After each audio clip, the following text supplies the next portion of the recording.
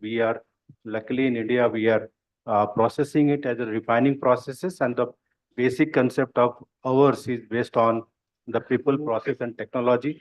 People part, we have highly skilled people who are processing this entire thing because we have already passed through the scope one, scope two. We are in the scope three level where we are totally committed because we are controlled not only by the statutory bodies from government of India or internationally, because when we move goods from across the globe, all the country, wherever the touch base of those goods are there, it is being pointed and we have to clear those things. So you can imagine if you are moving the goods from 7, 8 countries, so we have to be totally compliant on that. So on that basis and on the plant operations, we have, as I think Deepak already has mentioned about a lot of things, we are also doing same processes, not to repeat that one. First thing is the reporting part of it, which we have already done with the audit part of it, which EcoBuddy is the one audit which I think many of us is going through it. We have passed at least the gold level, which is I think it base benchmark for us also looking into that industry, and monitoring with the GRI and various reports. What Deepak has mentioned, we are also monitoring a lot of reports with the consultants and within the scope of within the company. Thank you so much, sir. Thank you, everyone, for sharing the insights into what your organizations are doing when we talk about sustainability. Well, delving into the specific aspects of supply chain, Mr. Sanjeev, my first question is to you. How do you promote responsible sourcing, and what strategies can be implemented to address the potential ethical and environmental challenges in the procurement process? Okay. I think a lot of point already touched base. I just try to go the first part of that, the sourcing and how is important and how we can try to go more ESG or sustainable into that. While we try to do a sourcing, most of the company, we try to look at lowest cost. Or when we do my total landed cost comparison, a lot of time we not consider what are the parameters which all we need to talk about, like if you go to your supply chain tier 1, tier 2, or the complete ecosystem, is it ways of working? Do we do the compliance audit for your supplier, not your supplier, tier 1, tier 2, tier 3? So the complete value chain, how we working on that, like minimum wages, safety, association of the manpower, although this is a tricky topic, but Europe and all they talk about in their sourcing aspect, but a lot of Asia, this is more tricky topic. Also the minimum wages compliance is also into that. So all of these things we a lot of time ignore. We just try to go on core parameter, purely looking business to business into that. That's an important angle. Second thing, the environmental impact on that. If you sourcing from a distance, regularly you bringing the product, how much carbon discharge you creating into that. All of these is not part of our checklist. I think we need to need to develop a template, need to change the complete scoring mechanism, including all of these aspects. Also, as Deepak touched base about the product. So how the product, like we all talk about circular supply chain, all these aspects need to come into that. So the sourcing is not just going for the new source for the product, but focusing on a complete value chain of the product, not at its starting, but serving to the customer, maybe depending on product to product, 5-year, 10-year, 15-year commitment you giving to your market. Like capex goods, a lot of company give 15-year commitment to the customer, like phase out or the life cycle is 15-year into that. So all of these aspects need to be focused, but again, it's not easy because we all try to go for the lowest cost. Everyone is running, especially maybe the big multinational can think about, but in India, the MSME and a lot of different player into that. And all of these have an impact on the cost also. It's not a direct, but indirect. Like if you try to ensure a minimum wages, you go, then the cost, it may impact to the product. You go for the discharge, like as we talked about, should be a zero discharge factory. then you need a treatment plant, you need a pollution control, you need this and that compliances. All of these are the costs you need to maintain into that.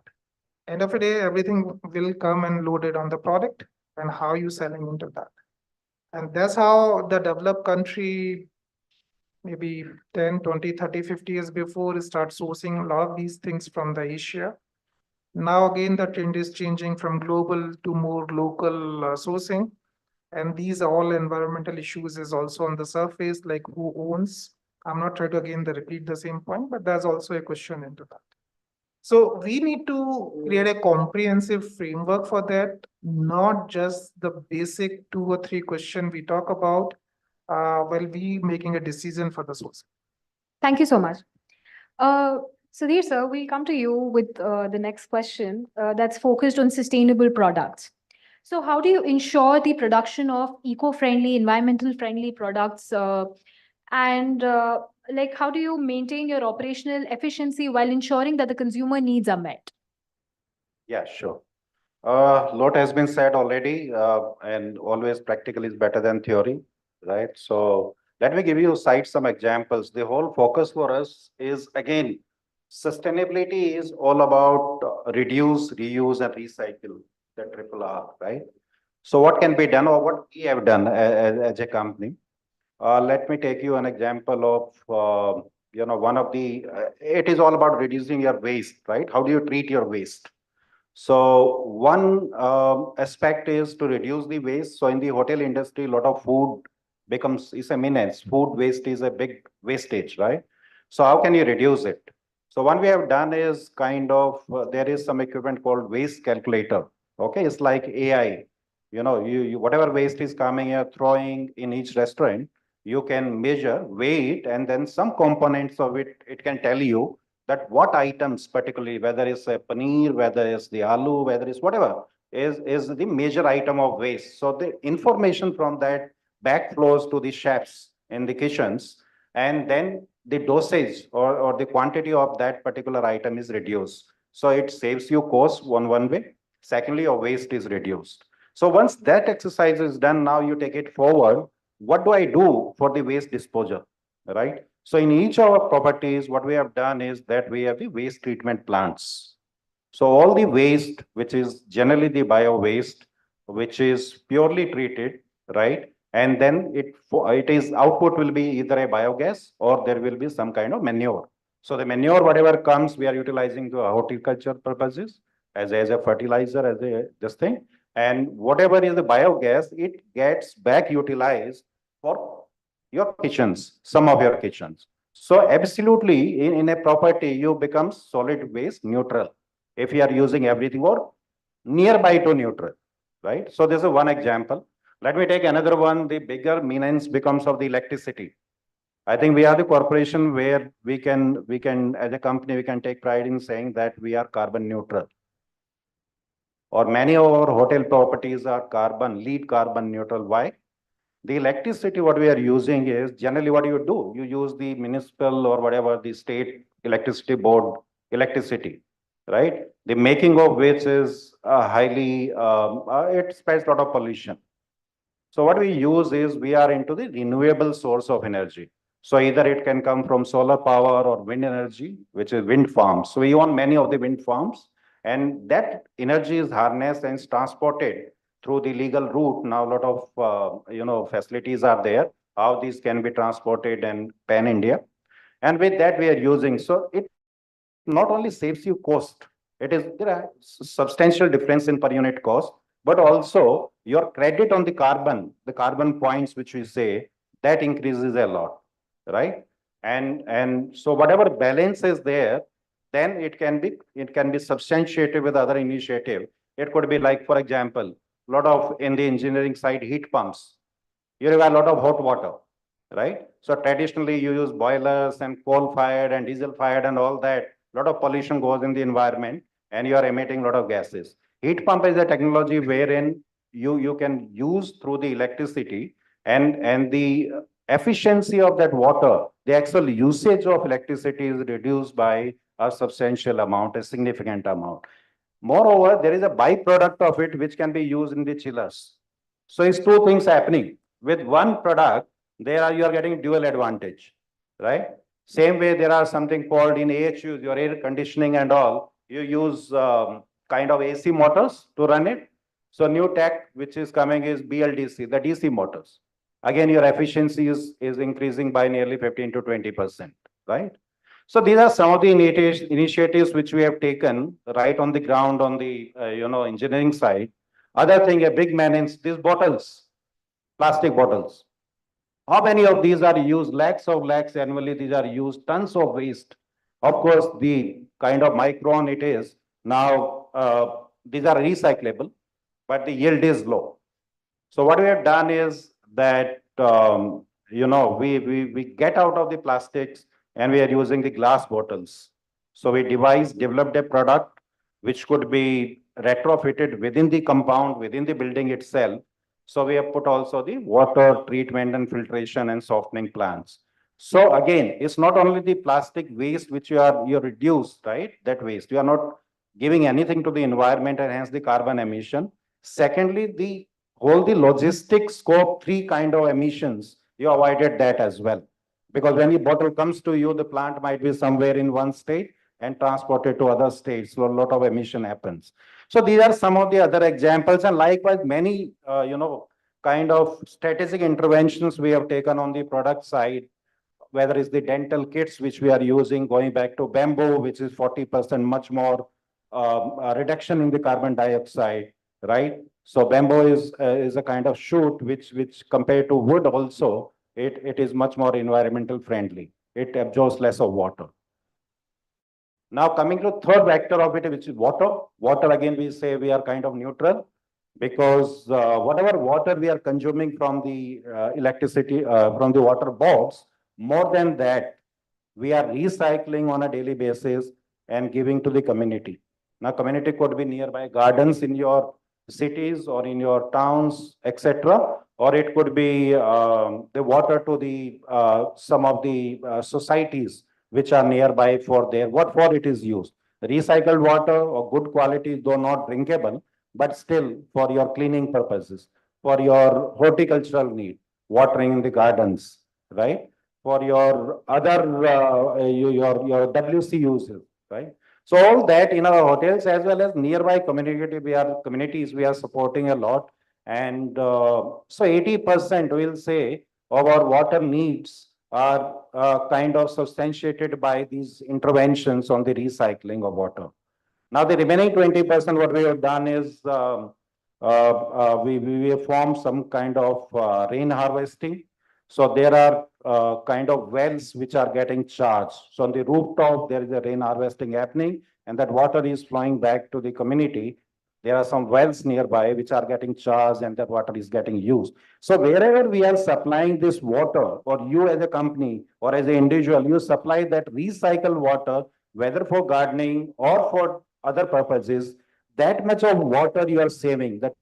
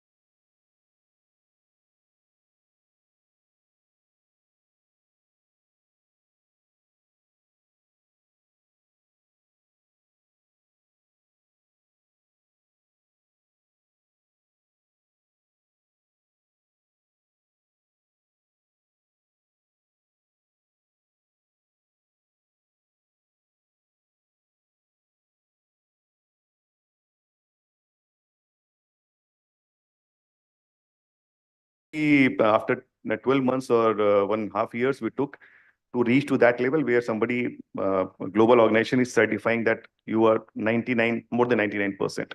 So that's thing, Chandni would like to say something more, so not take too much of it. will ju- I will just dwell upon the circularity concept because, as Indians, we are very used to it because thankfully in our country already we are repairing our goods or we are reusing the goods or our hand-me-downs are going to the next next sibling or but whatever child. So I'm just saying that circularity as a concept is like a closed loop. So you start with a you product, but you see the end of life of that product. Till the end of life, you track that product. So for promoting circularity, I believe the first important thing that one needs to do is building the into the design, like already some panelists have mentioned, design for circularity.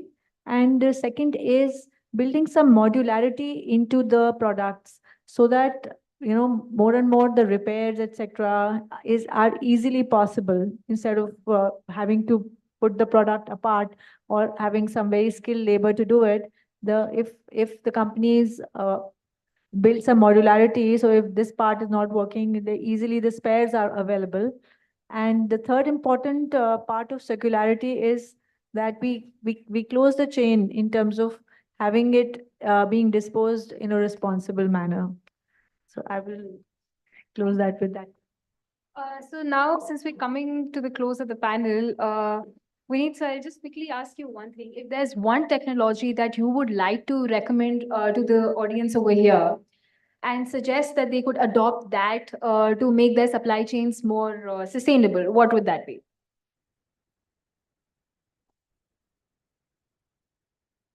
So now this uses of digital tools is not something which we can say good to have. Now it is new normal and everyone have to have this digital tools in place. But the worst part, especially into the sustainability tracking and tracing, is still more than 52%. The recent survey shows 52% companies are using a spreadsheet to get the report. But we all are talking, we should do this, that thing. If we can measure, then we can control. If we can't measure, we can't control. So just to start the control, we have to create a baseline. And it can't be happen on spreadsheets or we can say in bits and pieces. We have to have some solution. And nowadays, this entire procurement, most of the companies has this thing digitalized and they have this inbuilt capabilities where they just capture your customer suppliers data to get it updated you on real-time basis. Real-time means not on daily basis, but again on a quarterly or half-yearly basis, how much sustained you are by means of and what are the parameters which you needs to act upon. Because this is not handholding, this is not only and only ki I'm going to lead, yes, you're not fulfilling whatsoever the requirement is. This is something we have to handhold our suppliers to make them sustainable. Okay, so nowadays there are n number of this thing solutions available. We have tools especially for this thing sustainable tracking individual, and there are tools which are integrated with your supply chain digital process. Thank you so much, sir. Ajay, sir, we'll conclude the panel with you and we'll touch base upon the most important topic when we talk about sustainability, and that's governance. So, how can organizations leverage sustainability reporting to effectively drive the change management initiatives and promote a more sustainable and responsible approach across the supply chain?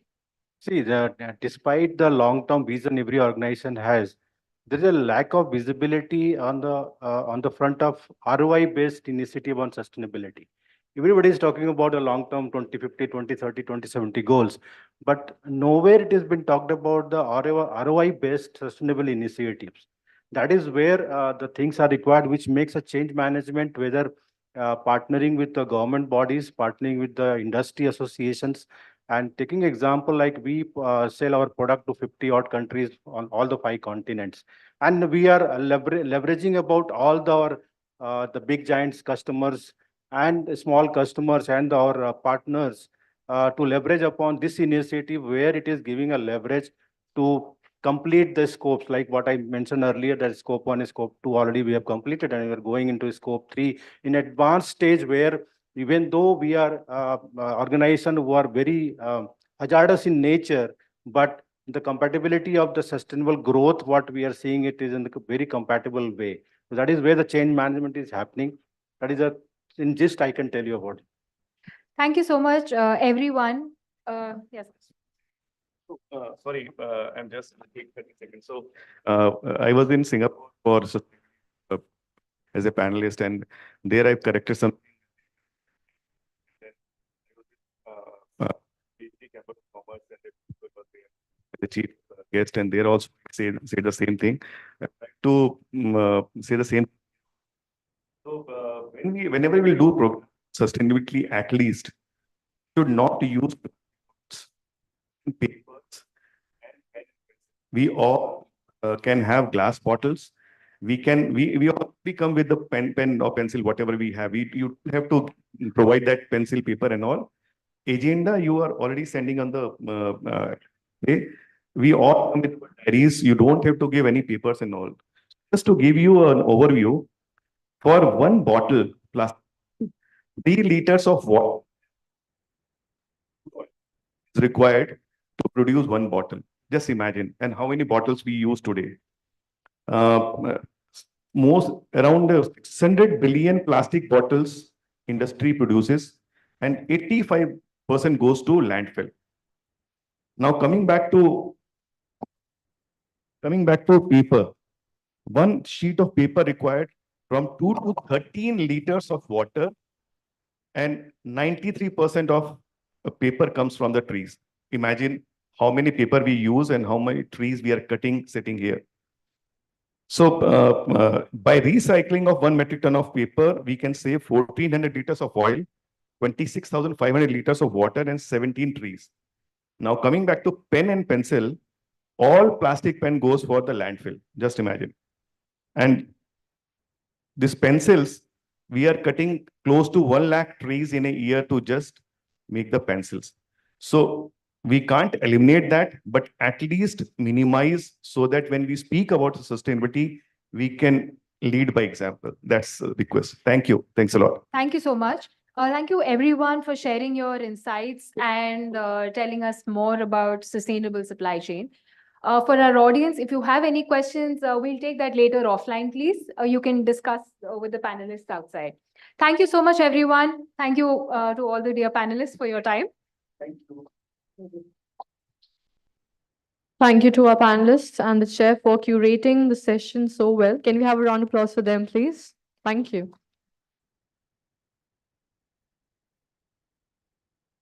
Moving forward to yet another panel discussion on a very interesting topic is coming up. Transforming supply chains, leveraging ESG practices and blockchain technology for a sustainable future. And to take this forward, I would be requesting the humble presence of our panelists now, starting with Ajay Sikka, Director, Global Supply Chain, COE Carrier. Let's welcome him with a huge round of applause, please. Followed by Ajit Kumar, Director, Supply Chain, Quality, Sustainability, and Coffee, Tata Starbucks. Rahul Podar, Head of Procurement, South Asia Region, Nestle. Sandeep Chatterjee, Supply Chain and Sustainability Leader, IBM. Also, I would be requesting the humble presence of Shivendra Oja, Director, Strategic Sourcing and Procurement, Cargill. And of course, the chair for the session here with Alok Rai, Founder, Novelist Info Systems. Can we have a round of applause for them, please? Thank you so much.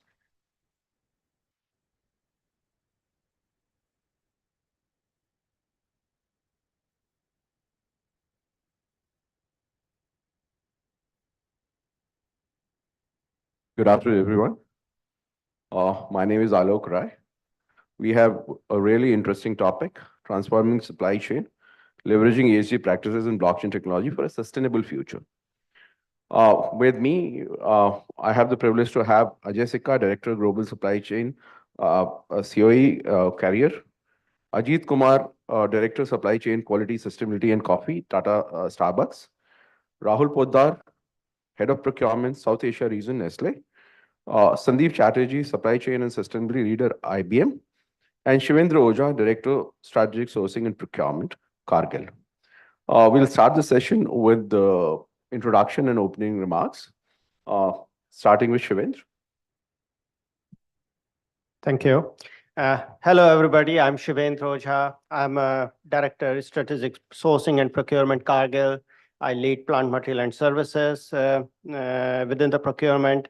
As a part of my role, I spend significant amount of time in terms of bringing the sustainability in the supply chain. The areas that I focus in is in terms of responsible sourcing. The second area is how do we reduce the GHG emissions in the supply chain, and how do we partner with the businesses and do the capture and the reporting of these reduction in the GHG and the other areas. Thank you.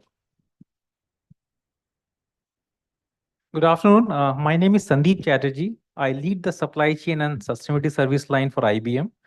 So more than 20 years of experience in supply chain, and now I also handle the sustainability service line. So if I look at it, the way we are talking about, I think this is the hottest thing in the world today. Everybody's talking about it. To be very honest, there is more talk. Action is a little slow on that side, and we'll talk about it in more detail. But if I look at it, how does technology come into picture? Because for anything, we need data. And the moment we say that it's manual data, there is subject to manipulation. So that's where technology can actually pave the way for an automated way where we can rethink our business process. So we'll discuss about it in detail. So thank you. Good afternoon, everyone. I'm Rahul Poddar. I head procurement for South Asia region for Nestle India Limited. So pretty much similar profile like Shivendra in Cargill. So I'm responsible for strategic sourcing, and now sustainability is part of our specification. So this is a new added dimension to all sourcing professionals in the current realm of reality. And I would kind of concur with my friend that there's been a lot of talk, but the action has not measured up to it. That's what we hear a lot in the ongoing COP also in Dubai. And I really look forward to an engaging discussion to discuss how do we take this forward. Okay. Good afternoon, everyone. My name is Ajay Sikka, and I lead the supply chain COE. In fact, we are building a supply chain center of excellence. That's what COE means, for Carrier Global Supply Chain based out of India. So over 20 years in supply chain, mostly procurement, worked with the erstwhile Hero Honda, ArcelorMittal, McKinsey for 12 years, and now working with Carrier for last 3.5 years. In my role of building the supply chain COE, I also take care of the supply chain sustainability for Carrier globally. I think there's some things that is very close to me, and what I've learned is that the road to sustainability will go via supply chain. That's my strong belief, that if we have to make this a sustainable planet, all of the supply chain community will have to play a pivotal role in that. And the journey for that has just started few years back. So we are just, everybody, all the companies, all my colleagues, peers I meet, the journey had just started few years back. But there's a lot of action happening now, and there would be much faster action that will happen forward, and we'll talk about that. Thanks, Ajay. Good afternoon, everyone. My name is Ajit, and I work for Tata Starbucks. I head supply chain, quality, sustainability, coffee, and business excellence for the company. That's what I do. I've not been a supply chain professional through and throughout. I've started my journey as sales guy and marketing, and then in supply chain. To me, Ajay, I think anything, whether we talk about supply chain or any of the practices in terms of traceability or transparency, I think foundational work at the grassroots level is significantly important. Then you can build on what you have done at the grassroots level. And I think as an organization where we believe coffee is at the heart of everything what we do, and coming from a plantation background, I can tell you we have put decades of work in terms of this specific subject. And that's why the brand equity lies. And to your question, it's a most hottest topic in terms of what everyone is speaking. I think it is also a most relevant topic as far as the millennial consumers are concerned. So there is a lot of brand reputation, and I think a brand identity which gets built on this very subject. And to you, when you said that sustainability, supply chain is the route towards sustainability, I think supply chain is now playing more role in building a brand than just a service provider. So Ajit, we'll start with the first question with you. What is the Starbucks sourcing philosophy, and how has been your experience in implementing ESG practices at Starbucks? I think I started with saying that at the heart of everything, what we do is coffee, right? So for us, coffee sourcing, it's not just a matter of sourcing something, but it is essentially the most fundamental and the most strategic element in the terms of it. And what do we source? I think it's not just coffee what we source. What we source is the top 3% of the world's Arabica production. That's what we source. We don't source any coffee. So why is it important for us? We want to give our consumers the best, what they deserve. So when you walk into Starbucks and take a cup of coffee, please be assured that two things which we are doing. One is we are getting you the best of the best coffee from the uniquest place across the world, and only we can provide that, number one. Number two, ESG is a term which we have now coined, right? But 20 years back, Starbucks started this at the grassroots level, where we said that whatever coffee which we source is ethically certified. If you look at it, 99% of my coffee, which is put across the world, is ethically certified coffee. What does that mean? There are 4 pillars to ethical certification. One is what we do with the people in the coffee. Second is, and the most important, quality. Third, I think the previous panel was on sustainability, so planet. And the fourth is essentially in terms of transparency. Transparency both financially and economically. Very simple thing. We pay upfront 15% extra on the terminal rate of coffee to make sure that the coffee is grown ethically. And it is also something, again, the sourcing philosophy go down in terms of creating a pipeline of supply. It's very difficult at some point in time when you say that, I want the niches of the niches thing, but you don't create a fundamental pipeline for it. So what we do at Starbucks is that there is something called a farmer support center, which we have established across the globe, right? Wherever the coffee belt is. And there is a coffee belt, which is called the coffee growing region. The Farmer Support Center, it's an open source agronomy, which means that any farmer can work with our people and produce or know how to create a ethically sourced coffee, which means that what is the fertilizer which I'm using? How much water should it be using? What is the shade growing which I can do? How can I increase my financial income through cross cropping? So all these things we work with the farmers and we develop with them so that we are creating good coffee or a great coffee for the future generation. So for us, that's the philosophy. Ajay, you talked about building a center of excellence around the topic. Can you elaborate more? What has been your learning, how you've gone about it in your own organization? On sustainability or? Okay, so so within the Center of Excellence, what we are doing specifically with sustainability, I think maybe if I say before and after state, the supply chain sustainability was an afterthought in many, actually in many organizations. So like the focus, as the earlier panel spoke about, was more around the scope 1 and 2 emissions. And I come from a Carrier, which is an air conditioning company. Just to give the scale of the carbon footprint impact, we are sitting in this hotel, this building. 50% of the carbon footprint of this hotel comes from the products that Carrier manufactures. So air conditioning contributes to 50% of the, say, carbon footprint of this. So what we have started doing is, from a supply chain perspective, if I just look at the supply chain, we had at least started over the last 3 years measuring our suppliers.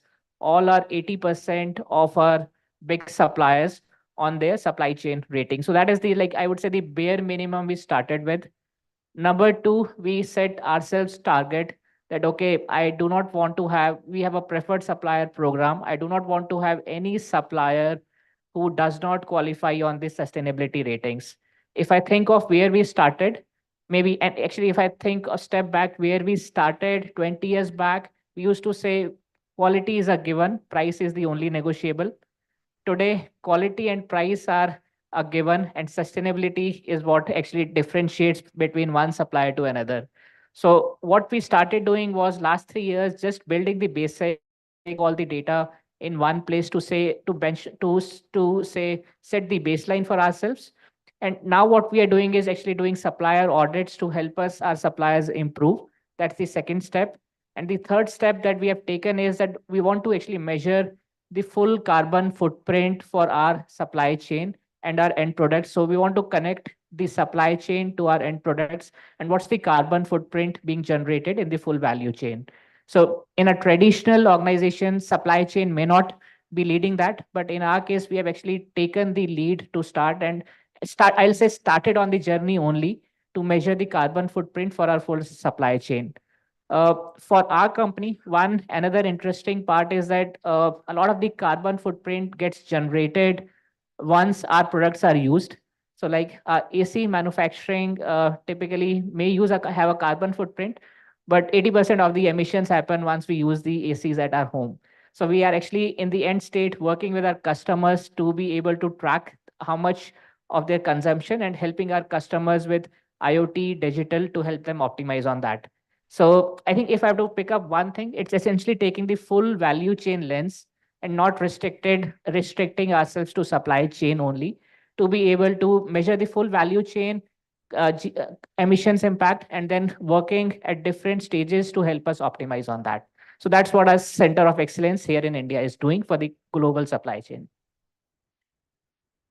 That's interesting that even after sale, you're mapping the carbon footprint at the user end. Rahul, you are at Nestle.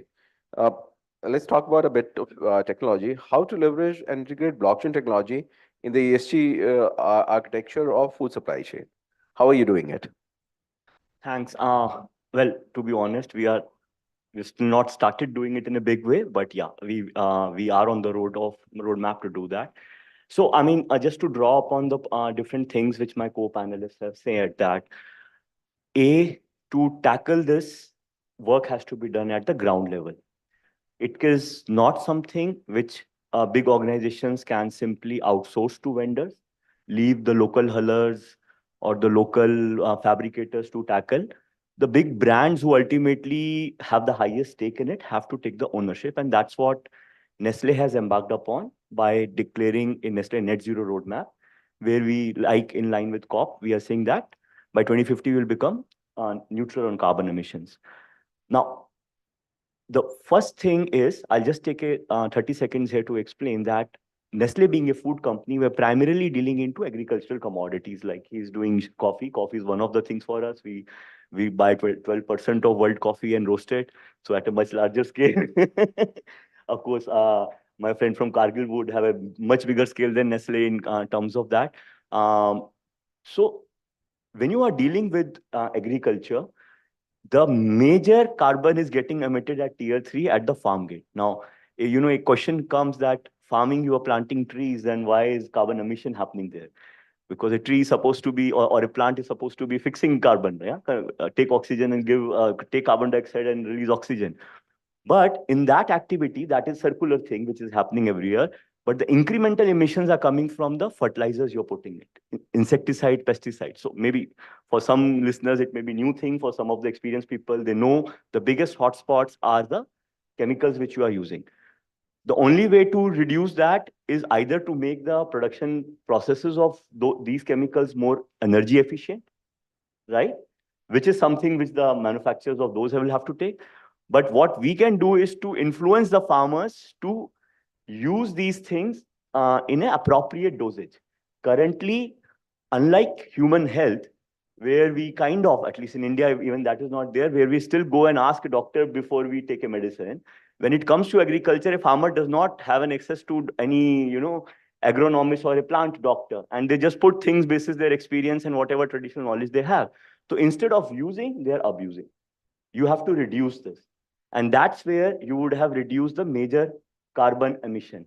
Similarly, over irrigating your fields, wasting water. We spoke about water wastage in drinking, but the biggest water wastage happens in irrigation. So how to reduce it there, right? There's the energy to draw it out, and then you lead your farms into anaerobic respirations, which yields to methane. Why I'm getting into this detail is you have to influence every farmer to reduce this.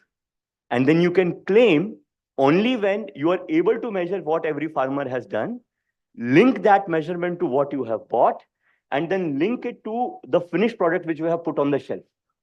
And this is something where technology has to be an enabler.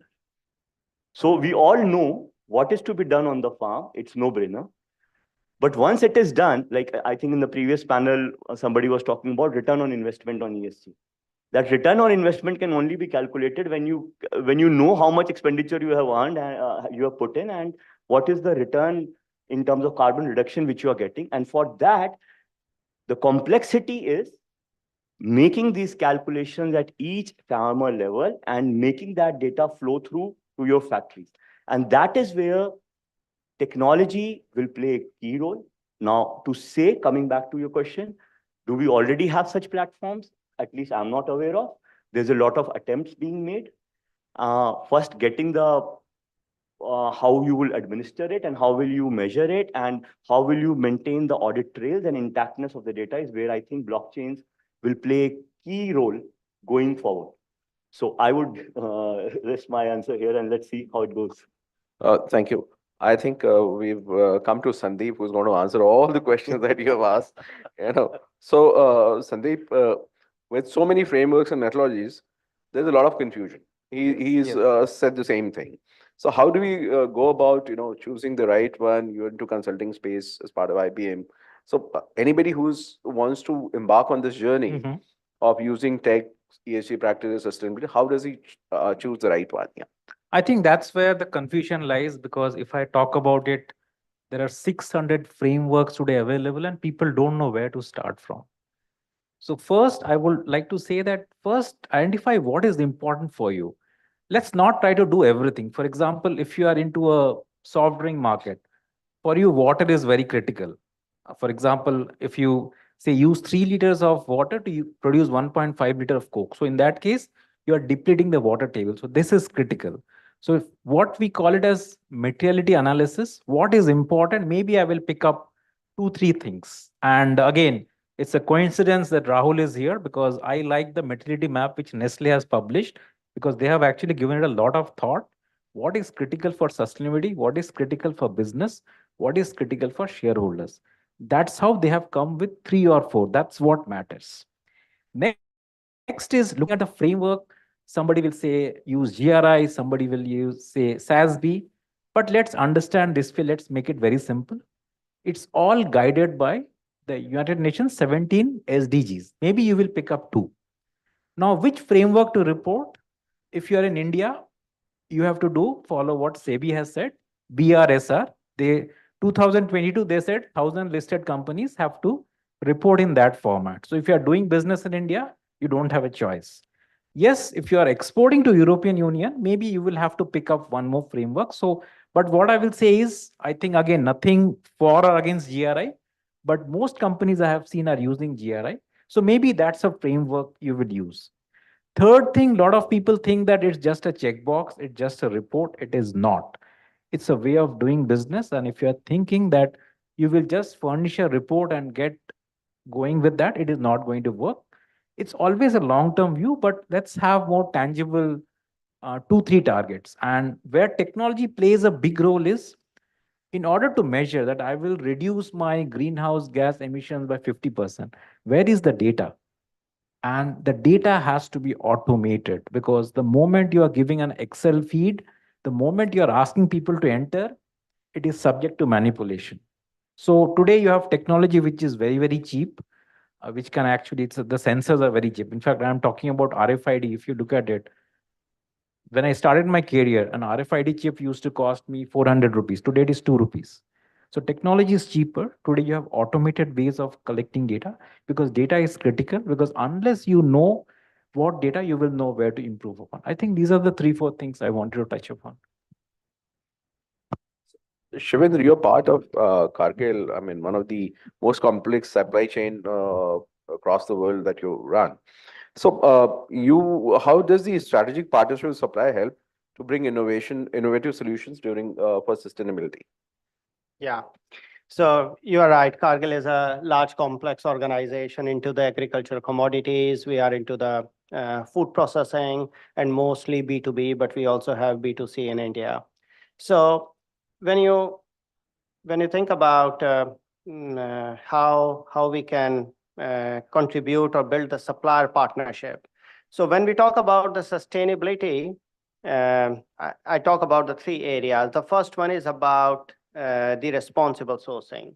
And this is about how do you make sure that lot of governments globally are coming up with the legislations related to corporate due diligence, focusing on the human impact, human rights, and also the environmental requirement. So how we can partner with the suppliers to make sure that we can manage those risks and conform to those regulations. So the partnership comes in terms of how do we make sure that our suppliers are ESG rated, are ESG audited, to make sure that we are achieving those goals for our businesses in close partnership with the businesses. The second area is the GHG reduction, and some of the people already mentioned about the scope 1, 2, and 3.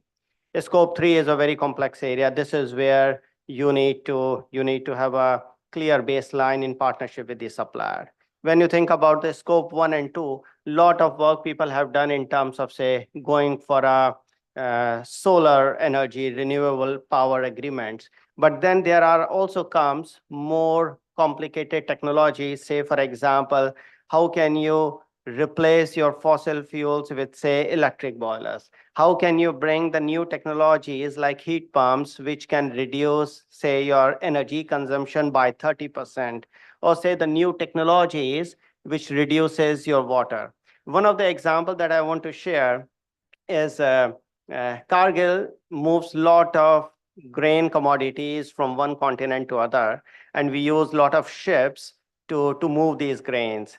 Cargill, in partnership with the partners like Mitsubishi and the other companies, building a technology and piloting in terms of bringing the wind propulsion system.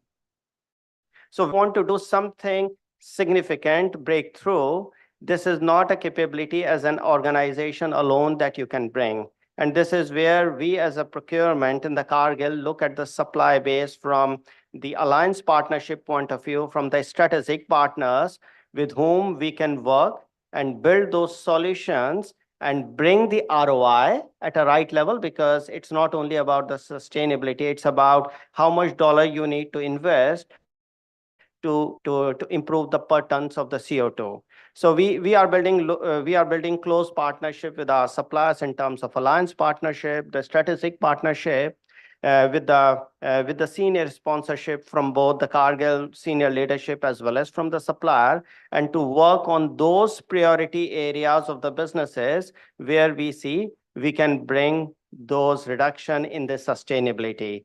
For example, packaging space. How can we reduce the packaging requirement that we need? How can we reduce the logistics? How can we reduce the energy that we consume within our plant locations? So this is how I would answer your question. Thank you. So, Sandeep, coming back to you, now there is a debate around AI, generative AI, and these technologies are resource hoggers. Are they any useful in supply chain sustainability? Should we be using it? How do you look at it? See, if I look at it, just because the technology is available, we have to look at its relevance. For example, blockchain is a fantastic technology, but for some companies, it may be an overkill, because for the primary reason is it's expensive. Second thing, it actually consumes a lot of resources. So second thing, generative AI, everybody is talking about it. But if you look at it, the kind of resources it consumes, it is actually anti-sustainability. So it's important to look at certain aspects whenever, because I'm looking at the bigger picture, because I will use a technology which is sustainable, which is not using a lot of, for example, let's say a data center. A typical data center is idle for 70% of the time, but it continues consuming energy. So what many companies have done is the moment it is idle, it is shut down so that we don't consume any energy. So there are bits and pieces of IoT we are using, we have bits and pieces of cloud we are using, because data and automated data collection is important, which is where technology is going to play a big role. Again, blockchain, I leave it to you, because if it is traceability, for example, for Starbucks, traceability is a very, very big challenge. Their blockchain makes sense, but for a company which is maybe traceability is not that important, I think blockchain may be a overkill. So just because an technology is available, I don't think we need to use it. Thank you. Rahul, coming to you, Nestle works in multiple countries, right? How do you see the role of government, push from the government for sustainability in supply chain? And what all policy directives you have found in different governments, with respect to that, and you want Indian government to kind of, apply those things here also? Thanks. It's a very important question, and I'll kind of talk more about Indian context. See, when you talk about India, Government of India is the biggest purchaser of agricultural commodities. Government of India buys almost 30 million metric tons of wheat every year. It buys almost 60 million metric tons of paddy every year. And its agricultural procurement policies is influencing the way agriculture is done by the farmers in this country. Currently, it's all volume oriented. You produce more, I give you a minimum support price. If you produce 10 bags more, you get 10, that much incremental income. So the focus is not either on quality, which has always been a topic of discussion, that, okay, a lot of wheat, but does it have the protein or and all that? But not deviating from the topic, is it, if government takes a decision to drive sustainability through its procurement program, can itself become the biggest influencer? And when we look at the government's various arms, one arm of government is struggling with that, which is struggling with desertification of soils in Punjab and Haryana, trying to promote, crop rotation, trying to promote millet consumption, right? So while one arm of government is spending money to influence good practices, the other arm of government is pushing the system or giving the incentive to let it continue in the way it is. And this is where I feel government will have to match their action, have clear priorities, and a little push or direction from them can make a lot of impact. Without being very provocative, but we all have recently in NCR suffered through the smog period. And in one of the daily hearings of Supreme Court, which happens during only this part of the year, and then they never bother to hear these cases for the rest of the year, one of the observations given by the justice was that stop buying the wheat produced by clearing the field by burning the paddy. Why can't you stop buying that wheat, which is leading? Because post-harvest burning is the biggest carbon emitter on a farm, right? So that's where I feel that the policies in form of their purchase action, and of course then government owns the whole network of agricultural universities, the Krishi Vigyan Kendras, from where the knowledge transfer can happen. Thirdly, the entire fertilizer space is heavily either owned by government or influenced by government. A lot of good work has happened in terms of neem coating, nano fertilizer is coming up. I think a significant amount of investments are required by government in this space also, and focus and to work along with private sector upon this to be able to make the changes effected. Now, having said that, I am not personally aware of such kind of work being done by either US government or this and that, but because there are bigger corporates there who kind of play the role of government, like Cargill probably in US, they do it in a much more effective way. But in India, government would be the major player. Thank you. I think different departments and ministries need to align, to the common objective. Coming to Ajay, uh, how the convergence of latest technology is driving ESG improvement, and you've talked about certain innovations and all. So just focus. What is the way forward? So I think if I look at again, maybe we'll take the simple example of the air conditioning industry. So where we stand today, scope one, whatever happens, scope one and two, whatever happens in the factory premises, that's more a given. Most companies get it and they are doing it. Now, second, maybe if I go across the value chain, scope three, which is where working through with the suppliers, having a baseline, and then working through on the initiatives to improve it. That's where I see a lot of the company like ours and a lot of my peers are. One specific example is like, again, I assume a lot of you, us come from the supply chain sourcing background. We used to call it like a cost tier down. Now we use a term called ESG tier down for our product. So if we are making a product like a AC machine, we want to have a ESG tier down on that to be able to map the full value chain of how that is produced and then have a carbon footprint to be associated at every stage. So ESG tier down and then working with these suppliers to how do we improve on that. Now, the underlying part of that is, of course, we need data, technologies, everything. So that's enabler. But a ESG tear down is what we are doing with these suppliers to baseline and improve. That is maybe scope three. If I extend it to the value chain, where when the products go to the customers, as I said, in our case, a lot of the emissions happen at the customer ends. That is where again technology is playing a big role. And say I'll take a simple example, like there are advanced cases where if a hotel is actually having energy consumption or a temperature higher than the required limit, we have our command centers which are getting that information on a real time basis, and they can like call the hotel and tell that, okay, you are possibly, this is how you can optimize on the energy. The hotel owners could actually have it real time on their apps. They can measure and they can look at ways to improve all that. So the technology is a big enabler in everything we do to drive sustainability, starting from the baselining, defining improvement initiatives, and then helping us in the execution as well.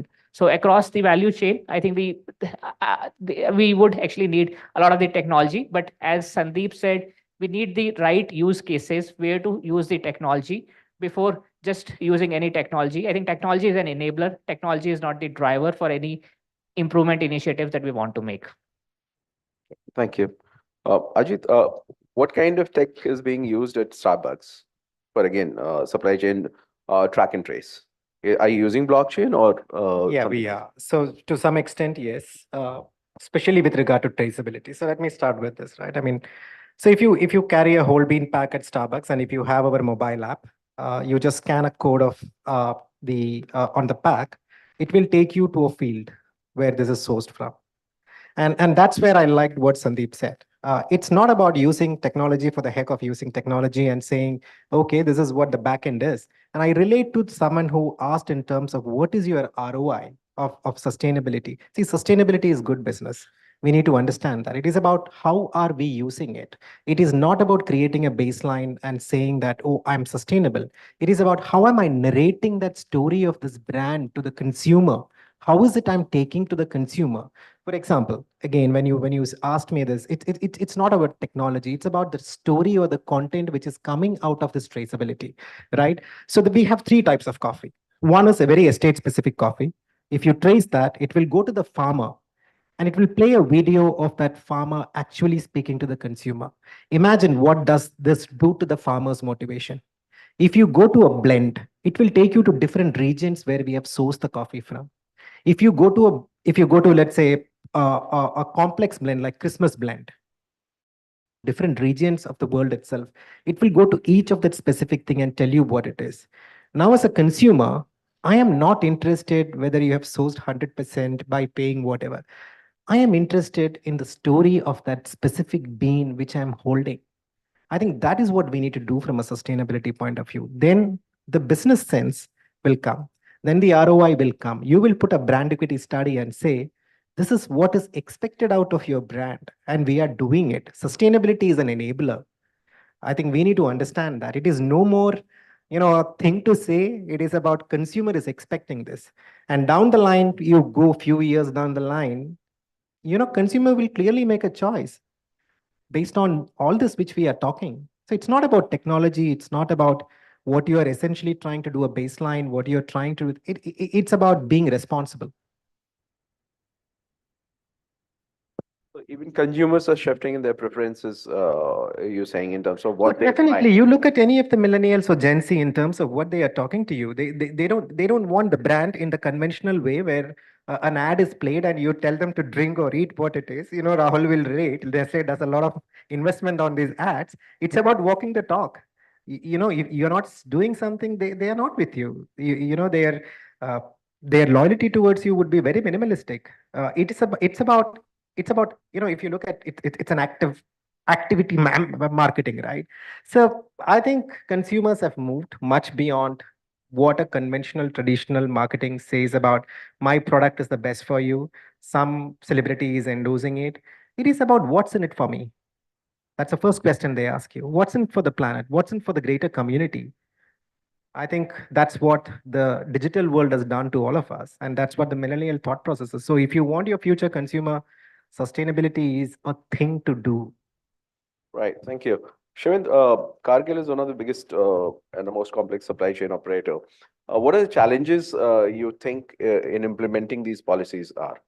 Well, if you elaborate on the challenges so that, for the benefit of the audience, we all come to know that when we are taking this step forward, what all should we be cautious about? And when you say policies, you mean the government policies? No, from the implementation point of view, yes, government policies also are a challenge, definitely. Yeah. But otherwise also like educating the farmers, every other stakeholder in the supply chain ecosystem, your procurements. Yeah. So no, you are correct. It's as some of other members mentioned that it's a complex supply chain wherein you have farmers, you have the suppliers, and how do you educate them and bring more than say a traditional procurement factors in terms of selecting the partners that you have, and what we are doing. So we are doing.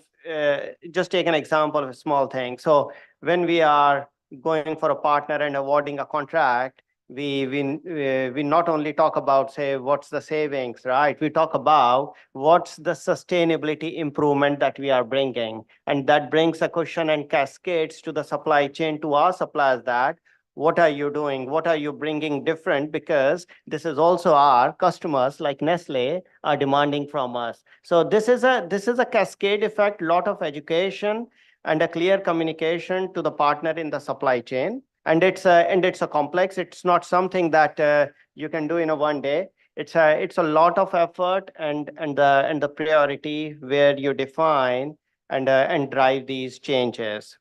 Another thing on the government policy. So we spoke about the India, right? But globally, there are a lot of new legislations are coming, and these are very important in terms of business continuities. It can impact your brand if you don't meet that. It can bring a lot of financial penalties. And how, as a supply chain, you are aware of those upcoming legislations and prepare your supply chain, educate your supply chain that it's not anymore say optional or say good to do. This is something which is very real, and people and the people will survive in the supply chain who are contributing to achieve those goals. So yeah, it's a complex question, right? Because it touches a lot of things, but this is what we are doing and making it real within the Cargill. Thank you. Thank you very much. House is open for questions. If you have any questions, audience, please go ahead. Yeah, thank you.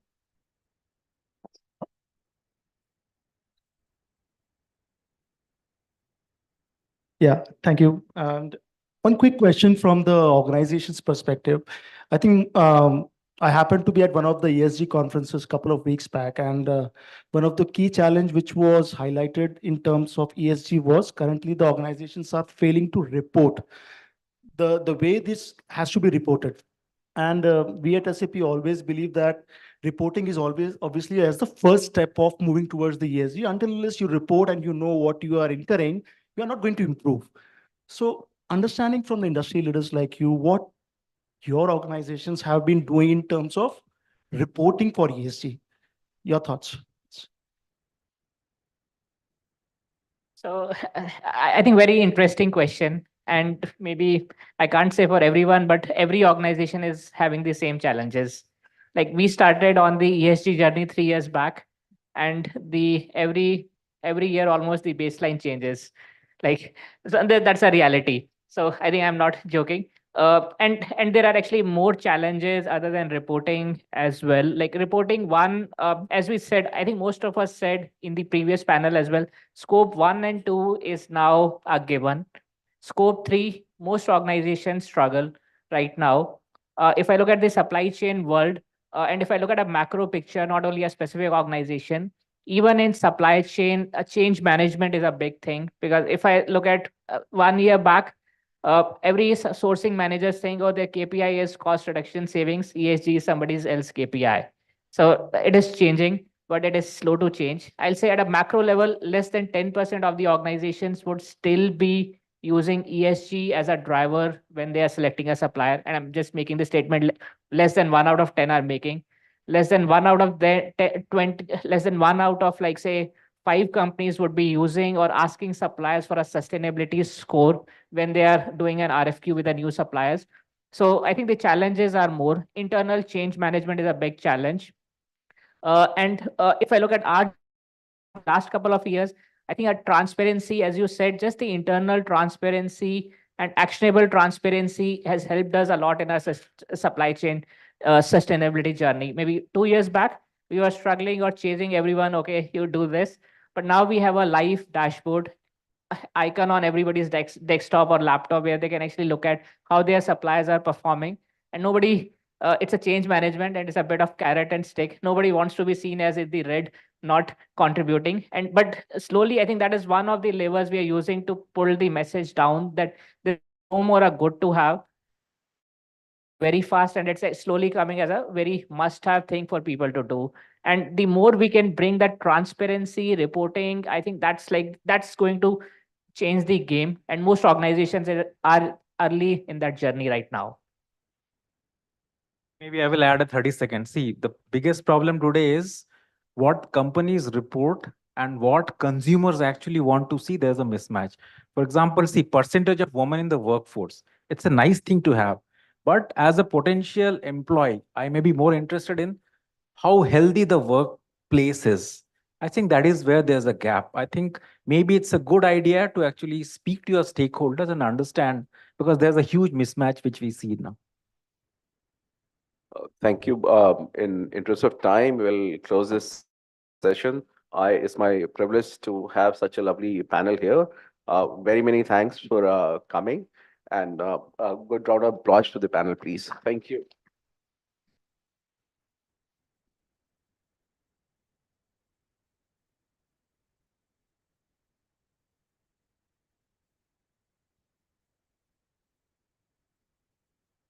That was quite commendable indeed. Can we have a round of applause for our panelists, please? Thank you so much.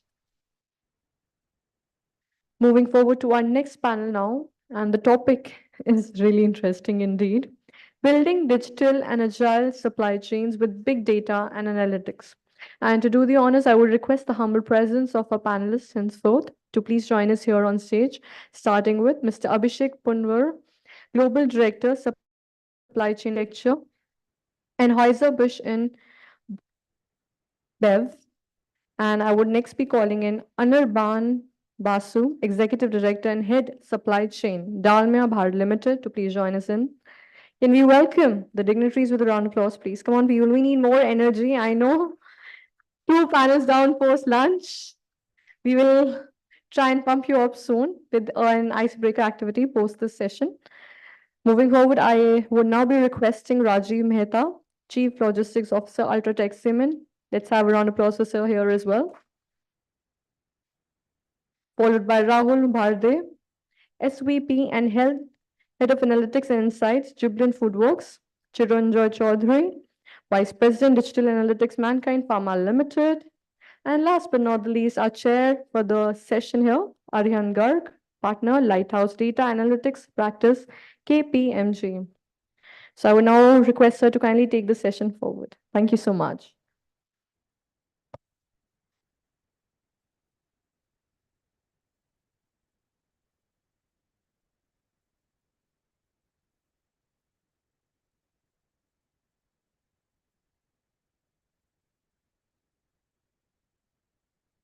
Thank you everyone for joining us for the panel. So I'll kick off the discussion with Rajiv. Rajiv, how do we drive digital initiatives, including analytics in a supply chain environment? And how do we realize the objectives and drive change in an organization?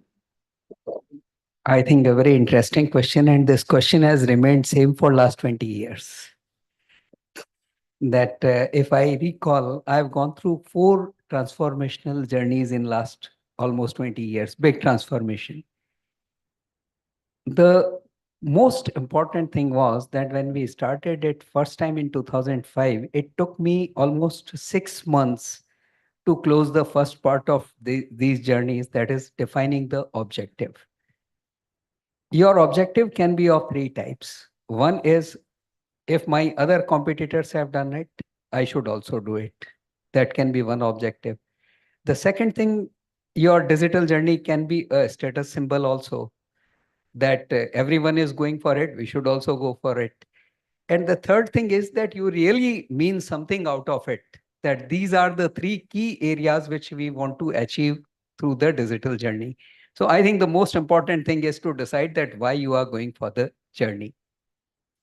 The second most important part is the role of senior management in all these journeys, that it is like walk the talk.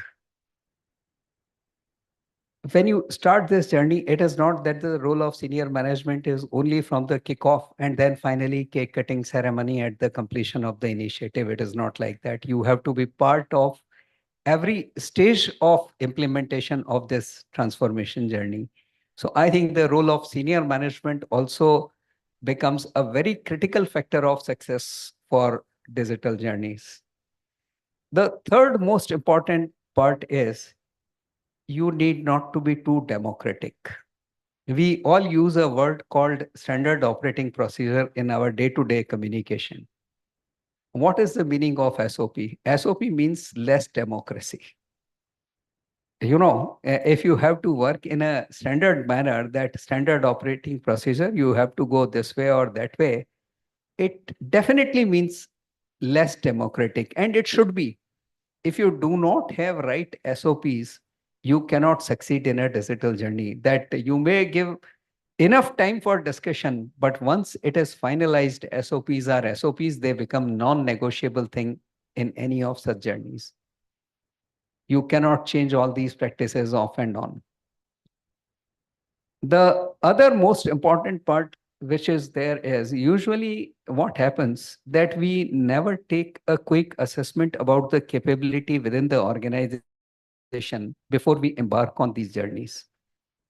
So that check is also needed, and change management should happen even before you embark on this journey. That you start educating people that what type of change you are going to bring in, how it is going to help them. See, all communications have to be very, very positive, and they should be in a way that it is going to make your life better, rather than communicating that now we will have a real-time control over everything and we can review your performance on real-time basis. I think that cannot be the objective. So the communication of the management, change management, they also become very, very critical factor when we go for this journey. And basically, it is a 3 to 5 year process. You cannot expect results overnight. So that is what from our my learnings from the implementations, which I have gone through 3 to 4 implementations. 3 I was successful, 4th I failed miserably, because we changed the definition of objective. What we decided and what we actually did, there was a difference, and that resulted in complete failure of that whole project. So that is what I would like to say on this. Very good thoughts, Rajiv. So in fact, another one for you is on, how do you implement a logistics control tower, and how do you, let's say, focus on few KPIs rather than a lot of KPIs in a control tower? Rajni? Yeah. So I think this is another very interesting question. In our organization, we have implemented logistic control tower for last 4 years. Again, the same thing, that walk the talk, what has happened. So we started it that we are implementing this.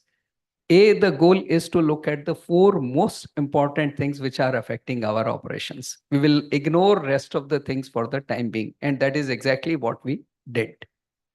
Second thing, we stopped all PowerPoint presentation within the group. See, today, the Ultratech cement businesses, we are spread across 60 plants in different parts of the country. There may be number of warehouses, number of regional offices, zonal offices. It is practically impossible to meet even your colleagues also. See, I may not even be able to remember of plants or number of people who are working, but the question is, with the logistic control tower, now at least there is a common understanding that we look at the 5 KPIs every day. We connect digitally. There is no PowerPoint presentation. I just look at the slide of the plant and I can talk for almost 1.5 hours to the concerning plant head, that in which direction we are going. And last but not the least, the message which was conveyed and which we really did was, it was to improve the work-life balance of people. That today I can definitely say that at least 90% people in the plant, they leave their office by 6 o'clock in the evening. The intent is that when everything is digital, everything is visible on your screen, then why you need to remain in office for working? Why, if at all any emergency is there, you can handle it from your home also. So it has definitely contributed a big way in improving the work-life balance of the people also. Besides, of course, operating results are definitely getting addressed on real-time basis. But I tell you, I will consider work-life balance improvement as a bigger achievement than all other things. Sure, Rajiv. So next one is for you, Rahul. So how does data analytics help in supply chain of perishable goods, and how is Jubilant Foodworks using the same? Thanks, Aryan. Great question. I hope most of you are aware about the Domino's 30-minute delivery promise. Some of you might know that we launched 20-minute delivery promise in Bangalore. So I'll talk a little bit about what goes behind fulfilling that promise, because and I'll talk more from a supply chain standpoint. There is a lot happens on the operation side as well. So we're one of the few pizza companies who actually stretch our pizza fresh from a dough. So right from having a dough required for pizza to cheese to toppings, all of these are fresh elements and has a very limited shelf life. So it's very critical for us to make sure that the right amount of ingredients are available in the store. We are present in more than 400 cities in India, and we have about 8 factories and centers for distribution, really. So it's very important for us to know that right from our factories all the way up to our store, all our ingredients are moving under required temperature compliance. So that's where the big data analytics play a critical part. Right from at the heart of it really is the forecasting engine. My ability to predict how much cheese, how much dough, how much ingredients are needed everyday basis. Each store is the first and a foremost part for my supply chain to be optimized. Then it all feeds back into, if I need to manage that kind of supply, really, how do I move that supply from my 8 factories to 400 plus cities and 2000 stores all over India? How do I ensure that I have an exact visibility of where my trucks are, what is the temperature compliance of the products I'm actually managing? And then it goes further back, if I need to, 31st is a big day for us. Last year, there was a time when we were getting about 2,500 orders per minute across India. So for me to prepare for that, really, how do I manage my production schedule? How do I manage my trays? As simple as that, how do I move that from factory to throughout the country, really? So across each stage, we've done digitalization to make sure that we have the required planning, observing and controlling capabilities. So using advanced analytics to create a forecasting engine which accurately tells me what kind of raw material is needed at each store everyday basis, and that makes sure that when somebody is ordering a pizza, that pizza is available, the material is available, and we can deliver that in 20 minutes. There is no out of stock. We are also in a business where wastage can be a significant part of the cost, really. So the accurate forecasting also helps us ensure that we are not wasting any food as such. We also use IoT sensors to track our trucks, to track the compliance of the cold storage we have, to make sure that we know if ever that any batch has a temperature compliance, we're able to address that and scratch the batch and make sure that we're able to send the cheese as such. Uh, Imagine so many trucks moving from distribution center to all the way up to storage. It's a massive opportunity to use the right transport management, and that's where a lot of the analytics actually helps to make sure that our route planning, our inventory supplies are planned in a way that we are able to get the landed cost at a most optimal way while fulfilling the objectives around our service levels. And obviously, all of this is managed through a very good tracking on and dashboards to make sure we are able to understand, track, and take a quick action on all of our inventory processes. Sure.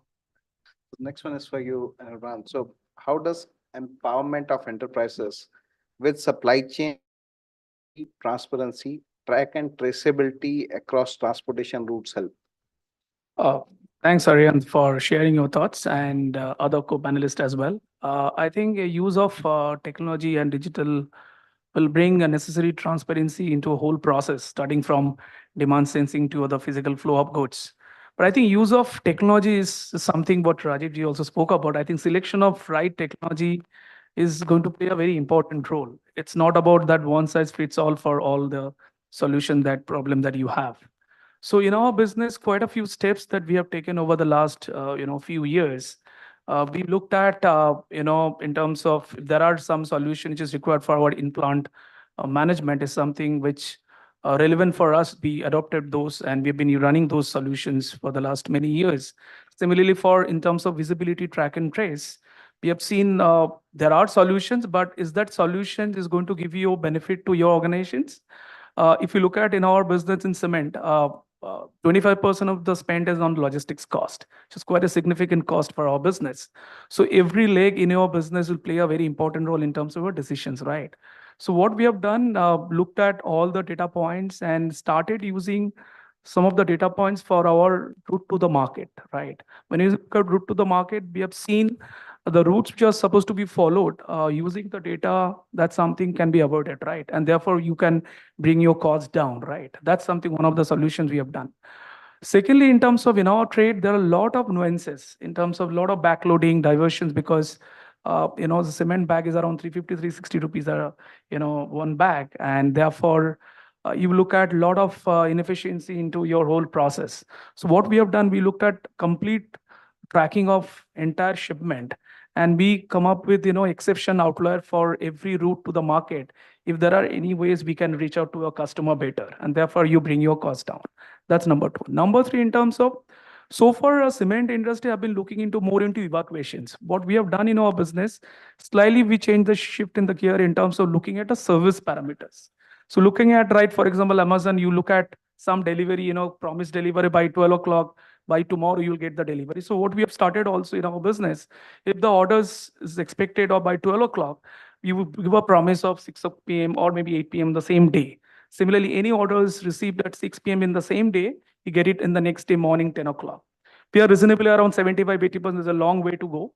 But in terms of looking at this data point, we also kind of come up with some predictable deliveries. So what we started, we are the pattern in terms of this particular trade to this particular channel. We have seen there is a 70% order comes on maybe on Monday or Wednesday, on Thursday of the day, right? So we look at, if there are some kind of solution at the plant level. We may look at preloading of trucks, look at stock on wheels. Those things have also been done in our business. The fourth element in terms of, as I spoke about, the transparency, right, in terms of the leakage. So we have seen using those data points with the exception outliers, we have seen a lot of benefit in our business over the last, many years. In my view, I think it's not about only that we have to do a technology or we have to do a digitizations. We have to really look at which solution is going to give your end objective to meet, right? That's number one. And therefore, in my understanding and my view, I think the timely adoption of technology will really help create visibility, transparency, and efficiency into the whole process. It's not about that I would like to go for this technology, but it's important to this solution. Will that be benefit for you to really adopt or not? That's from my side. Yeah. Thank you, Rajiv. So the next one is for you, Chiranjoy. So you especially coming from Mankind Pharma. So how does digital twin help in supply chain?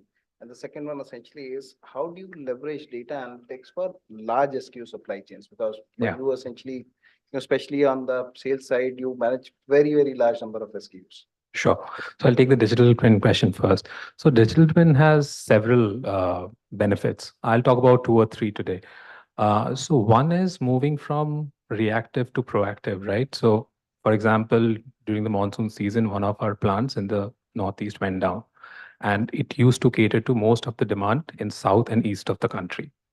What the digital twin enabled us to do that even before this event occurred, to play out the scenario of what happens if it goes down, and therefore what are the costs and therefore the fulfillment rates for my North India plant to fulfill it. So that sort of a simulation is enabled by a digital twin, so that we don't have to wait for the event to occur, but within the SOP, we define the resiliency planning as well.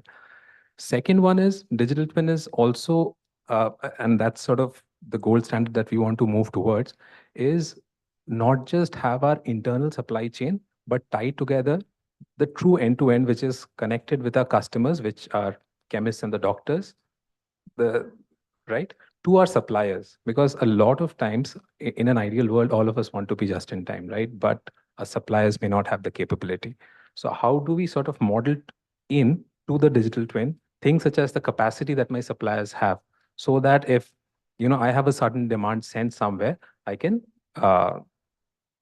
source the raw materials and produce it in my plants.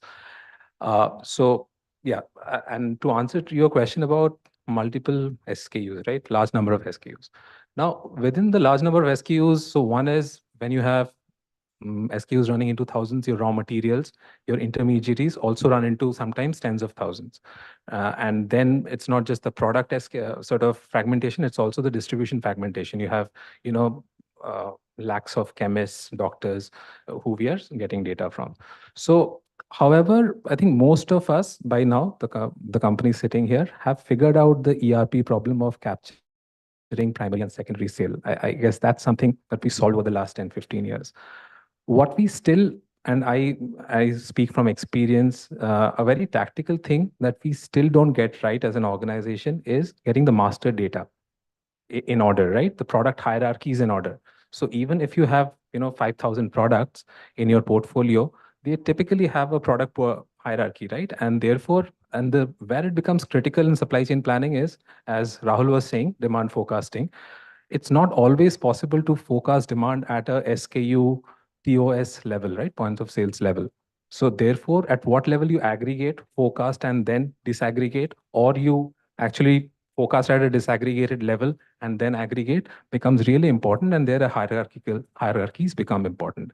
The second part is obviously segmentation. We have been doing this for ages now, but particularly wherever we have large volume, we can definitely do forecasting. Wherever we don't have large volume, obviously the policies also have to be set accordingly, right? So if it is a slower moving item or a highly seasonal item or a highly disease-based item, endemic-based item, then we typically would keep a low inventory. However, we need to sense the demand early. So forecasting may not be possible because the flu outbreaks do not follow an exact calendar cadence, but we should get from our medical representatives, doctor network, indicators early, so that 15 days before it actually hits a certain level, we are informed and our factories start producing and our supply chain starts delivering. So moving from forecasting to sensing for those particular products become really important. Yeah. So I'll come to you, Abhishek. The last one on, what's the role of smart mining of data metrics in synchronizing planning and execution for freight carriage? Great question, this part of it. So data mining for us, so let me just introduce before we start. I come from Budweiser family. So the beers that you drink from Corona, Budweiser, Hoegaarden, to Hayward's, all those big beer brands you see across comes from some of our factories that we have, breweries that we have. And our co-panelists, Rajiv sir, Anirban, Chinwa, all talked about demand sensing, all talked about being able to manage large SKUs. But there is a second part of the whole planning process as to what actually happened, right? Did we really go as per the plans, or did it change during the situation of brewing or manufacturing, saying the certain raw material was not available, or certain routes didn't go as planned? So what's the actuals that happened? And can we feed this back into the loop, saying how much true the planning went? And believe me, when I say that the plan accuracy could be as a very high number, very high 90s, but the actuals on the day two or day of operations or day of planning or day of execution came down to half of what we originally planned for. And this won't be a surprise for all of us. We all know the realities of the ground. We all understand certain routes didn't get fulfilled, certain rates didn't get matched, and things like those. And more or less, let me say, very openly that we're missing the data. We do not have streamlined data which can say that today's market rate for spot for this route is this, or it is 30% higher than what we had originally planned for, right? And the very basic reason is that data is missing, the feedback loop is missing, and the planners or the schedulers or the transport leaders that we have are not being able to sense that part upfront. Is it part of the problem? Very much. If we have solutions, some places it is becoming a solution. So just to give you an idea, for demand sensing, there are a lot of streamlined market data coming in from authorized parties who can say what are the adverse events happening around us. Can we have, for example, Chennai floods that are coming in? The flood happened much later. The information about that cyclone was much earlier available, and there were sources which can predict that happened. And we have options to be able to say we don't route out to Chennai or to other Andhra Pradesh for certain of days much in advance. So these are the places where certain amount of data is available. What you started seeing is also the fact that we can build our own data depending on what you bought, how much you bought, what was planned versus actuals. If you build that process to be able to mine that data, you might have your own spot rates available, which can predict what is my spot rate going to be tomorrow. Is it 100% accurate? No. Is it good 60-70%? Yes. And that helps us to allow to say, should I go with a contracted rate tomorrow or should I go with a spot rate tomorrow? Is very much possibility today. And you will be surprised to hear this, that sometimes the spot rate market in India is cheaper than the contracted market that you have that you've done with yourself. So is it a good idea to go with a spot rate tomorrow? Maybe yes, maybe not, because the availability of the truck is still under question, right? So this part of the process is where we say the data is still not there. But yes, we can build it. We can provide the indexes. We can build our own indexes for that matter, right? So that's one big part of it. Then broadening the whole topic, do we have sufficient amount of possibilities to get a data? Or is that data important enough to answer the problem that we raised in the first place, right? Is the impact that of data that we're missing 2%, 25%, or not even linked to this topic is still a question that we need to answer as we go forward. Originally, we assumed that weather would be a critical factor for in our industry.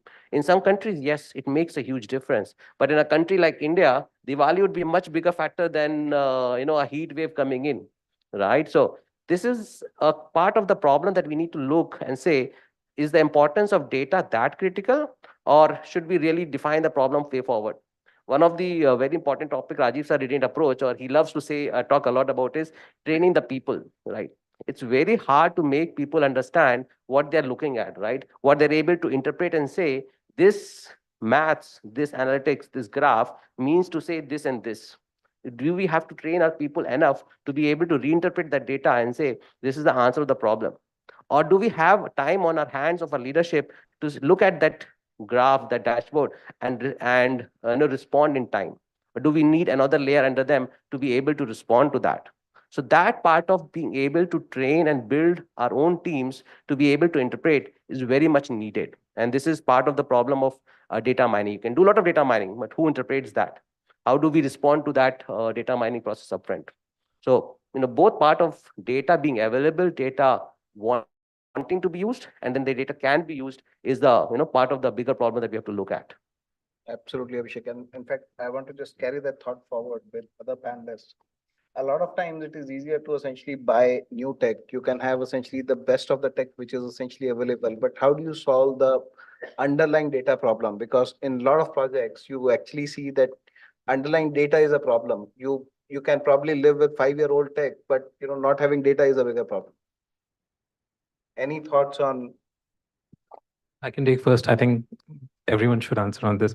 And this is a problem, and I've joined Mankind fairly recently. So this is the problem, the first problem I'm trying to solve in my first 6 months. I think what is very important is data governance, and data governance is sort of an umbrella term. So I'll just break it down. So one is master data management, right? Then the transactional data management. So bringing all the data at one place, preferably the cloud, is my belief, but it can be different for different organizations. Because how it manifests ultimately is when you have two different dashboards, the two different functions are seeing, they're looking at different numbers, they meet in an SNOP meeting, they lose confidence in the numbers being shown. Even if they are not off by a lot, but it just kills the change management process. The second one is getting everything at one place. The second part is getting the right set of people who own the data. For dogs' years, it's the IT teams and the technology team who are trying to fix the data, which is never possible, right? That's sort of the second. So identifying the right owners and the stewards. That is trying to solve this data problem as close to the source as possible. So if it is your sales force that is capturing the data based on an interaction with the dealership or the distributor, it has to be in that app that the data validation processes are kept and some amount of SOP is trained for the sales force. It cannot be solved by his or her manager or a central data team. So I think those three are at least the foundational things that we need to solve. And this ultimately has to be driven through whether it is the chief operating officer or the CEO has to drive this in every function as a strategic, because if we want data to be a strategic source, we have to get the source right. Otherwise, any strategy coming out of it is going to be garbage. So it has to be led in a top-down manner.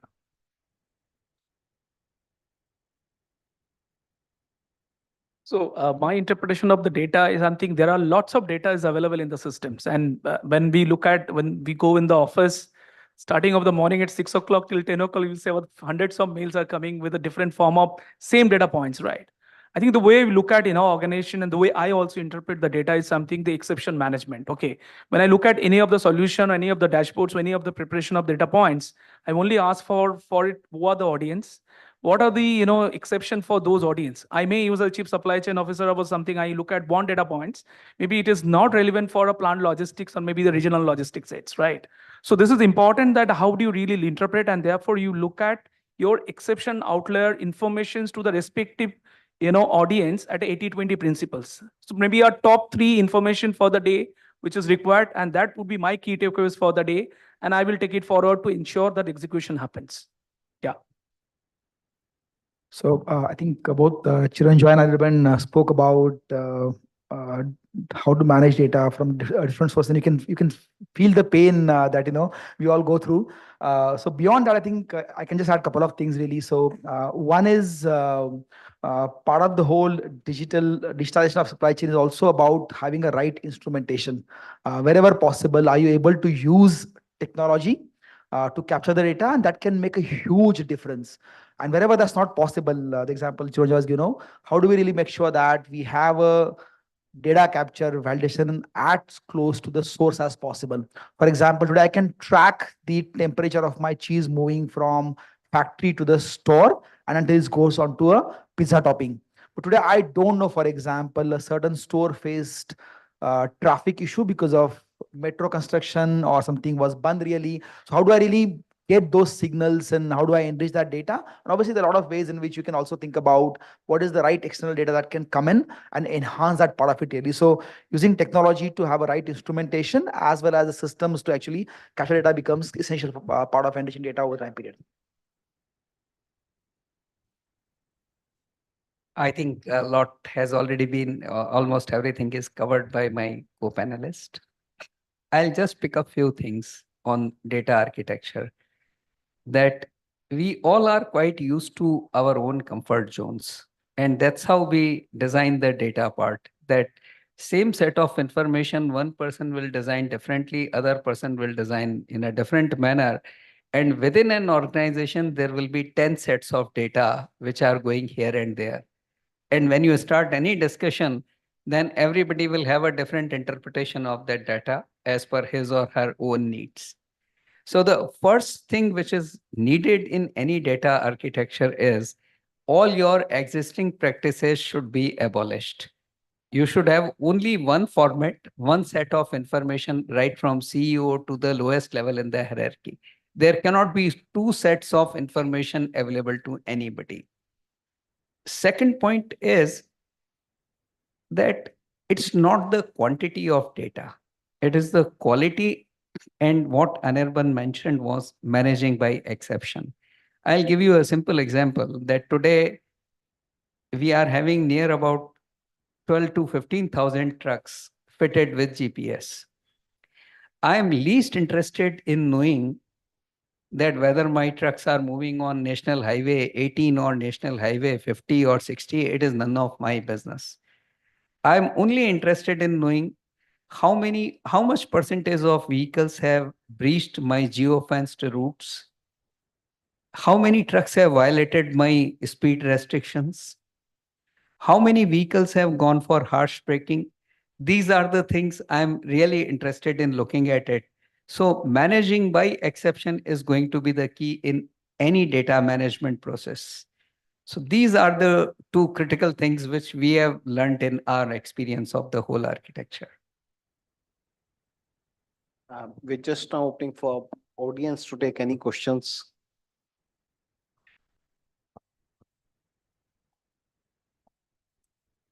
Good evening. My query is related to the digital acceptance of all these things which we discussed by the lower level staff. If I'm talking about the, which also include drivers and field staff, and also would love to add the logistics cost, which is around 13 to 14% of GDP in India, and globally it's around 8%. So how you see to it, and how you see the competitiveness of the same in India?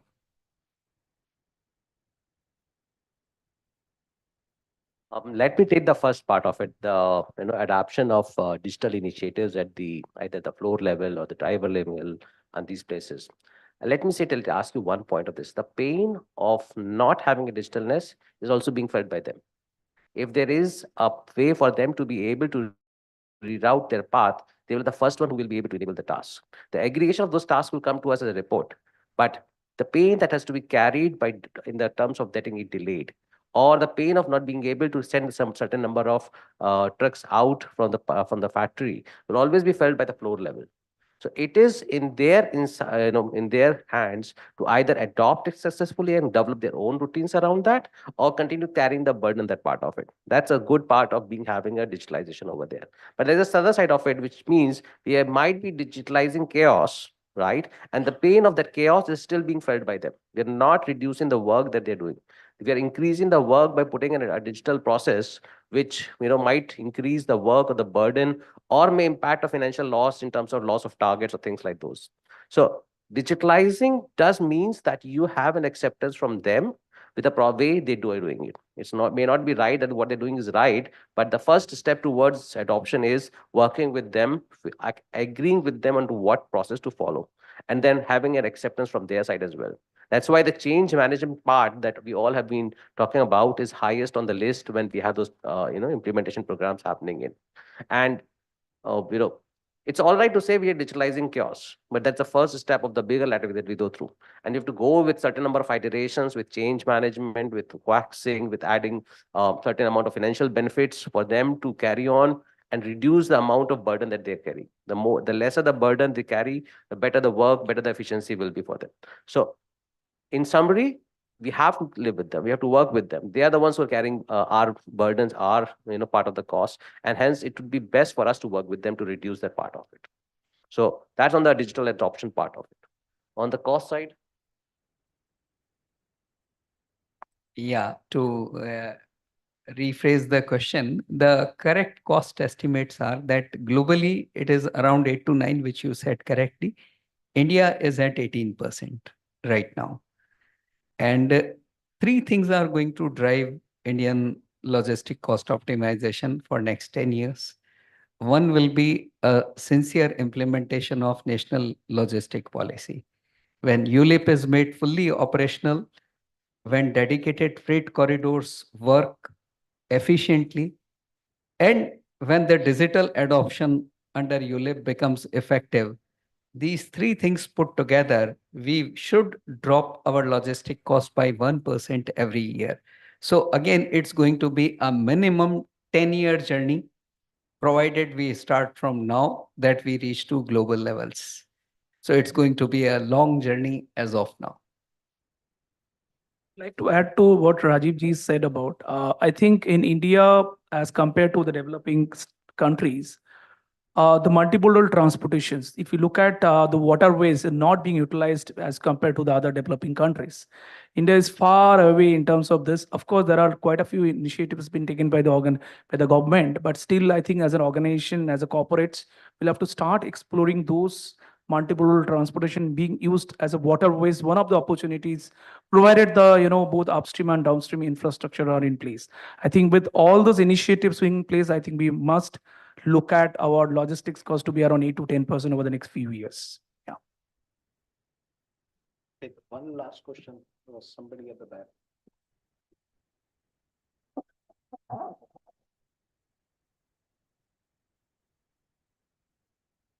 I have two questions with one Mr. Rajiv and Mr. Basu. 30 years ago, I do remember the ACC, they were delivering the cement in iron drums for the projects or for the others. Now, to one side, we are talking about the energy core, this thing, lot of sustainability and the PU bags we are supplying now. Can't we change it? Number one. Second question is, can't we do any innovative solution for the curing of this thing to avoid waste of water? That is my second question. Yeah, I'll tell you, both the things are equally important, and I'll answer the first part of it. That is movement in the bulk. I'll give you example of Mumbai. In 2001, the bulk cement market in Mumbai was 2%. That 98% cement was supplied in bags. As we talk today, the bulk cement market of Mumbai is 50% bulk and 50% bagged. And the trends are by 2030, 80% cement in matured markets. Mumbai, I'm giving as an example, it can be Delhi, it can be Hyderabad, any other city. 80%, 70 to 80% cement will be going in bulk. So that is a trend which is getting changed. So the bag supplies of cement will be confined only for the retail markets or for the rural markets. The second part is water, that consistently now the R&D things are getting increased. R&D spends of the companies are increasing, and two things are being taken care of. One is preserving limestone for the future. So that's why the blended cement is going up everywhere. Use of fly ash, use of slag, everything, and the PCC cement, which is a combination of slag, fly ash, and clinker. The clinker consumption is only to the extent of 45%. So that's why on one hand, limestone is getting preserved, and B, water is also becoming an important, that how can we use minimum water in curing the cement? That is also becoming an integral part of the R&D process. So both the questions were quite relevant, and the industry is absolutely working on that. Yeah, no, it has started, sir. Yeah, that's what you. Yeah, thank you. I would just like to thank our esteemed panelists for taking time out from their busy schedule. Thank you for. Thanks.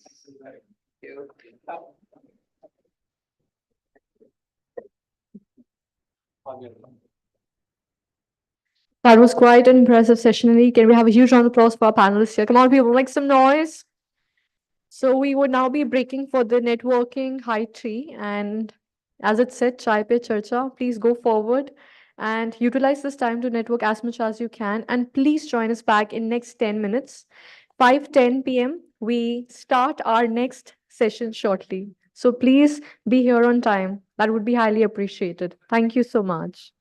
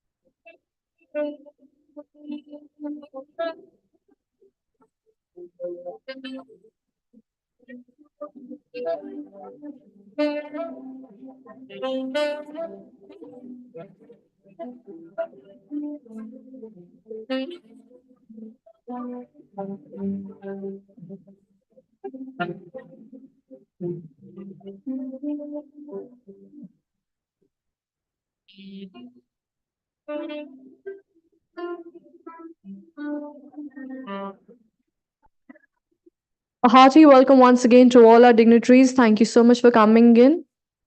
I hope you all are energized and pumped up post our networking tea break. As we move forward to our next panel discussion, which is on a very interesting topic indeed, let me enlighten you a bit about it. Combating cyber risk vulnerability in era of interconnectivity. And to do the honors, I would now be requesting the humble presence of a panelist here on stage, starting with Debashis Das, Chief Information Security Officer, One Tata Operating Network. Let's welcome sir with a huge round of applause, please. Followed by Dr. Yusuf Hashmi, Group CISO, Jubilant Ingravia. Welcome, sir. Thank you for coming in. Followed by Neha Taneja, Chief Information Security Officer, Hero Motocorp. And of course, the chair for this session, Nitin Shah, Partner in Head, Cybersecurity, Strategy, Risk and Governance, KPMG. We have one more panelist coming in. He's just running a bit late. Another 10 minutes, we would be welcoming him here as well on stage. So stay put with us for the same. And I would now request the chair of the session to kindly take the lead on this. Thank you. Yeah, good evening, everyone. Am I audible? You said okay, someone said no. Okay, great. Okay, welcome everyone, and thank you for joining us for a very interesting session with my esteemed panelists, discussing an interesting topic on combating the cyber security risk and vulnerability in the interconnected world. So, okay, maybe let me start with and share some perspective around. So we are India is in a journey of driving creation of some innovative digital enterprises and obviously driving digital transformation across the industries. We are the the fastest growing economies, and we are aspiring to be the third largest over the next few years by 2030. We are the largest or one of the largest consumer markets in the world. So this is certainly opening up plethora of opportunities for all of us and providing opportunities to innovate and driving newer services, putting up mechanisms for better customer experience. Having said that, it is also imposing us or exposing us to some of the challenges and complexities of the world. Further, there are few trends that we are observing. One, and this is specifically post-COVID that we have seen, that there is increase in acceptance to some of the adoption of some of the emerging technologies. So that's one good thing that we are seeing. Second is the world is getting more and more interconnected, and the supply chains are becoming more global. And third, there's an increase in size and complexity of the partner ecosystem that the organizations are operating with globally. So while this is providing opportunities, as I said, to innovate some of our services, bringing in global perspective, global experience to our customers, but it is also exposing us to some of the complexities and challenges of monitoring and managing the services and products across the supply chain, right? And this is basically is very critical to ensure a smooth operations. So there is a need to put up what we are calling as digital supply chain. Now, what is a digital supply chain? Digital supply chain is not a software product.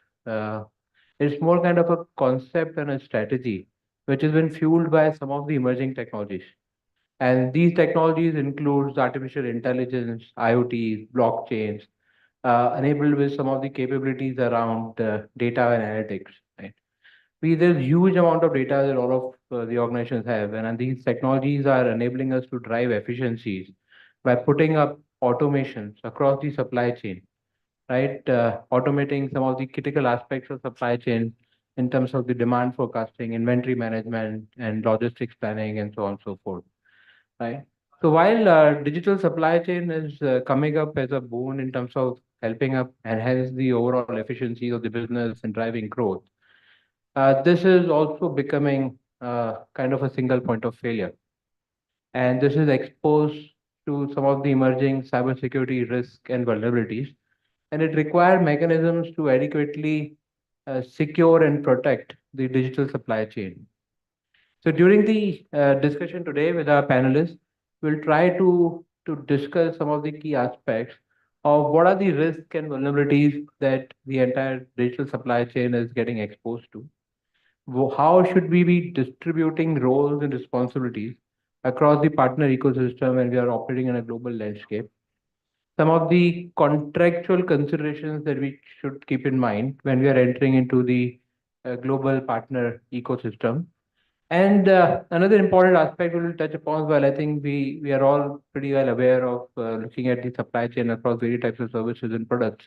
But software supply chain is becoming an increasingly complex concept these days. So we would also like to touch base upon what are the mechanisms to secure the software, the supply chain.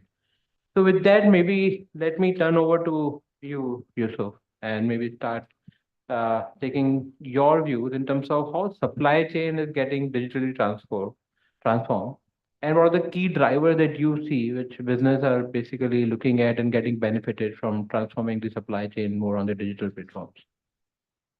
Yeah, I think it's a good question. See, the way the business is growing now through the advancement of digital transformation, which means that you have to build those capabilities, right? And of course, largely you have to rely on your third-party suppliers to build those capabilities, right? And of course, when you are somebody is building capabilities and you adopt into your organization, right? So you would be coming along a lot of risk, a lot of transfer of data, and they have to understand. And since we are talking about digital, so there are a lot of transaction which happens between the parent company and the suppliers, right? Whether you are actually processing a data or in a typical contact center, right? They have almost like all information of my business processes, right? So literally they are aware what we have, they have ready in their with their information. So I think visibility factor is so important to understand who all your suppliers are, right? So the IT, security, and the supply chain team has to work very closely. Usually that visibility is not being showcased because you have so many suppliers within an organization. You don't know who has access, who will be accessing what IT systems, right? So that visibility is so very important to know who all your suppliers are, right? Once you know them, and very closely you have to work with the supply chain. Supply chain plays a major role because they have to tell us. We don't have that inventory. We don't have that database, who are our suppliers, what information, what services they are providing, what products they are providing. Using those products, what data would be transferred or used in this transaction. So that visibility is so very important to know that who are suppliers. And of course, you have solutions available to ensure that you are monitoring your suppliers. So both ways you have advantages in the current state of affairs. You know your suppliers and you know what are the systems that are needed to monitor because we are talking about data, right? So which is most essential aspect of any business, right? So the visibility is so very important to build and then keep on monitoring between the suppliers, whether he's a software supplier or any other hardware supplier or any kind of services, a partner, a consultant, advisor. So much of data will get transacted, right? So we need to ensure that visibility factor is being actually maintained. Very important. So on that note, I think consultants anyhow get sufficient visibility. So I think you're safe on that part.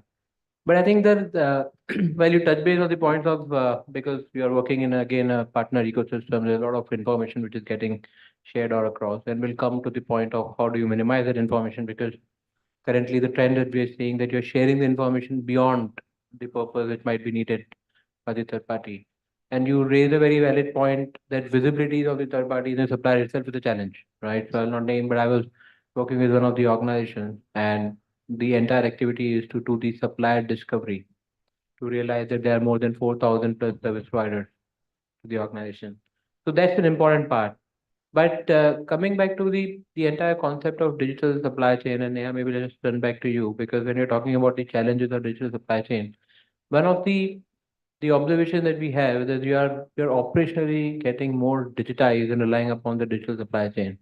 And that's where the resilience of it is becoming really important, right?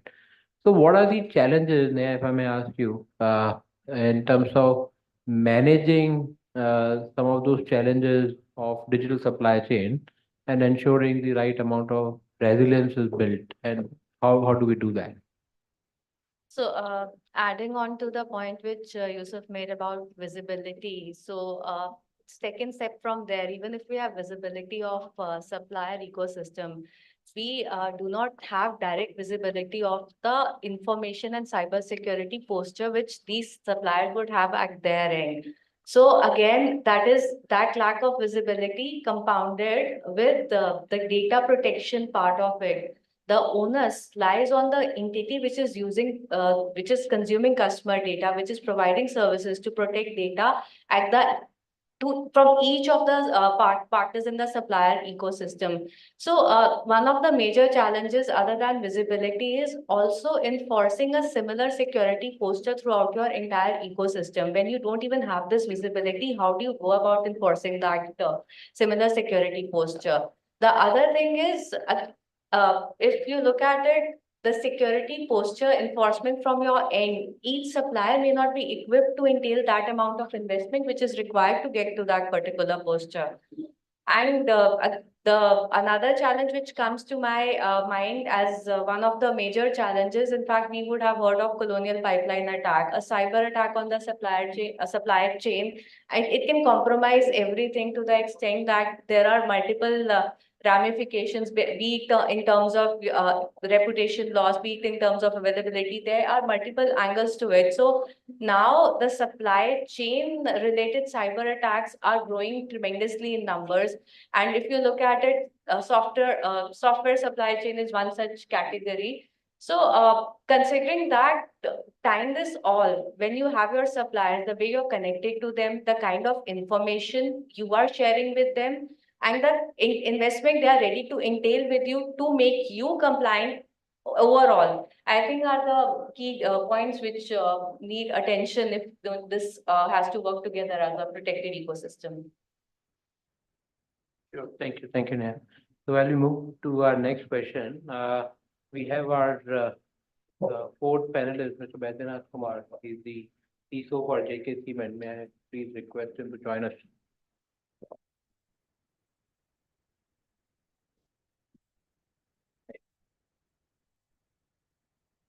Okay, so just drawing the clue from what you mentioned, yeah, the one is obviously the visibility point, and second is, and we'll touch base separately, that it is also important to define what are the type of services that you're providing, right? Because the security considerations and challenges would vary based on that.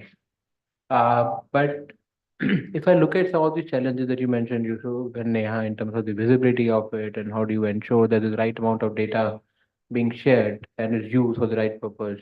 So if I can just ask you, Debashish, that when you are digitizing the entire supply chain and you're transforming it, what are some of the key security considerations that you should keep into perspective? And particularly when you are talking about the entire diversified partner ecosystem. That's a great point, and thank you for asking that, Nitin. So as we live in a more interconnected ecosystem, and as some of my co-panelists have already tried to bring the point home, that it's no more a siloed ecosystem. Business works with multiple third parties. And across the IT, and if I extend it further into the operational technology ecosystem, the relevance of supply chain management and bringing in secure supply chain management as a perspective is absolutely important. To that point, there are multiple critical considerations, and I take a 9-prong rule of thumb. And if I can summarize it in a one word, it could be pastings. So P would stand for physical security, A for application security, S, wherein I could be able to secure the endpoints. T is I have to keep an eye on the evolving threat landscape and the threat intelligence.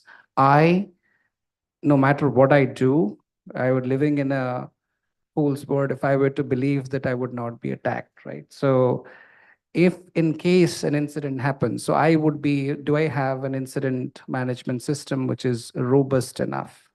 Now, with all that in mind, N would stand for network security. So I need to keep an eye on the network piece of it. And then G is, do I have a strong governance mechanism to integrate all these aspects? And finally, S would be a very strong and robust security operating center. So if I take PASTI in GS, it gives me a framework to address some of these key considerations wherein I can actually, irrespective of the scale of the enterprise that I work with, probably have rightly positioned to address the security ecosystem in this interconnected enterprise that we're talking about. So that gives me a benchmark or a platform to start assessing, measuring, and monitoring my entire third-party life cycle per se, and then gives me the confidence and an assurance to the board that yes, we would be able to secure the enterprise as a whole, as well as the entire supply chain ecosystem that comes with it. Right? It's very interesting and a bit embarrassing also. I thought I'm in the profession where I can only do these acronyms and abbreviations, but the farthest I've gone is 4 letters. I think this is like 7, 8 letters. And I can't accept it. I have to contribute to it. So I can elaborate a bit on the governance part. And I think this is what Neha, you also mentioned. Typically, what we have seen when we are looking at governance specifically on the supply chain contracts, we we are only looking at managing the security aspects of the services that the supplier is providing, services or the product or whatever that the supplier is providing. We generally miss the point that how secure the supplier is as an organization, right? And that also becomes really critical because, as I said, resilient is a key. So while the services being provided are secured, but not enough from a secured environment, that obviously is a challenge. So that should be something more to be looked at when we're looking at the overall governance. But while we are looking at it, and I think this is what I want to move to you, but then other thing, there's a large complex partner ecosystem. So when you talk about the ecosystem, the partner ecosystem, it's pretty complex. And there's an increasing requirement from the compliance and regulatory as well, particularly the point which Neha touched upon on the flow of data, right? And also when you're looking at the services, particularly I can talk for the telecom space, there is a transfer of compliances to the service provider as well, right? So what are some of the leading practices that you would like to share with us in terms of managing security while putting up the contract with other parties or service providers?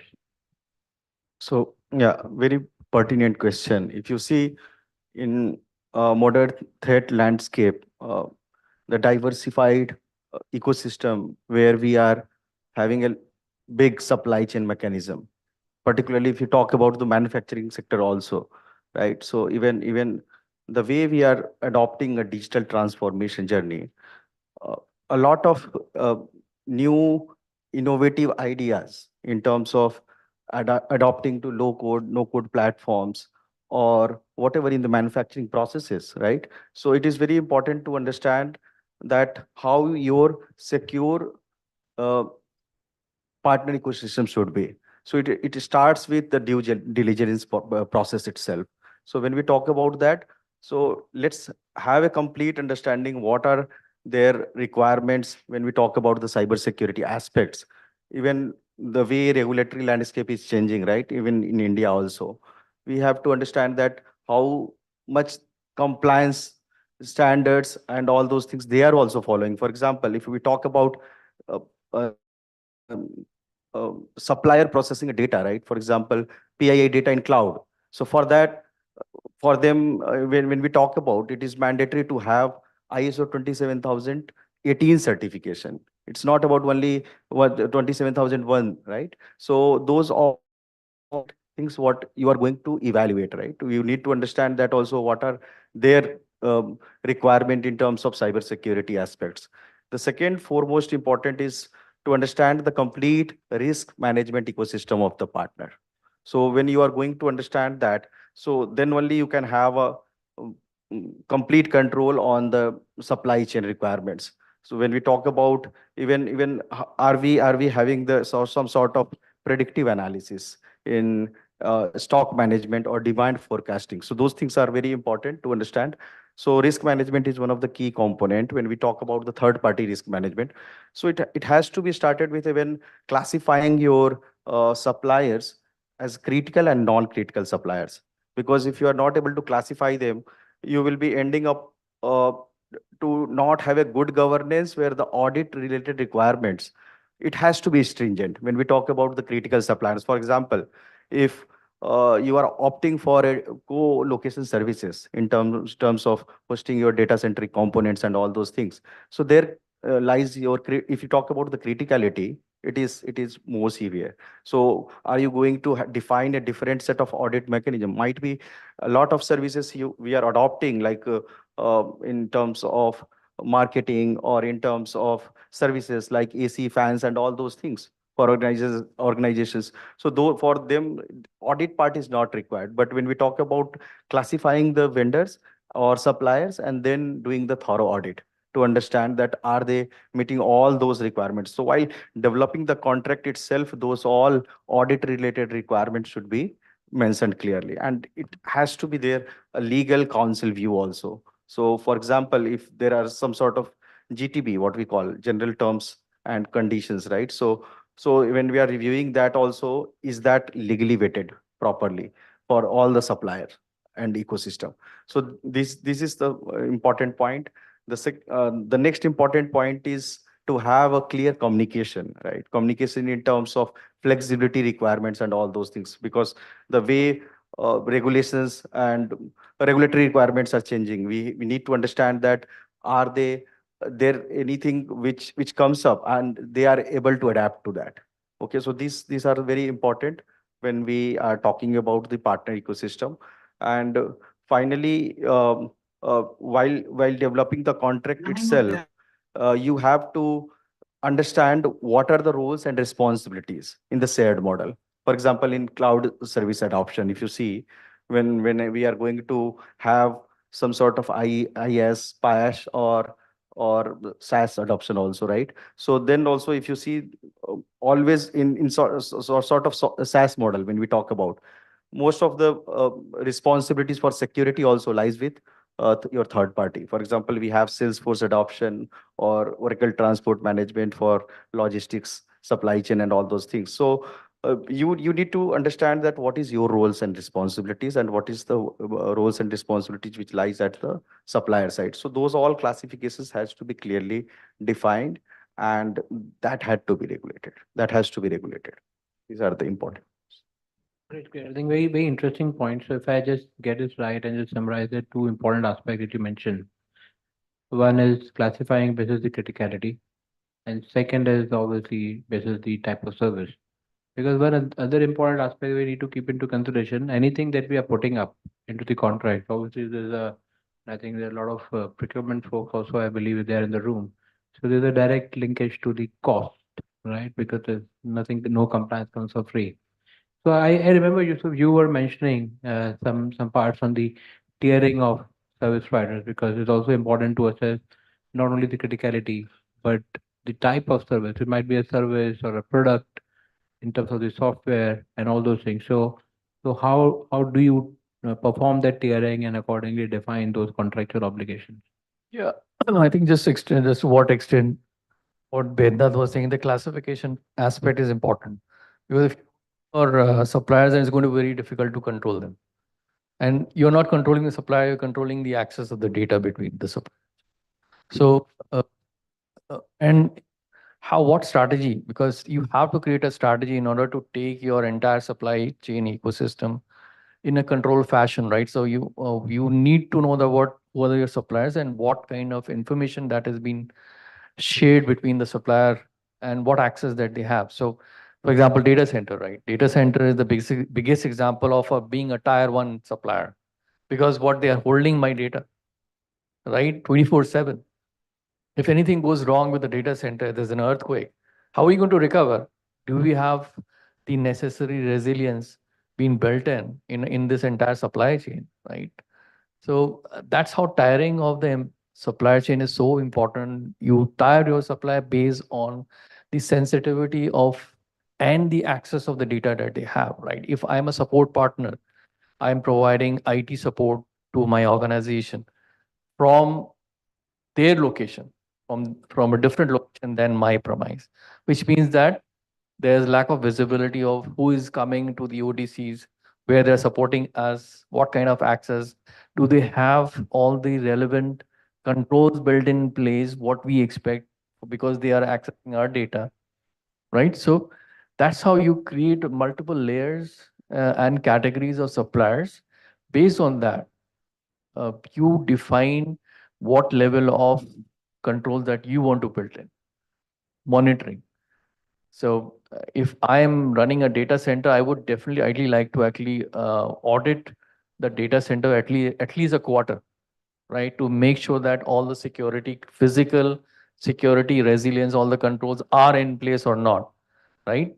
And a supplier which has access to my data supporting us, I can do it in once in a year or not, right? So the suppliers who have access to the data, but they are not, that is not sensitive, but still we wanted to know that what kind of controls there, and I will do in survey. I will do in security assessment. I'll supply them as a questionnaire. They will respond back with the evidences and the support to claim that there certain controls are in place.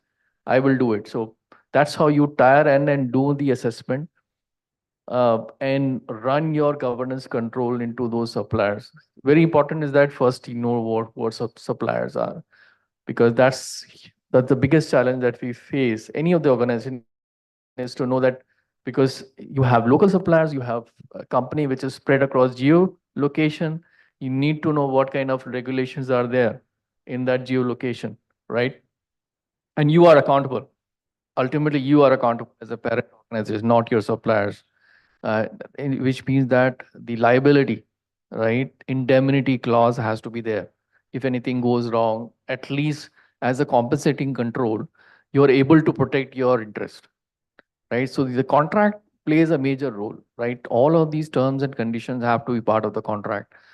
A standard contract for various tiers of the suppliers need to be created, the organization, in order to actually address specific. So one general term doesn't work. It's very specific terms, specific type of suppliers, specific tiers of suppliers. You need to do the assessment and then ensure that overall governance are in place. Yeah, this is really helpful, Yusuf. And I think you made a very important point saying that eventually it is our accountability. So typically, what I've seen that when we put all these considerations into a contract, we assume that this is the supplier's accountability, and obviously, if they're not complying, there will be SLAs and there will be reward and penalties and various mechanisms, which are like more commercial mechanisms. But I don't think I have seen any contract in my life where I think the penalties are put up to a tune to basically manage the complete potential loss that the organization may have with any such kind of cyber breaches. So that's important. And I think, Vasan, as you raised a point in terms of the assessment part, and I just want to add to that. Yeah, just one point to that. What was rightly even explained by Yusuf to what I pointed. Termination of clause is also very important, right? Completely in the contract itself, when we are talking about, so either it is exit related things or the termination of clause in terms of any thing with where the non-compliance is there. For example, if for a data center audit, a TR 942 certification is required, right? That has to be mandatorily there. So related to a structural building certificate and all those, whatever soil test, seismic zone related certification requirements, there are a lot of standards they need to follow. If something is not being followed, after audits and audits, right? Because you need to define the audit frequency also. Rightly pointed that, for example, if it is a critical supplier, like data center, it has to be quarterly or half yearly. You should not be waiting for that ISO 27001 audit has to happen in the next year, then I will be doing some sort of audit before that, right? As an internal audit, you have to do your assessment based on your checklist, and you have to complete understanding of the what are the data center, are they following the ASRE guidelines completely, right? Which is important for a tier 3 or tier 4 data centers. So if those things are there as per the checks and balances, so you are on top of that, you are monitoring the even compliance from their perspective on time and getting the things regulated. No, I completely agree. And the point that you raised that I think some of these requirements, compliance requirements, will touch base on that. And this is again one of the suggestions that we may keep into consideration. See, typically when we put these compliant obligations on the contracts, then you should be also mention on the tiering part. It needs to be aligned with the tiering of the service provider and the kind of service that you're providing. Because what is happening typically, we just put up all these compliance requirements, assuming that we are transferring the accountability which never gets transferred, right? You will always remain accountable. This unnecessary increasing and putting up maybe more kind of a pressure on the commercial that you are getting into. So that is really important. And second aspect, when you're talking about the assessments, I think typically we always ask that, okay, the organization needs to be ISO 27001 certified, or it should have the ISAE attestation and all those things. It is also important to know that where all we need it. Do you really need it? I think some of the low critical, I think many of the times I've seen, we find every service is critical, but that's not the case, right? So for the services which are less critical, it's also okay to put up a self-assessment as one of the consideration, but it's important that we leverage on that particular aspect of the contract. So that's important, and thanks for sharing your views around that. I'll just touch base on the other part, and for that I'll come to you, Vishesh. See, while we are talking about all these contracts, we'll be looking at the services, we are looking at the software procurement part, right? We are largely looking at the IT products, which are still reasonably standardized. The partner and the ISVs are reasonably flexible around that. But when it comes to OT part of it, this is one area which is still evolving. So what are some of the considerations when you're looking at securing the procurement OT systems, and we're talking about the OT security? Yeah, I think taking a leaf from what exactly both of my co-panelists, Yusuf and Vaidyanath, mentioned and rightly summarized by you, it's no more. See, the myth in the business world is that once you sign a contract and you have maybe done it the ideal way, but there is a transaction cost involved anyways, so you cut short something here and there. But the myth is that you tend to believe that the supplier is responsible, accountable for something going wrong. With growing regulation and almost across the industries that you see more of in manufacturing, and it has triggered by something which was started as a software bill of material act, which the US enacted in Biden's era. And then usually what US does is followed by Europe and then comes to APAC and India as well. And that takes care of the software part of it. What essentially you want to say is that not just believe on the COTS products, when an incident happens, you should not be struggling to find out where is the root problem, right? So like in the manufacturing world, people would realize that, you would have a bill of material for everything, right? And software essentially used to come as a package and you would not know.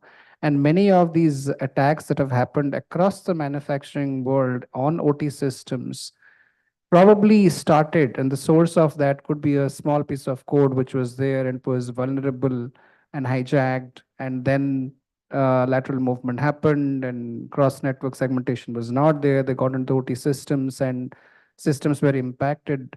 So the problem is that in the OT system is even more complex because you have lives involved, you have health and safety considerations. So that's a little complex. The way you attack OT security is quite different from the way you would handle IT security. I believe most of my panelists would agree to that. So while we, as you rightly said, IT security is something which is quite stable in terms of we all know what to do. Of course, there are challenges. The critical challenge for OT security is where do I start with? Because I don't have visibility mostly. Second, I am heavily dependent on an OEM player. So I have the big OEMs of the world, all of you would know, no need to name them, but they would have their proper proprietary protocols running in most of the cases, and then there is a complexity in terms of how would I monitor them. So even if I have visibility to the asset landscape, entire OT ecosystem, if I'm able to discover is number one challenge. Second is even if I'm able to discover, are those protocol compliant to the IT systems that are required to monitor them? So these are few things which is a critical, I would say, a roadblocker for most of the IT systems, OT security considerations. But there are ways to start small, and the best way to start is to follow some of these standards. So There are standards like IEC 62443, there are NIST protocols which you can start with, which gives you a baseline to conduct an assessment across various parameters of the OT system. So you conduct various assessments, start with an assessment, understand the visibility, have a strategy, start small, and then probably do a POC to realize that whether that solution that you want to put in is scalable to your large ecosystem or not. And then put up a robust strategy based on the foundings of the POC, internalize it, understand best practices and govern. So that's the way forward, which I personally have seen has worked for many of the manufacturing companies I've worked with.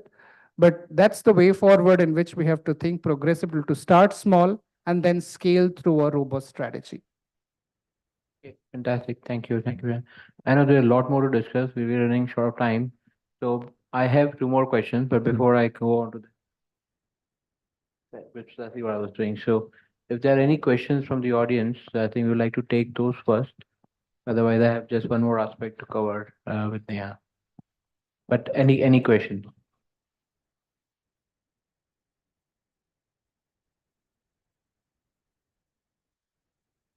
Okay, it might be the time of the day or the subject. I really don't know. But yeah, so maybe then I have one question for you, Neha, and I think this is pretty a hot topic of discussion with this DPDPA. This is a new act which has come in. And I think at the start of the discussion, we shared a lot of the transfer of information or data sharing, which is happening across the partner ecosystem. And the act has put in a lot of, I would say, consideration. Maybe you can still do that.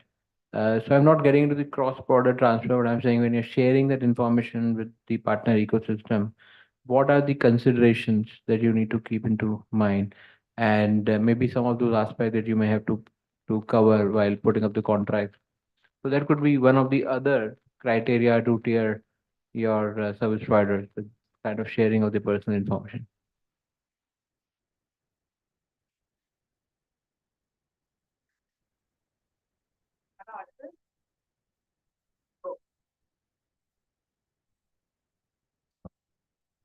So, even if like the standard contractual clauses are in place with respect to right to audit and all, the data privacy aspect is over and above the standard contractual clauses you would have in place. So, two, three key points which I feel will change the nature of contracting. So, Data Privacy Act specifically calls out that the consent is obtained from customers in a defined format of the notice. Now, when you are using customer data for analytics, you are sharing it with your third parties, and the customers may not be aware of that. So that is one nuance you have to bake in while informing the customer in the notification process itself.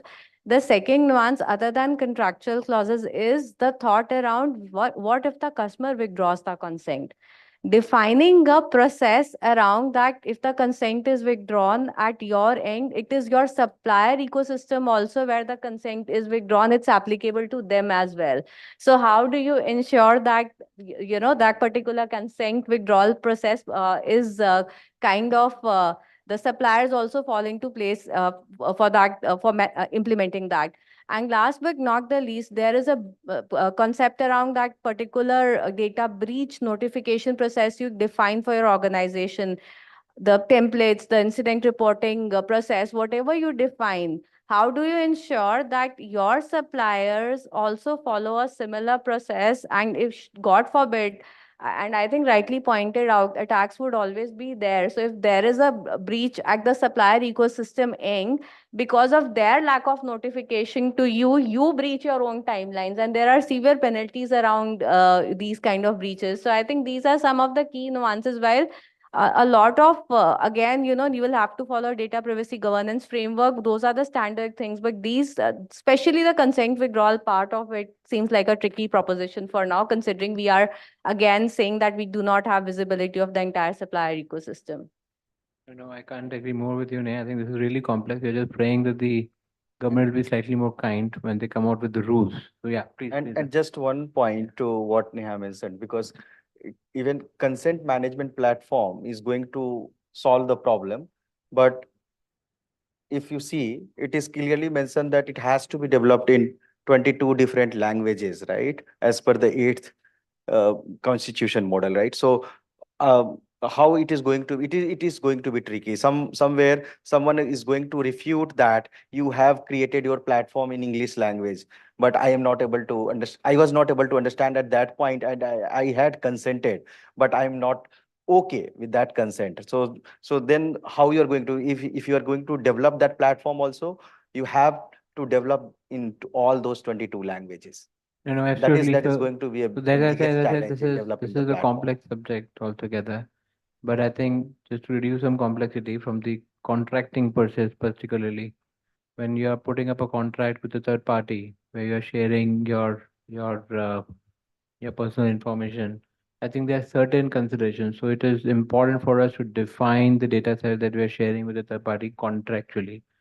We restrict the purpose of processing by the third party in the contract with respect to the services that they are doing. And consent management contractually is easy to solve, but operationally is not an easy thing to solve. So as Neha, you mentioned, if someone withdraws the consent, you need to also ensure that the data processors also remove that. And yeah, that's something which will gonna evolve. But thank you very much. Thank you for your input. I think this is really helpful. And this is helpful for me because I think we have established not an easy problem to solve. So you need consultants like me. Just let me know, and I'll be happy to help you out. But thank you very much. Thanks all of you, and looking forward to connect with you separately. Thank you. Bye bye. Thank you.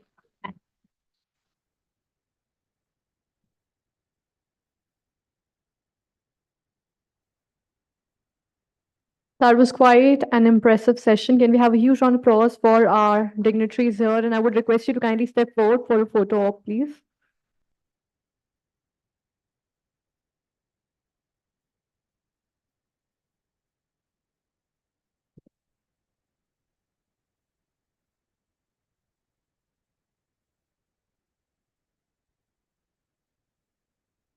Thank you so much. Kindly get settled and seated. Moving forward to our next panel, which is on the topic rebooting the on-site and in-transit experience, morphing supply chains with intelligent robotics. And our panelists for the session are as follows, starting with Ashish Jha, Head of Supply Chain India, Electrolux. Let's welcome him with a huge round of applause, please.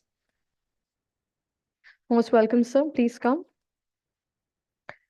Our next two panelists would be joining us virtually here. Ashwin Rao, Business Head, Warehouse Automation, Blue Star Engineering and Electronics Limited. And Srinivas Rao Nandigam, Global Head of Supply Chain, Sun Pharma.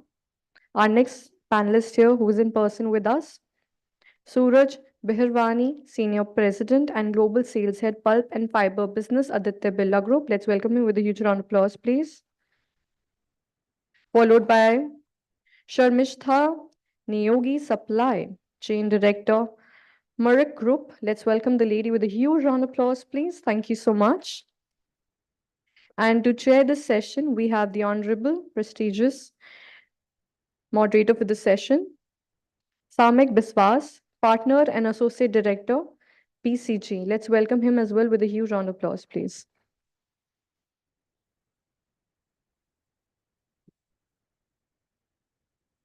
I would now request the moderator, sir, to kindly begin the session forward. Thank you so much. Thank you. Good evening, ladies and gentlemen. Good evening, ladies and gentlemen. It's been a long day for most of you, so maybe a couple of more sessions and then we should be done for today.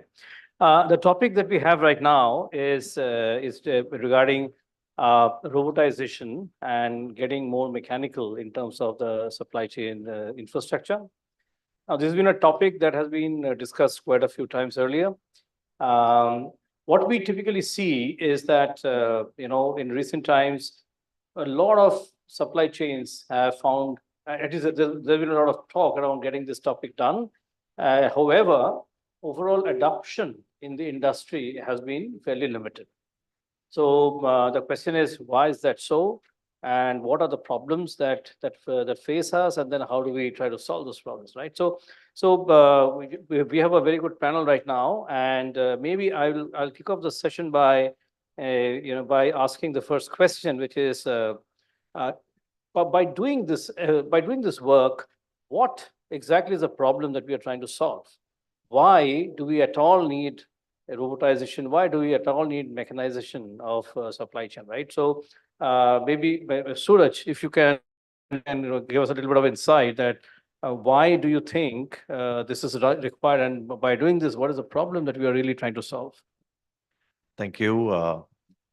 I think as far as the customers in a B2B scenario or a consumer in a B2C scenario, their requirement or expectation is very, very simple. I think from uh, centuries back when trade began or the first commercial transaction would have taken place, the expectation from the customer is very simple from a supply chain perspective: on time, in full.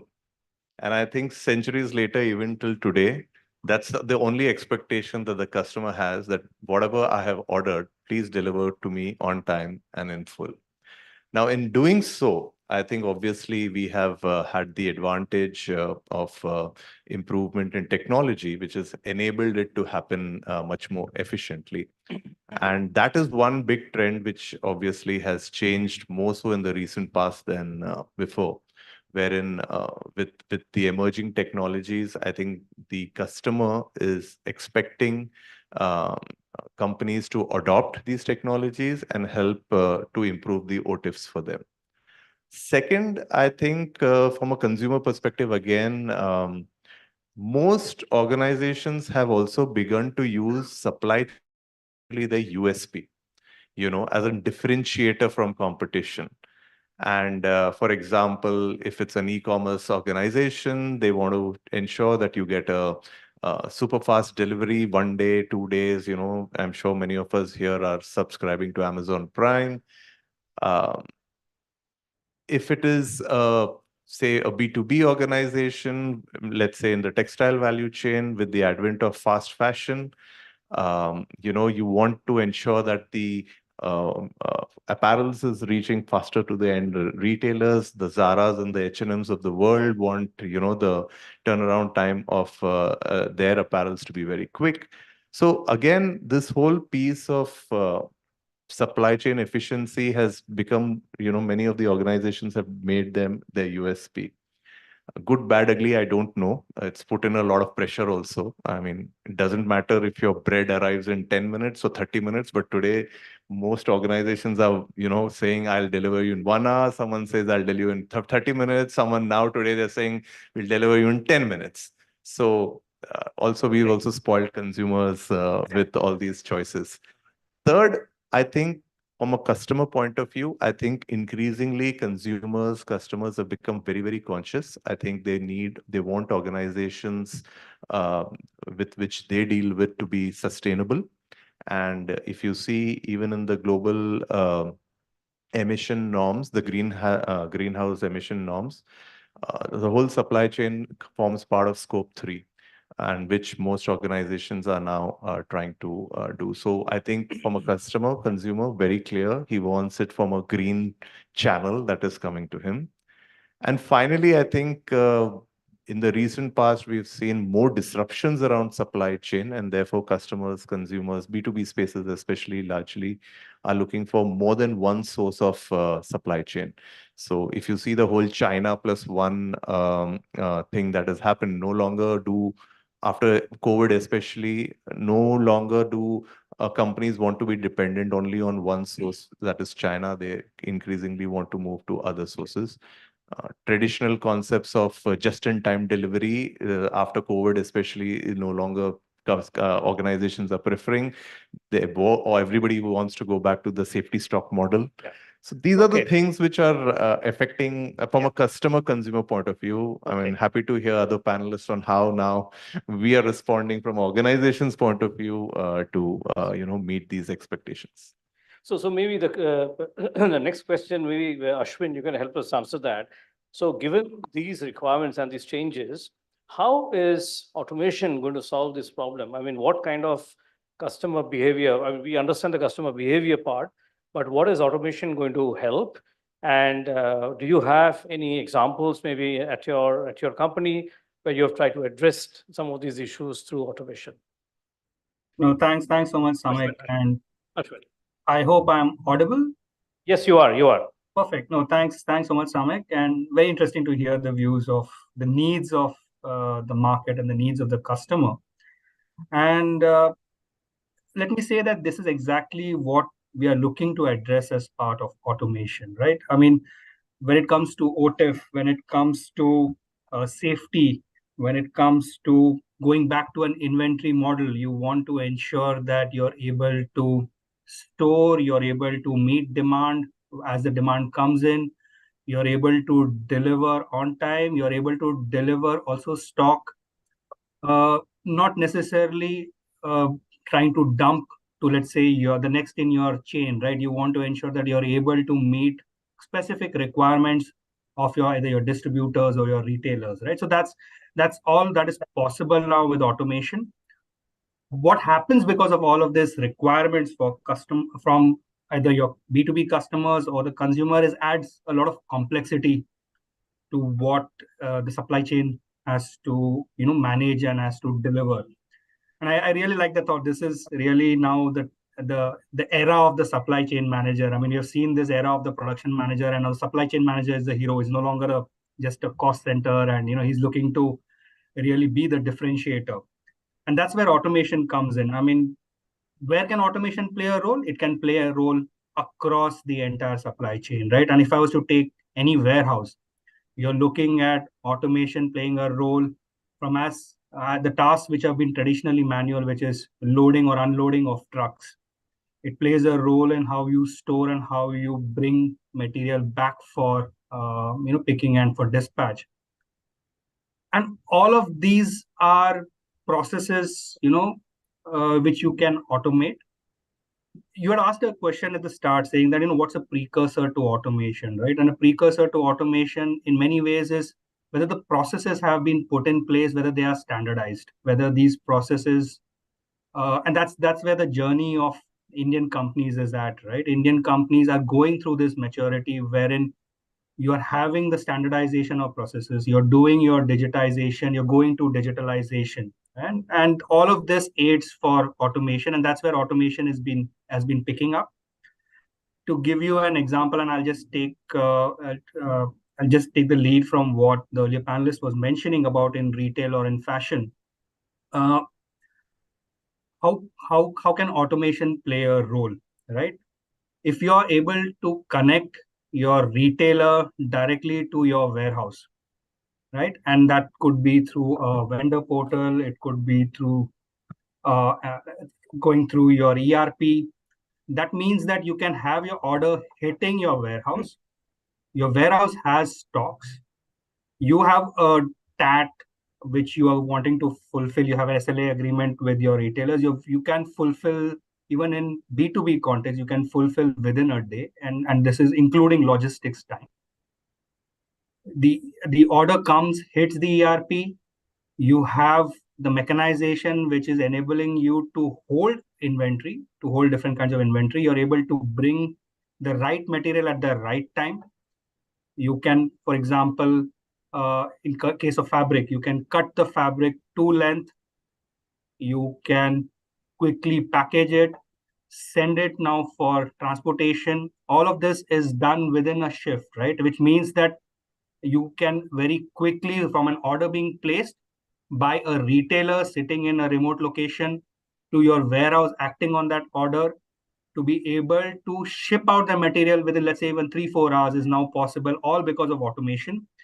I mean, there are challenges within a warehouse, right? Picking takes a lot of time. Having the order list in place, it takes a lot of time. All of this now, because of both digital as well as mechanization, has meant can be done very quickly. And that's where I think the advantages of automation companies. I just gave you an example where it can be done. I'll take very quickly another example, especially when it comes to areas like truck loading, unloading, right? I mean, this is a job that nobody wants to do anymore within a warehouse. The availability of manpower to do this kind of jobs is becoming very difficult. It's backbreaking, literally. It's in very harsh conditions.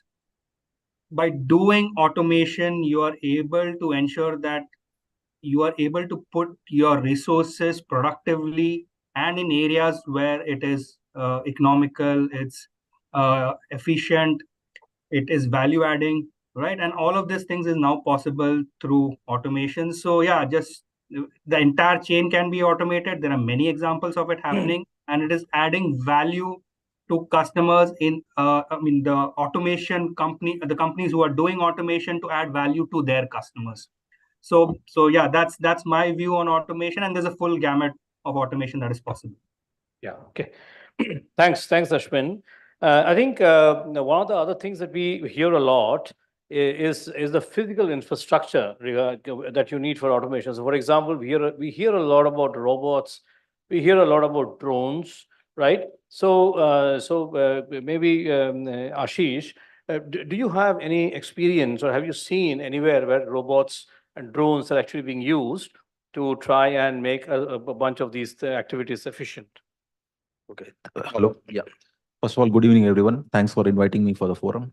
So to answer to your question, so robotics is something it was coined 100 years back, basically, and it has been lot used in European nations. So whether it be Germany or whether it be UK, Australia, those kind of nations, they use it a lot. It is still very new in Indian market. So when you see the robotics automation in Indian market, the market size would be somewhere to the tune of $5 billion. Though every year it is growing at a certain CAGR, maybe at double digit 13%, and maybe after 7 years, 6 years, it can become $84 billion, something like, around say 35, $36 billion market, but still it is very new. Now, having said that, there are different type of robotics that has been used, and especially after COVID. So when I talk about COVID, before COVID, the scenario was completely different, even in global market also, when we compare. And India market, it's still lagging away, behind the global scenario, majorly used by, say, Israel, US, Germany, and all. So after COVID, because lot of supply chain disruptions, which has already been mentioned, there were like a lot of surge in demand also. And something which companies, they thought that with the people who are working in the warehouse, with the overheads, with the manual labor activity, it may not be possible because of the rise in the labor cost, because of the efficiency, the way they are working. So company, they started using robotic automations, basically, in a way like there could be forklifts or MHEs, which would be working without driver, so driverless forklifts.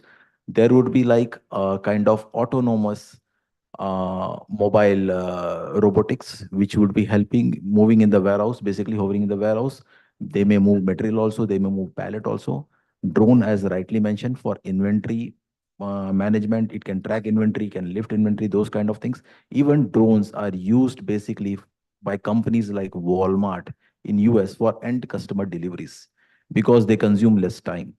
Now, the type of investment for this robotics is quite huge because a lot of companies, when they invest, recently I saw that DHL has invested in Australia 150 million US dollars, basically. And that's quite huge. Even in US, in Latin America, somewhere it invested around 15 million US dollars. So the kind of investment is quite huge. And when some logistic companies, they want to invest, basically, they want to see whether customer really need it or not, whether they have that kind of returns when they invest. So what is the payback time? So that is another one of the question. Earlier, robotics were majorly used in industrial, basically, domain, basically in manufacturing, welding, those kind of activities. But now slowly companies are also using it in warehouses. So the things have changed. But what is the payback time? Whether it be 3 years, whether it is 6 years, we don't know. So that is also one of the things why many companies, they are hesitant in investing in robotic automation. So when it comes to India standpoint, there are many companies which believe completely in robotics automation, like Asian Paints could be one of a very good example, which basically go a lot of into like supply chain digitalization, also robotics automation. Similarly, there are IT companies who majorly work in this particular field. Like, for example, IBM, they have been working in AI robotics since long, and they have got good customer base also. Like, for example, Amazon could be one of their customers, and they have got this kind of basically people who want to buy it, basically. So, having said that, when I talk about, I come from an organization called Electrolux, Electrolux is globally world number 2 in terms of domestic appliances. India's standpoint, we are not much into robotics, but yes, globally we are. We have implemented first robotics in Australia some 19 years back, and it gave huge returns. Similarly, we are using robotics in Latin America, and it has given huge returns. So when you see in terms of cost reduction, it gives you somewhere around, say, 65% cost reduction, but maybe after a period of time. In terms of efficiency, it can do in the time 50% lesser than what a manual activity would take. So yes, this we are trying to use, but when I talk about India standpoint, we are more into digitalization supply chain. Like for example, we have got WMS, warehouse management system. We have got tools and system for planning, basically IBP, that is integrated business planning tool. Now, AI is something we are looking at. Now, how to integrate it with existing system? How we'll be using those kind of API integration? That is one of the things we are looking at. But yes, that would happen in future, in near time, but we are in more into global markets. Yeah. Okay, thanks. Thank you very much, Ashish. So I think we have now discussed a little bit about the need. What are the typical technical things that you need for this for these automation, etc. I think there's a very big software aspect also, right? So what kind of tools do you need? What kind of people do you need? What kind of skills do they need? And then how do you manage risks? And then, of course, you start looking at how much is it going to cost and get it to return. So I think, Sharmisha, this question is for you. How do you think people should plan their journey of automation and robotization? And what are the typical pitfalls that you need to watch out for? Thank you. Thanks for inviting me to this event. It's a very interesting question. In fact, when we think about automation and robotics, the first thing that comes to our mind is the huge cost, loss of job. So we have all these detrimental thoughts that are coming in our mind, but automation robotics is very varied in supply chain. So it can be as interesting as having machine learning do virtual tours and training for new joining in the warehouse, and that will not lead to someone loss of job for someone. In fact, that would lead to upskilling people. So there are various aspects of automation that plays. For instance, our friends talked about, all the other panelists talked about robotics and automation in warehouse and manufacturing lines. The robotics and automation also has a very strong role in planning, in risk management, in terms of demand planning or network. If there's a risk, let's say China port is down because of COVID, the system, AI and machine learning systems are up for multinational organizations. Who are operating in various countries. Like for instance, Merck, the organization that I work for, they have robotics and machine learning based risk management system that optimizes the network. So they are constantly looking at what are the risks that are there in the supply chain and give alternate solutions almost in no time, in real time. So those are also some of the examples. Now, when people think about automation, they feel that it's a lot of work. Where do we start from? Most of the programs or the implementation that I have seen in my career, or which are work going on in the industry, starts from the requirement. So the first is, what is your requirement? Do not go by what is happening in the industry. So that is the first step. Second is, there has to be a very strong planning phase where you need to do the cost benefit analysis and what are the options available to you. So, there are various options, like you can go for complete automation and upfront cost, and you can implement all of that and have an upfront cost of then you would be answerable to the senior leadership on what is the ROI for next 5 years. That can be an option. A lot of organizations do that. But then there is also option of going in a plan with a implementation organization, like the solution providers in the industry. They are working very closely with the organizations in terms of a 5-year plan, where they not only come and implement the hardwares and softwares according to your solution, but they also maintain it for next 5 years. And you are almost paying them a plan, pay a maintenance fee kind of a thing. And at the end of 5 years, they train your people, leave. and you are self-sufficient to now lead the entire implementation. So there are lots of programs that the solution providers have. The issue is that we are sometimes not aware of those programs, and we do not enter into the gate thinking that there's a lot of cost involved in it. So that is the cost part. The second thing that I feel is that most of the automation that we are looking at right now, we should have done yesterday.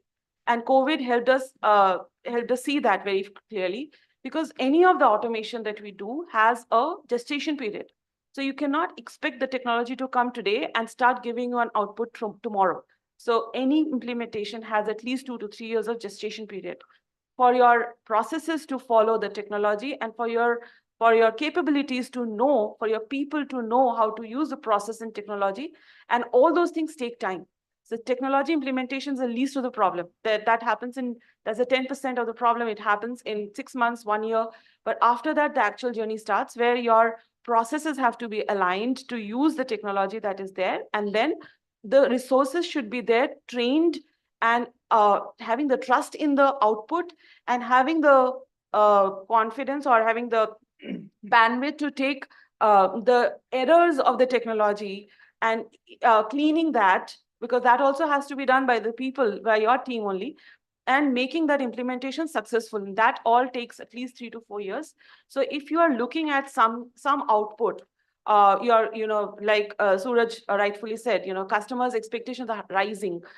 They want things in 10 minutes. So if you want to be competitive in the market, you should started 3 years back. But if you haven't started, then maybe today is the right time for all of us to start. And the process is for identify your requirements, have a good plan, do a cost benefit analysis, find your right partners who are partnering with you with the right solution, whether you want to put a capital investment at the beginning, or you want to spread it out over the next 5 years. There are a lot of programs. And then the last two things, which is most important, is having the right processes to support the technology, and having the right people. So upskilling your existing people and hiring new people who would then take the technology forward. So these are some of the things that anybody who's looking at implementation and automation has to go through. Yeah. Great. So I think the other thing that we hear a lot is, what are the risks of failure? So if implementation doesn't happen well, what all can go wrong? So in terms of risks, and therefore, so let me try to give you a little bit of my experience on that.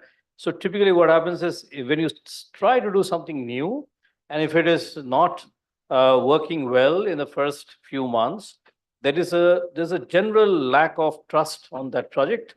And then very quickly people are there to basically say that, okay, I don't think this is going to work.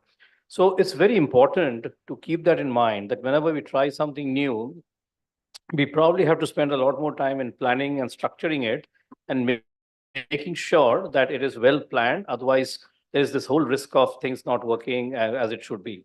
And the second very important thing, a place of failure that I have seen is, a lot of people have gone ahead with technology without necessarily analyzing what do you really need for your business, right? So there is a bit of a FOMO here that everybody is doing it, I should also be doing it.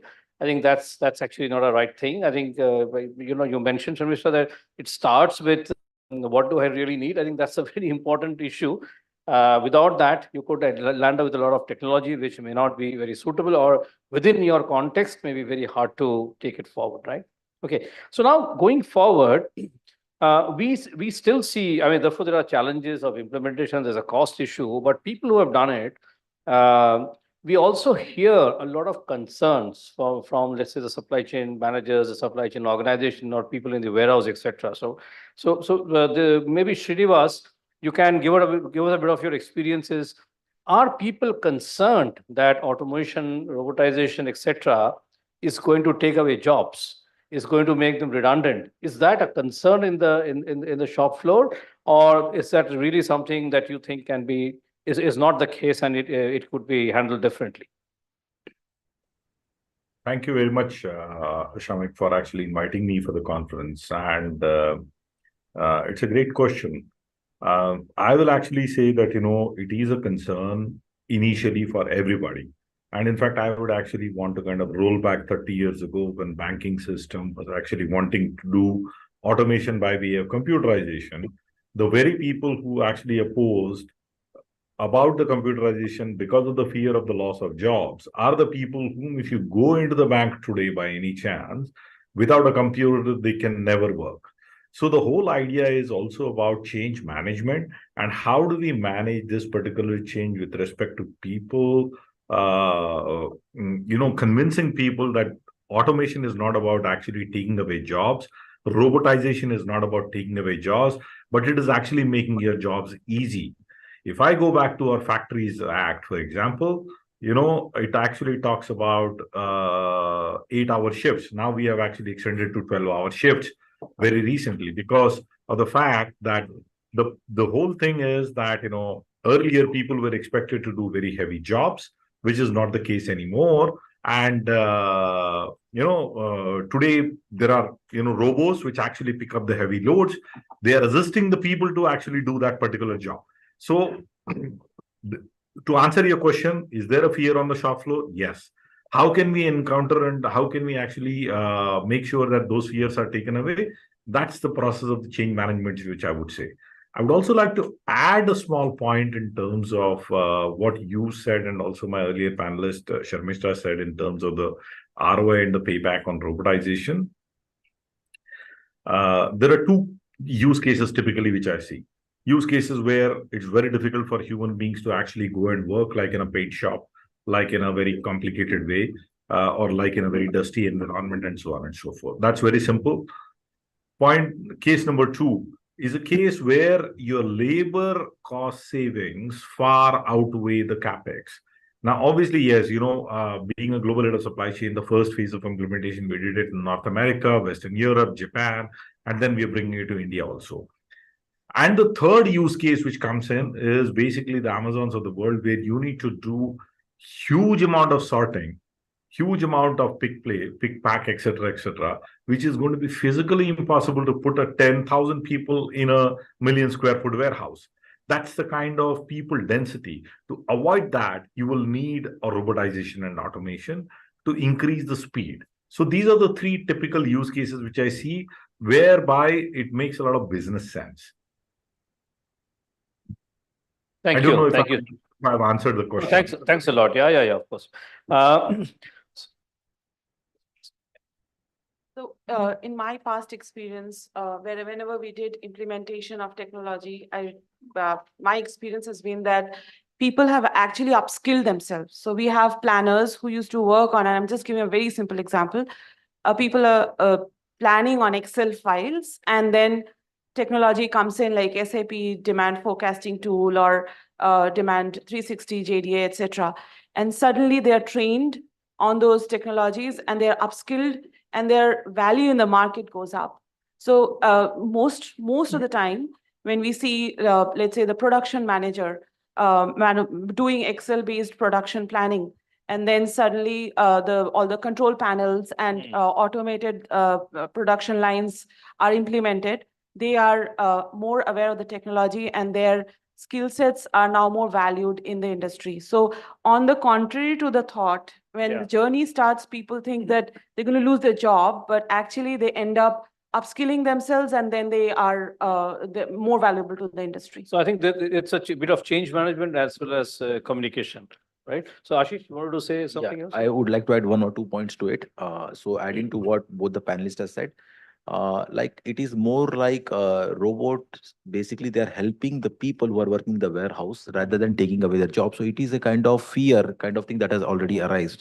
So to add 1 or 2 points, like we are talking about the autonomous mobile robotics, they basically move the pallets. So it's a kind of mundane job. Okay. So people who are actually moving the pallets, they can do more value added work rather than moving the pallets. Similarly, they can help in sorting, they can help in picking. So kind of mundane job. So people, they can utilize their skill sets something better. So once this, and there are also robots which can communicate with the people. They can work like how the human they are guiding them so they can communicate. They are called cobots basically. So those kind of things are basically something which will help and improve the efficiency of the people also who are working in the warehouse. Okay, great, great.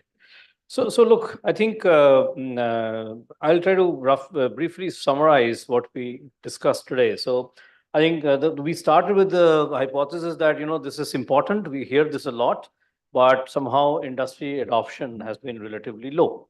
And then we discussed why that is the case. So we also tried to understand why is it important? What is the problem we are trying to solve? And basically this entire push is coming from the customer, and the size and scale of the operation is, I think the understanding is that the size and scale is going to be quite difficult for people alone to handle. Otherwise, you'll need big armies and they may not be available.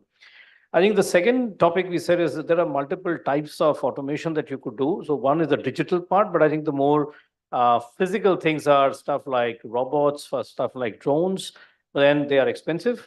And therefore, it needs a very thorough assessment of what is going to be the utilization of these assets, what is going to be the payback period, and when are they going to turn profitable. Not all geographies will probably benefit from having robots, but some geographies to start will definitely have, and over time, it's just going to get across. Then we also discussed that, look, there is a soft side. So, the people, how do you upskill them? How do you motivate them? There's an element of change management. There's an element of risk management. So the entire scope of activities is actually going to be there to make sure that we are able to implement this properly. And finally, we talked about people, and then we said, okay, there may be a fear of job losses, but most probably that is not likely to be the case, because a lot of this automation is meant to help people do their jobs a lot more efficiently and take away the mundane jobs, right? I think I have one last comment here, and maybe any one of the panelists can actually answer that. How do we, so this is appearing as a bit of a specialization. This is not a very generic topic, right? So how do we start thinking of actually then building capability, right? For example, if you go to a normal engineering school, I don't think anybody is teaching this very specifically. Or even for a business school, I don't think this topic, maybe there are a few, but not that much.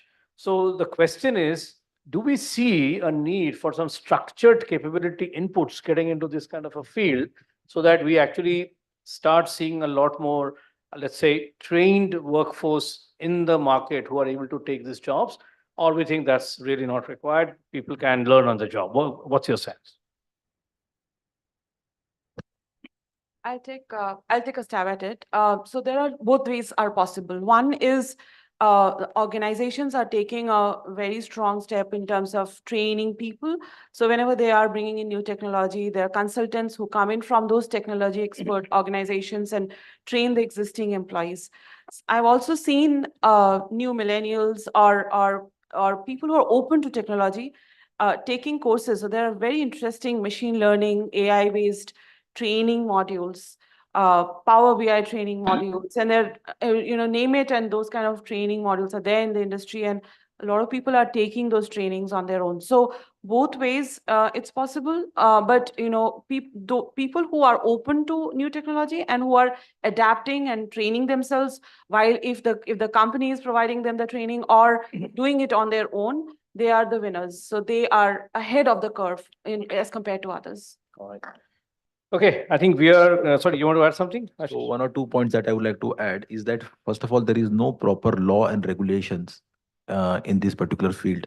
So I think Ministry of Economy, Electronics and Information Technology, they need to work in bringing some laws and regulation into it. Then I think it can happen in a more structured way. Then more parties will come into this particular domain and they'll try to invest because there will be regulations and laws. And then more people, they'll invest in terms of institutions also and in developing the talent. So whatever people have learned outside India, maybe some people, they have exposure of outside market, they can bring in those knowledge and have that kind of database or that kind of passing those knowledge in Indian markets, bringing them some institute which only work in this particular piece, basically. So laws and regulation would be one of the point that I would like to highlight. Yeah. Wonderful. All right. So this is a very interesting topic, and I mean, you can go on for a full day on discussing this. I think we are almost going to run out of time. So maybe Let me close this discussion right now, and thanks a lot to all my panelists. We'll open the floor to questions. We have a few. I mean, we can take a few questions if there are any. So, Uday, maybe if somebody has a question, we can take that.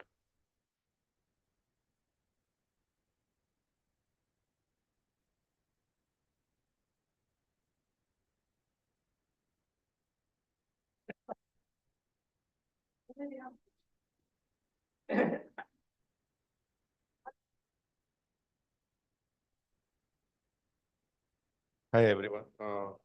One of the questions that I wanted to ask from panelists is all these technologies that we see, in fact, we always talk about we should do a cost benefit analysis and then adopt that particular technology.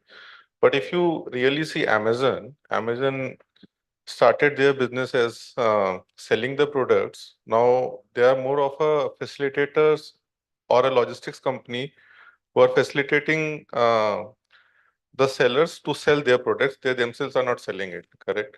So do we also see these technologies as the business transformers rather than the supporters to our main business in our farm sector, in our manufacturing sector, in these kinds of sectors? So you want to take that, Suraj? Yeah. I think that's a very interesting question because as organizations have started to adopt technology, they have quickly realized that there could be an alternate source of revenue model that is also getting generated through it. Or sometimes it's altogether switching, like you're saying, Amazon, which is largely skewed now towards being more tech-enabled supply chain organization who's doing that.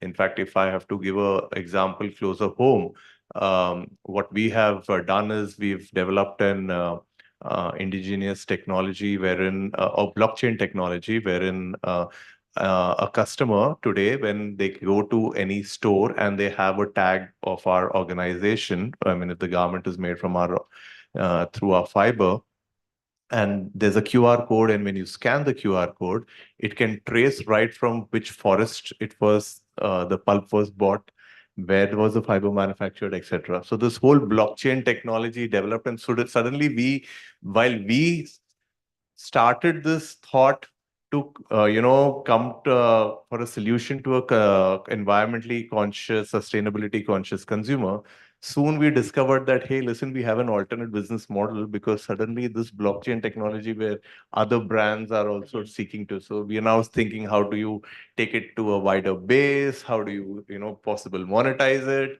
So I think, yes, as we go along with this things, many organizations are discovering the same. Yeah, yeah. I also have similar experiences. Yes. Thank you, Suraj. Any Thank you, Suraj. Anyone else?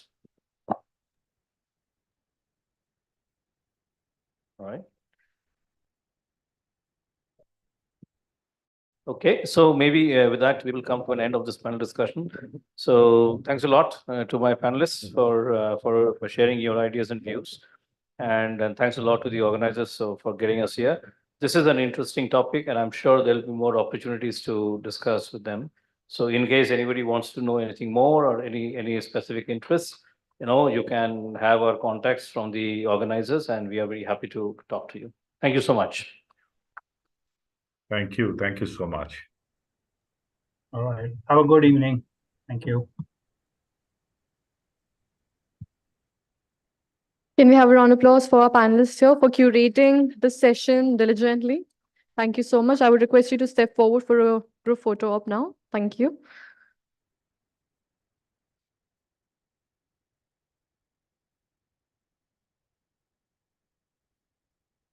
Thank you once again. As we move forward to another interesting panel discussion henceforth, this will be the last panel discussion. Post this, we will be having a 10-minute break, and then we will proceed forward with our award segment. So I would request all our guests here to stay back till the very end because some exciting things are coming up, and we would want you to be part and parcel of it. Our next panel is on the topic of retrofitting legacy supply chain with location tracking capabilities, reinventing the on-road experience. I would be requesting the following panelists to kindly join us in here today on the stage, starting with Dipayan Gupta, Head CX and E-commerce Operations, Sangeetha Mobiles. Can we welcome him with a huge round of applause, please? Next, I would like to invite Hitesh Madan, Head Supply Chain Management, Daikin Air Conditioning India Private Limited. Let's welcome sir as well with a round of applause. Followed by Shaunik Goel, President and Head Supply Chain, Sheila Foam Limited, Sleepwell. And now I would be inviting the session chair, Ashish Arora, National Business Head, Commerce and AEC ESRI India. So we will now be having a very interesting session on the topic retrofitting legacy supply chain with location tracking capabilities, reinventing the on-road experience. And I would now request our Honorable Chair to please take the lead on and begin the session. Thank you so much. Hi, good evening, everyone. Very thanks to Businessworld for having us here. My name is Ashish Arora, and I work with an organization called ESRI, Environment Systems Research Institute. We work with location intelligence platforms. When you talk about supply chain and supply chain management, I've been listening to a lot of sessions prior to this, and I was very happy to hear this word where are my assets? Where are my challenges? Where are my people? Where are my goods? Where are my contractors? Right? Location intelligence, analytics, and location data helps with understanding and solving a lot of challenges with where, you know. And then interestingly, in India specifically, this was not being used and being utilized, though we've been helping global supply chain mammoths like FedEx and UPS since years, for the simple reason that location data was not open in public domain. And as an organization, 26 years in India, we've been evangelizing with government. 2021 is when the National Geospatial Policy was released. And now every private organization has free and open access to government and elsewhere location data, starting with your simple boundaries to roads, to streams, to land use, to demographics, you know. So now, rather than retrofitting, I would say, this is the right time to reinvent the classic legacy supply chain algorithms. And we've already started doing that with a lot of organizations. With that, we have a very, very interesting and esteemed panel here. I will start the discussion with Mr. Hitesh. Since at Daikin, it's a very, very complex mix of supply chain with, different materials moving in, moving out, inbound, outbound, multiple countries, multiple ways of, logistics. So what was your experience in terms of managing all of that? And I'm sure you would be working with multiple organizations and multiple technologies. So what's your experience with and how, location helped? Yeah. Hello. Good evening, everyone. First of all, thank you very much, for giving us opportunity to share our thoughts, what experience we are having. And I really, appreciate, the patience which you have since morning to evening, you're sitting here. And really, it's a great event. I will just share one experience basically over whatever I've learned in so many companies and currently what we are doing. We are basically trying a broader picture. We are trying to connect our raw material suppliers directly to the consumer. So it means even if we talk only about the farm fresh in terms of vegetables and fruits, we want that even consumer durable or any product which is being delivered to the consumer, he should have a touch base that where my material is coming from, what is the lead time. We try to educate our customer. So what we are trying our RM suppliers, which are across the globe, to connect on the same platform where they have a connectivity first level directly to our factory. So the lead time, the actual raw material, what they want to procure, what they want to keep, their manpower cost, their logistics cost, their warehousing cost, we keep in mind so that they don't spend over. and we give them the real feedback, and we try to connect with the system like EDI, CSN, and NXM, many more systems which we are developing. And the benefit of that is that there is no leakage or any kind of data duplicacy. So what they are producing, when they produce, immediately we get to know that yes, this material is ready for the pickup well in advance, and we plan accordingly on the backward. So we align our forwarders, our CHAs, on the same platform by giving them the access of the same portal or same, transparency, so that they can plan and very well with the supplier.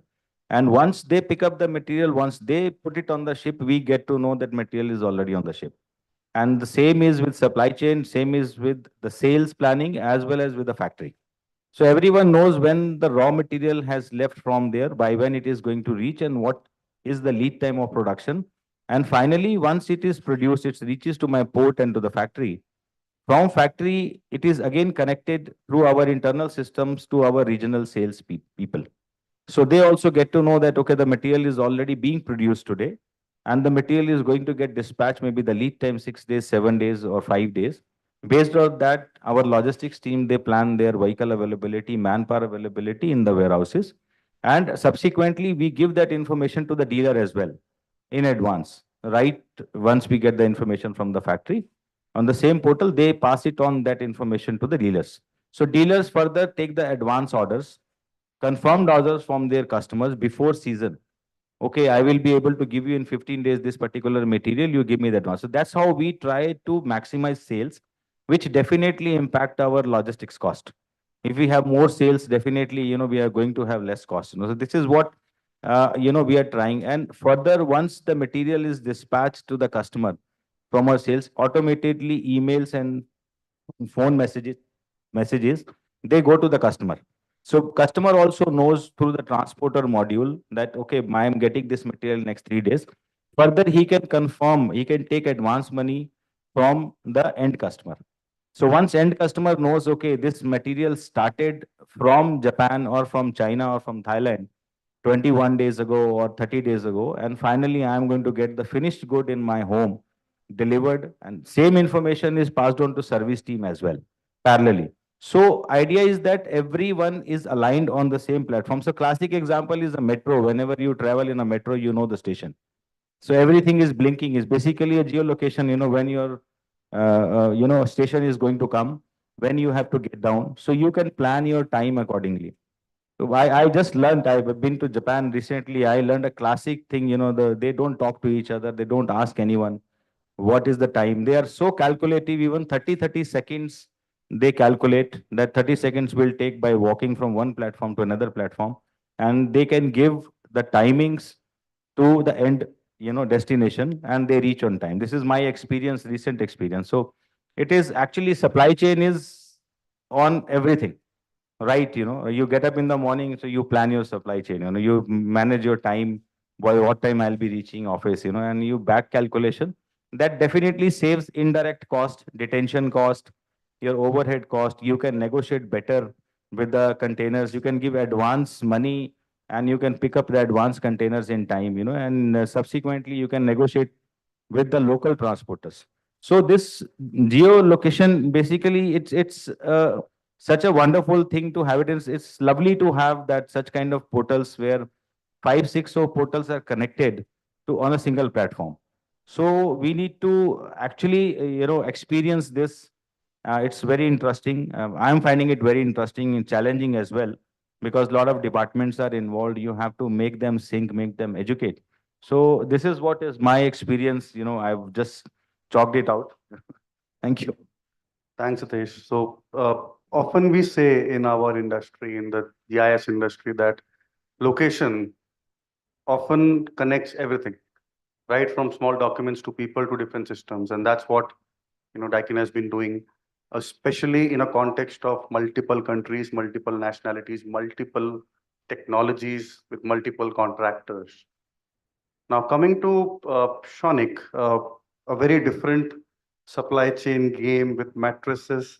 And I'm sure with the countrywide presence, you would be handling voluminous data. And when I say data, a point to be noted, my lovely audience, would be when we say data, your customer data, your franchise dealer data, it's all location enabled. And a lot of supply chain challenges can be looked at in a very different way. And the solutions can be very obvious, but they come up on a map. So what was your experience? And if you can really highlight on the importance of your own data and ancillary demographic location data, if you have that implementation or that vision, I think that will help everyone here. Thank you. Thank you for having me here. Good evening to all of you. I know it's been a long, long, long day.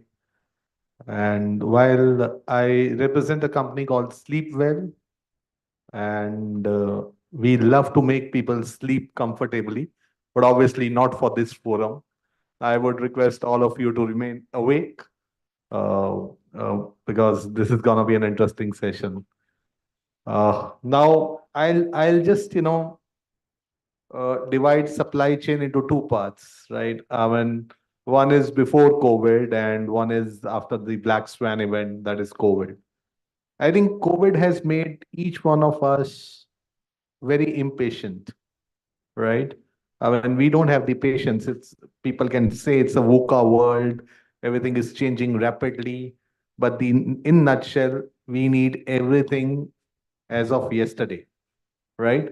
There's so much of technology that has come into our life. We keep tracking and tracing our materials. We keep tracking and tracing anything we order from Amazon, from Flipkarts, or the world, Express Bees, you name it. And then, there's a tracking that is happening all across, all day, all night, every time. Now, it is putting a lot of pressure on supply chain, of course. And our product being a voluminous product, it's very, very difficult to transport that product from one place to another. Yes, we've got factories all across the country. We've got consumers all across the country, and there's a complete distribution network that's working for us. And we deliver about 74% of our material within 24 hours across the country. I mean, that's the commitment that we have with our customers to ensure everybody sleeps well, everybody, has a good sleep every night, night after night. Now, coming to locations specifically, I think it's very, very important. And that's where over a period of last 2 years, 2.5 years or so, I think we've started putting in a lot of focus because now with location data is available, we analyze which are our high selling markets, which are our low selling markets, which products are selling in which particular markets, how can we better those products, how can we improve and enhance our customer experience by rolling out a direct to consumer channels, direct to consumer supply chain to enhance the end consumer experience of having a mattress delivered to his place, right? Then there is a lot of business that we do on the foam side of it, and that's also very, very location centric. It is dependent on where a lot of automobile suppliers are. It's also dependent on where the shoe manufacturers are, and it's also dependent on where the garment manufacturing is happening, because foam is again integrally used across multiple products. So having the locations available, having the locations where which market is doing well, which consumer wants what kind of a product, it has helped us enormously in customizing our product. It has also helped us in getting closer to the customer, closer to the consumer. A lot of new investment, new factory that we are putting up is closer to where the demand centers are.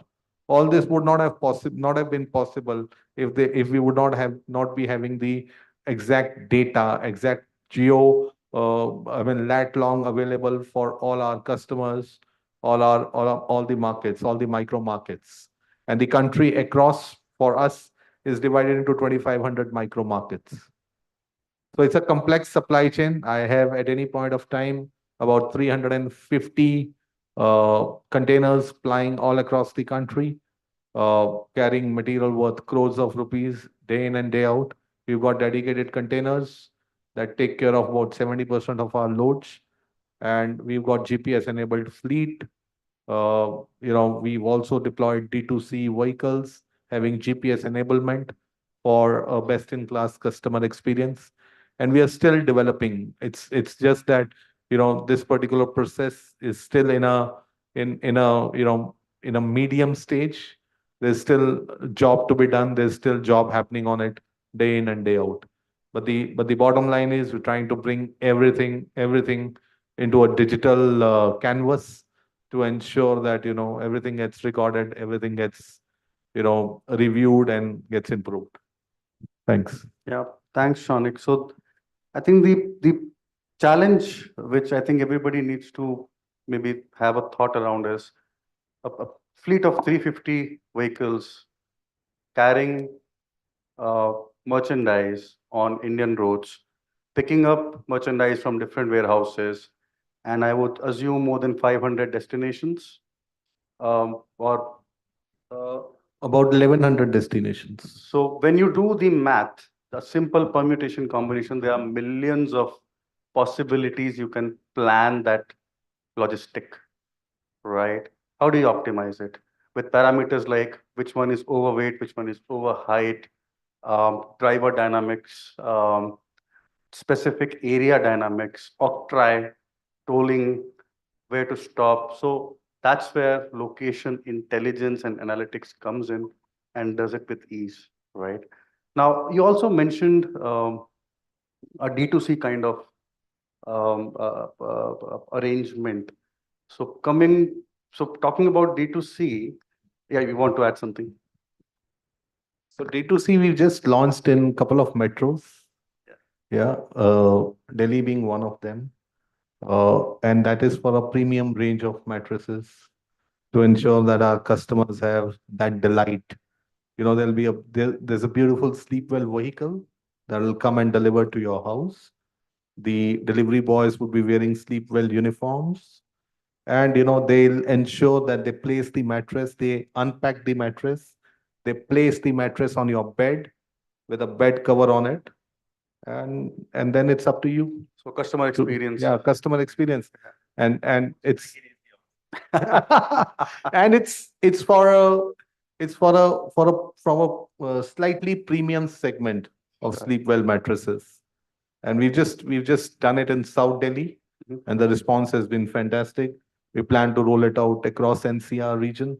We've done it in Chandigarh. Again, the response has been fantastic, and it's a developing story, of course. Now with Kurlon finally getting acquired by Sleepwell, I'm sure both the top brands across the country are gonna come together, and there's gonna be a lot of amalgamation, lot of good work that's gonna happen, typically on the manufacturing and the supply chain side of it. Yeah, so in Delhi, South Delhi and Chandigarh are very obvious choices, but then where to open up next? What are my demographics? What are the spending patterns? Where is my competition? That's where again location comes in, right? Coming to D2C, I'll now move over to the pan. A pure D2C play, and I'm sure a lot of last mile supply chain challenges. What's your experience been? Yeah, good evening, everyone. I hope I'm audible to everyone. Yeah, so picking up from sleeping well, so I'm into the business of making people click well and talk well. So I belong to a company called as SangeetaMobiles.com. It's a company that's based out of Bangalore. And talking about it a bit, because we have a network of 800 plus retail stores and a turnover of around 4,000 crores. It's a pretty big company and not known to a lot of people here. And talking about the serviceability of pin codes across India, which is about 20,000 odd pin codes, we have service to about 6,700 pin codes since this time we started e-commerce as a platform for us. So I have always been part of the organizations like Uran, Flipkart in my past experiences. And I joined Sangeet in the month of May, and here is a different challenge that we're going to solve. And the challenge is about pure play demographics, keeping the network of our stores into the picture, and fulfillment at the earliest time, right? So our biggest USP is across all the locations where we have our network of stores. You can order a phone and it can get delivered to you within 2 hours, right? Now, how location intelligence plays a big role. There are segmentations that you can do. There are demographics that you can really play on. And there can be areas, can I really foray into the future where I can deliver a phone within 1 hour? But the question is, would you need a phone in 1 hour? Maybe, may not be. There is always a demand. India is a very tricky market. And we have two gentlemen next to me who have been in the industry for quite a long time. And I'm not from a supply chain background, but more from a business and an operations background. So my view of using the the data points or the data sets is solely around how do we create a hyper personalization journey for every user. So here I am representing all of you, not the B2B side of the business, but the consumer side of the business. And my take is that how can I offer you convenience and eliminate anxiety from your life, right? So that is what I would be really focusing from a D2C perspective. And in the previous discussion, there was a PR play discussion about OTIF and on time in full, right? And sorry, I don't remember the panelist's name, but he was pure play talking about the fact that how important is it to deliver on time. So you order a product, you want to see all activities that is happening to a particular product. Everyone here has a phone, or everyone here uses a D2C website for their own convenience, right? And here we are talking about connecting the manufacturer to the last mile consumer. Here we are talking about certain personalization in certain areas.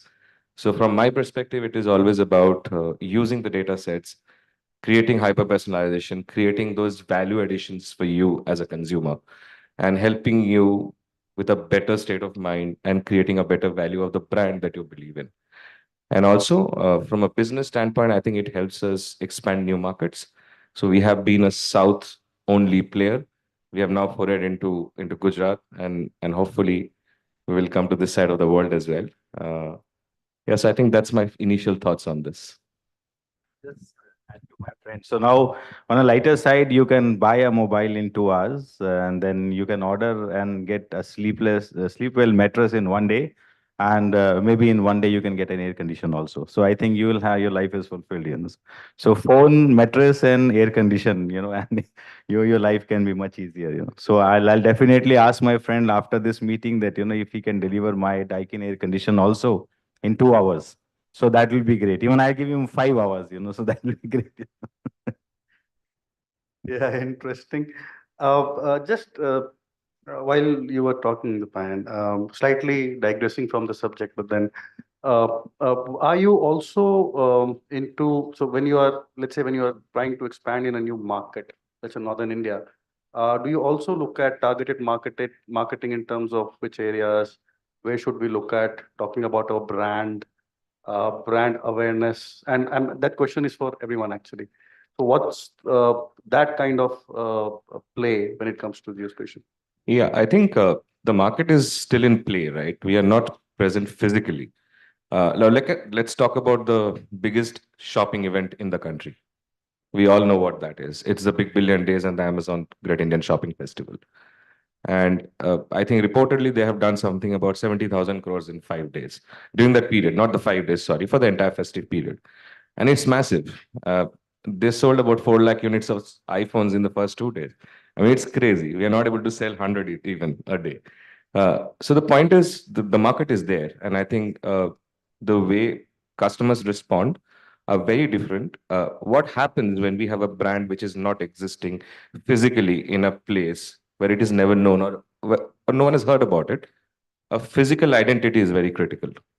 And that would, I mean, ideally be at a place where everyone else is present. I mean, I would not open up a store in a mall if High Street is where it works the best, right? Should I have a visibility in a, I don't know about Delhi that well, Delhi NCR that well. But if I talk about Bangalore, I mean, I'm okay to have a store in MG Road, right? Because people would be there, right? Central Bangalore, HSR layout, that's the life space for me to have a visibility and then create a campaign around it. Your digital and non-digital can both be, correlated to each other and then create that identity in a way or other. That's my take on this. I'll just add, see, this is about the mobiles, but even if you take a bigger consumer durable products, for example, air condition, I'll talk majorly about air condition, VRVs or SA or PAs, which you find. So generally what our team does, what intelligence they do in terms of geo tracking or maybe the, area, they try and check where 1 BHK houses are being built, where more students are staying, where more colleges are there, where they would require only 1 ton AC or 0.8 ton air condition. So we map that market. Subsequently, we go to the prime area where people have large villas, or maybe they have industrial areas. So where we map what is the industry size there, what new industries are coming there. Similarly, hotels and real estate. So these are the things which are actually captured, some through intelligence, through data, through mobile phones, or maybe physical, capturing or sellout management actually. So if you see in Mumbai area, basically you will find all small houses, because of such a congested area, or there is land scarcity. So there definitely we bang on and we try and develop a product, and we keep that product well in demand. And during the looking at the weather conditions, looking at the seasonality, maybe the festival season, weather conditions, the areas. So these are the things where we collect all the data at one place, and then we map it with our forecast. What forecast our salespeople have given actually, and what is the size of warehouse we need to keep it there. Whether we can deliver it directly from the factory, or we need to deliver it in as a D2C model, or maybe the smaller, 1 unit, 2 units delivery. So accordingly, we map our supply chain or 3PL partners. And if required, like we tie up, we are also coming with the D2C, maybe February we will launch it. So you can order an AC also like from D2C portal, which will be going in the same mechanism, hassle free, for a customer. So as question, answer to your question is that data is very, very important. And believe me, we have seen that, once you have this data cleansing and you have a complete tracking, you can save easily, like if I talk about cost, about 10% of the cost which you are spending. So this is what we want to say, that optimizing logistics cost, satisfying customer, delivering in time, less damages, and more satisfaction and repeat orders. So this is what like our main motto. We work on that very closely, and we take feedback even from our warehouse people. So we don't leave any people, like, where they are staying. You can see nowadays, even smaller area, nothing will be there, but there is AC and dish antenna, or, TV. These are the things, refrigerator, these we will find in, the smallest house in our country. So there's a huge scope. That's what we are trying. We look forward in 2025, maybe 3 times the air condition market. If I talk about my own market, 3 times what we are today. If we are having a 10 million market today, we are looking at 30 million market in 2026, 27. That's what we are aiming, and we have opened a new factory in Siri City. It's a beautiful place, not only for our, I think most of the companies have gone there. So if anyone has not visited, you can go and see. It's a wonderful how our country is growing, how our government is focusing. 55% of air condition will be produced in Siri City. So you just imagine a small town where no one knew about it. Now 55% of India's air condition will be produced there. So thank you. Ashish, I just wanted to add one element, and I think both of you can elaborate on that. One of the critical aspects of location analytics, or any kind of data analytics, is how we actually protect our assets better, right? So on fraud monitoring and pilferage control around that. So while we don't face a lot of those challenges, but I'm sure in the larger scheme of things that is going to be very critical. Yeah. So I'll also like to add warranty registration, for example, for a mattress is now happening through a barcode, right? And then from the barcode, we can track and trace which distributor has sold this to which dealer, Backtracking. and from which dealer to which customer, and which factory produced it, right? The ingredients, the cloth was taken from where, uh, that is the fabric, and the ingredients and the polyol and the TDIs of the world, which were the sources of What that. failed and how it failed. Yeah. So all those things are very important when we handle the complaint, right? But what I'm coming to is that we have an exclusive network of about 6,000 exclusive showrooms, EBOs, exclusive business outlets. And those have been selling Sleepwell for ages, right? The company is 51 years old, and the business has just been growing at a staggering rate.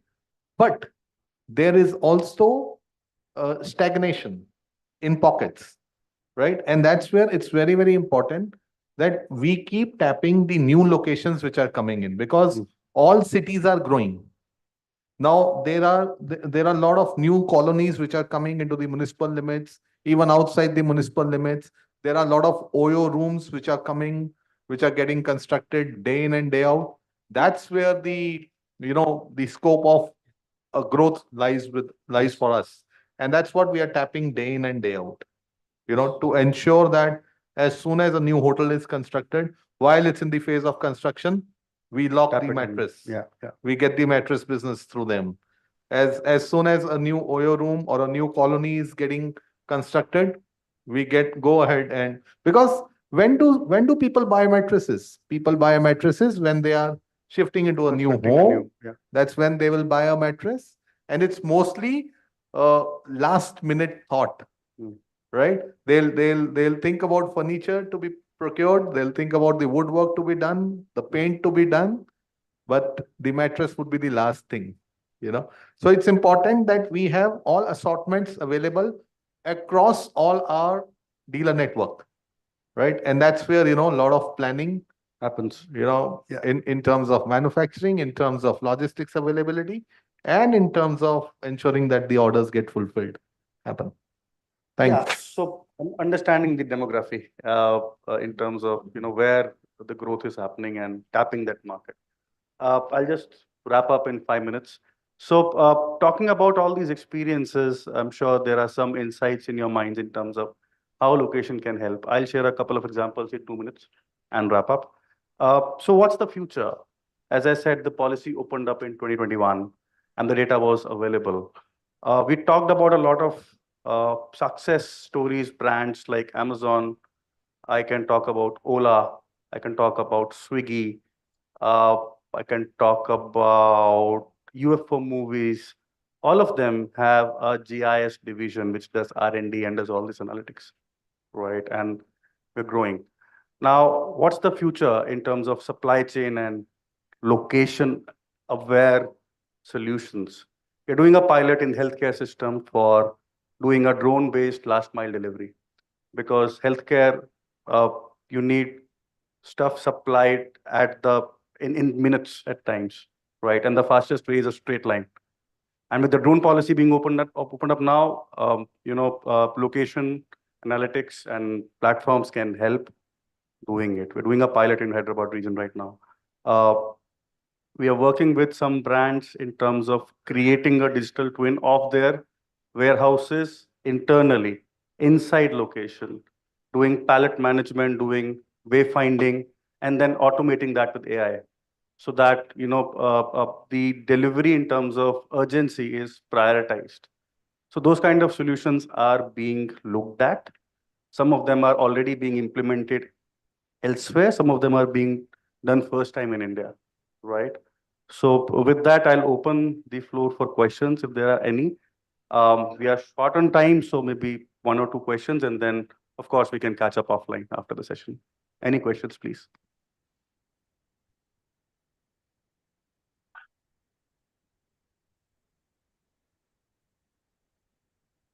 Has everybody slept well? Guys, did you sleep well? That's the latest campaign. Okay, so we'll be available off the stage as well if someone has a question. Thanks again, Businessworld, for having us here, and thank you, my esteemed panels, for a healthy discussion. A lot of insights I had, actually. Thank you, everyone.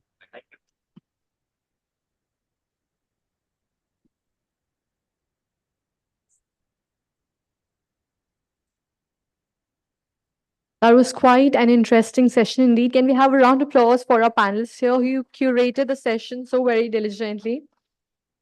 We would now be proceeding forward with the awards segment, but we have a 5-minute break. So I would request people, our delegates who are sitting on the back benches, please take front row seats. Start shifting forward. We want a full house when the awards happen, and we want the energy and the vibe to be a bit different. I would want you to, cheer with high spirits for all the people who would be honored and recognized here today. So a humble request to our delegates, start shifting for gear up. Another 5 to 10 minutes. We would be starting our event sharply at 7:30 p.m. for the awards. Thank you so much.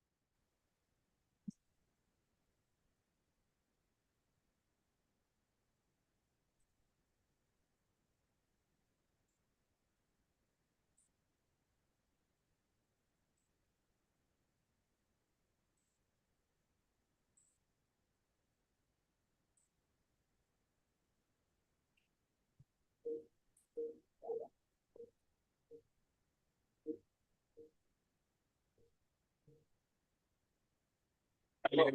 How are you? All done? Hi, Sandeep. How are you? I'm good. I'm good. All done from your side? Yes, I still have to say goodbye to one or two people. Okay. But most of them I covered. Yes. Yeah, you're handing over the device this maybe one hour or something. Okay, so I catch you at right time. So Leo, I really sincerely thanks to you. We had a wonderful association, although it was for a short time. So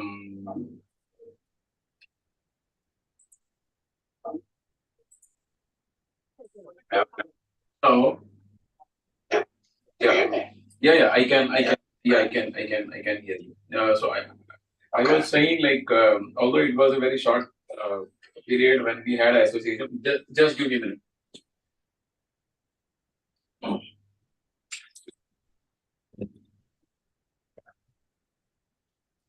So Leo, I was telling you like, although it was a very short time when we had an interaction, not more than I think exactly 9 to 10 months, but I really enjoyed working with you. And I still remember when we visited all the three factories, very nice, basically coordination with you, and really enjoyed every moment we spent together. I really I'm not sure if you spoke to any other Indo guy.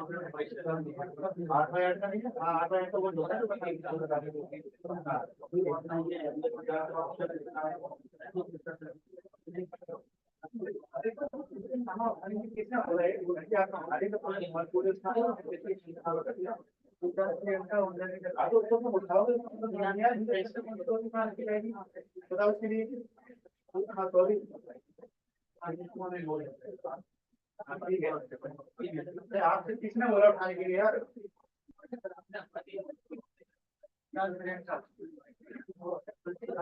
तो यार वो तो बताना पड़ेगा ना कहाँ लिखा है, तुम्हारा कौन सा जो पेन में पता होता है मुझे पता है एक आध का नहीं पता होता बाकी सब आभार में देखो ठीक है मिला ही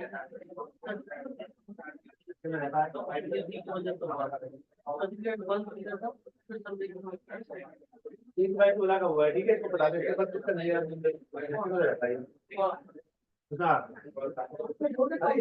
अरे बार बोल रहा है बोला कि मेरा मन ठीक है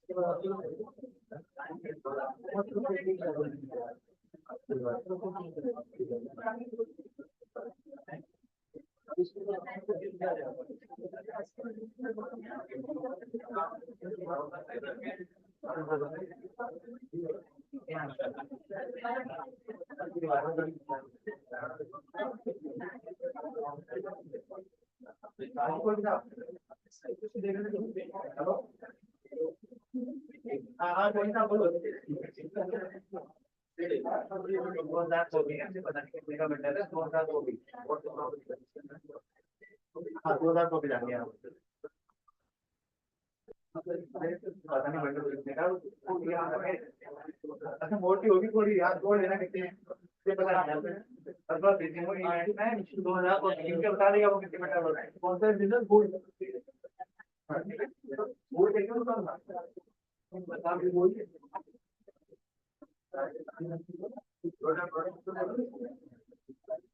इसको पता करना भी पड़ेगा इसको बोलना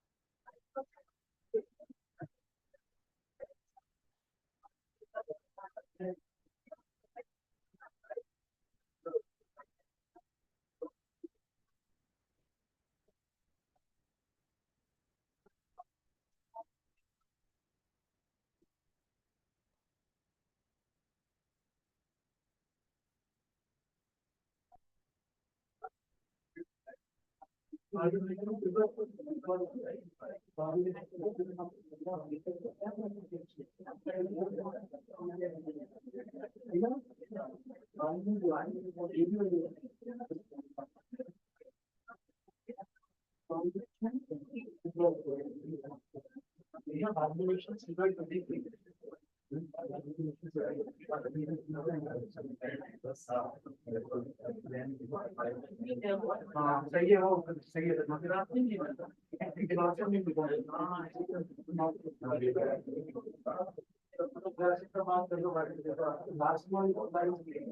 उल्टा हो गया ना पहला हो गया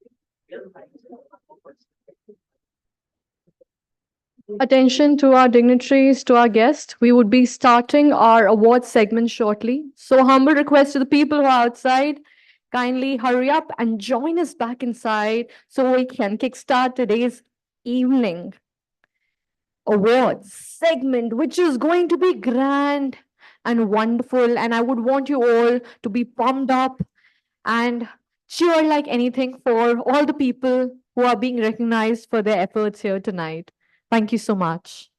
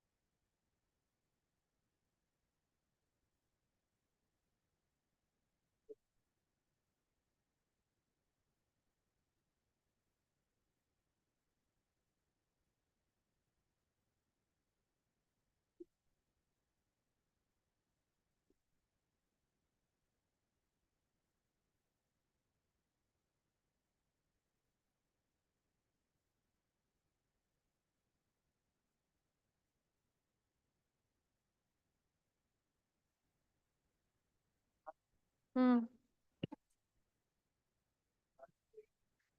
Ladies and gentlemen, moving forward from the compelling discussions that we witnessed today to the evening celebration, I welcome you to the second edition of BW Supply Chain Competitiveness Summit and Awards 2023.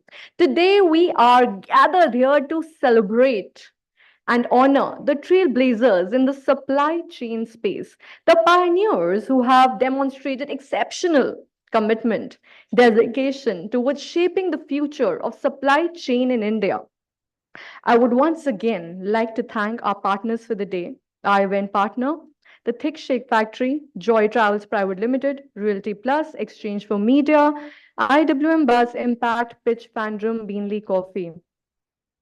Before we start with the award ceremony, I would like to take this moment to thank our jury members for their deliberation and contribution in deciding the winners. I request the team to please pay the jury AV to show us a glimpse of the jury process. Can we please have the AV on the screen?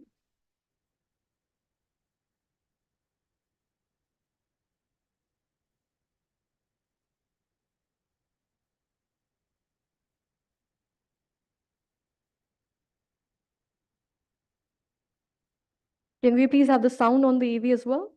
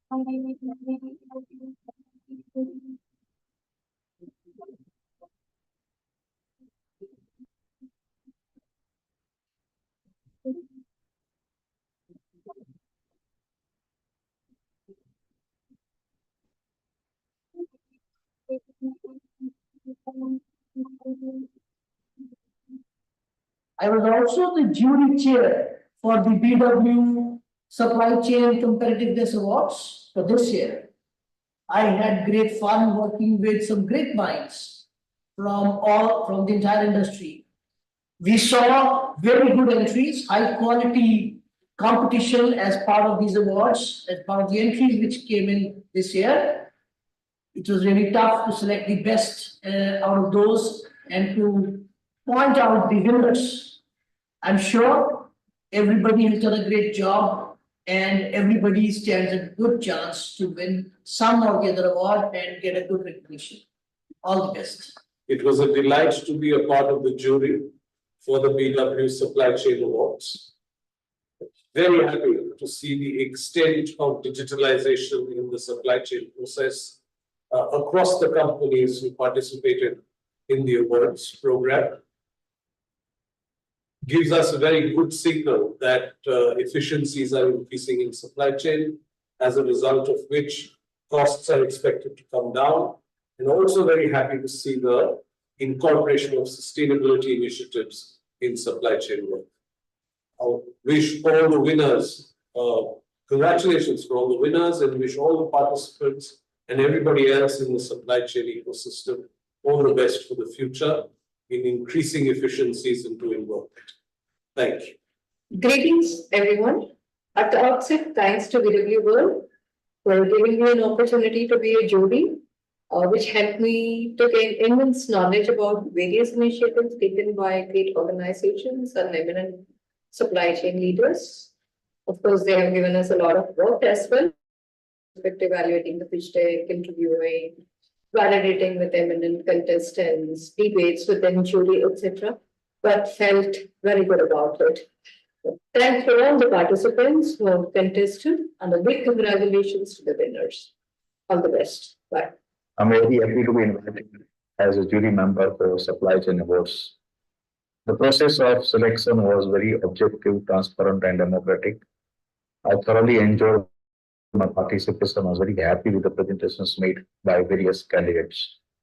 I wish grand success and congratulate all the winners. Thank you.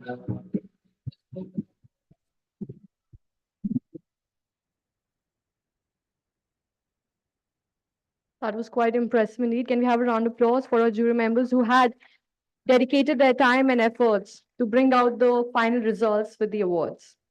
It's always said, the tough times don't last, but tough people do. So it's very important and imperative that in today's tough competition, we spearhead ourselves and work harder than our peers. Moving forward, I would now be requesting the humble presence of Dr. Anurag Batra, sir, Chairman and Editor-in-Chief, BW Businessworld and founder, Exchange for Media, to please join us here on stage and officially open the award ceremony with his insights. Thank you, Chandni. Good to see you after a long time. Last time I met her, it was during COVID or immediately after COVID, and she started pizza brand. She told me, never send me free pizza, nor did I order. But today I asked her if she was still doing that. And she said, you should know when to shut a business and when is the right time to grow a business. So she said it was a very competitive business, so I decided to shut it that. So good to see you, Chandni, after a long time. Good evening to all of you. I could come here in the morning. One, I wasn't well and my father wasn't well last night. So, today I spend most part of my day with my father. He's going to be 84 in 9 days from now. So, I chose to do that, It is very important, so I'm here.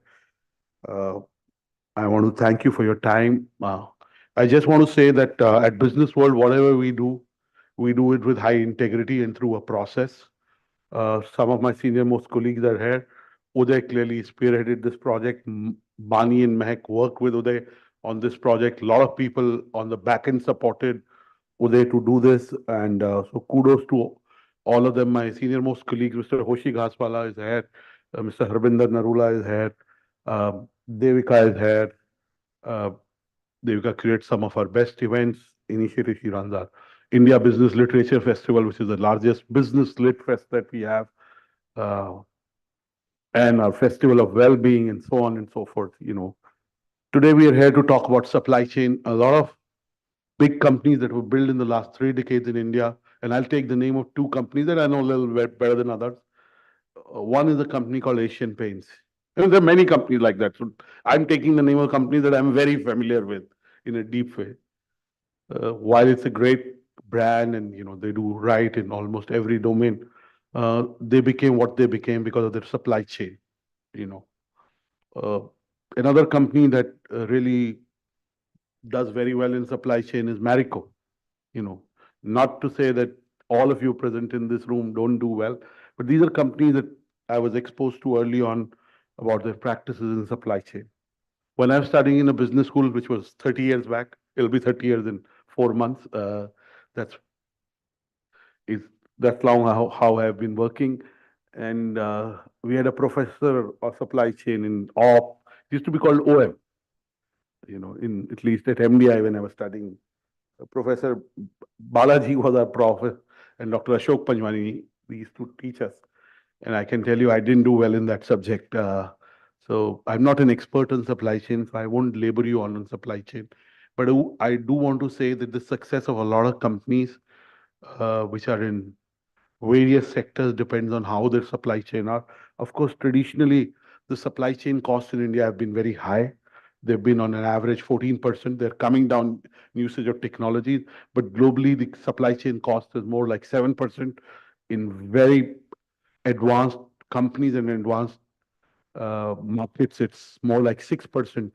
So if we can bring down our supply chain cost on an average, which is between 13-14%, depending on what number you take, to 7%. I think 6%, if a company is 20,000 crores, you're adding 6% to profitability, that's 1,200 crores. So all of you in the room are working towards making sure that the supply chain practices that you take add to that bottom line. The supply chain practices are most sustainable. I'm going to briefly talk to you about three things that I was supposed to talk in the morning, that I haven't made a new presentation. So I'm going to talk to you about three things. One is sleep. I think as senior executive, my life revolves around my travel, my stay, my work. If I'm not feeling up to it, I prefer to sleep. Because if I don't sleep, I'm not high energy. If I don't sleep, I bite my colleagues. Not physically, but in a matter of speaking. Okay. Never bitten any one of them, and not likely to. So I believe a lot of senior professionals compromise their sleep. And with the mobile phone becoming ubiquitous, we literally sleep with our mobile phones. I don't. I put it 2 rooms away from me. So if I have to use it, it takes a lot of effort. Second, I'm going to talk to you about kindness. I'm a driven person, but I'd like to believe I'm kind. But I'm not here to get that.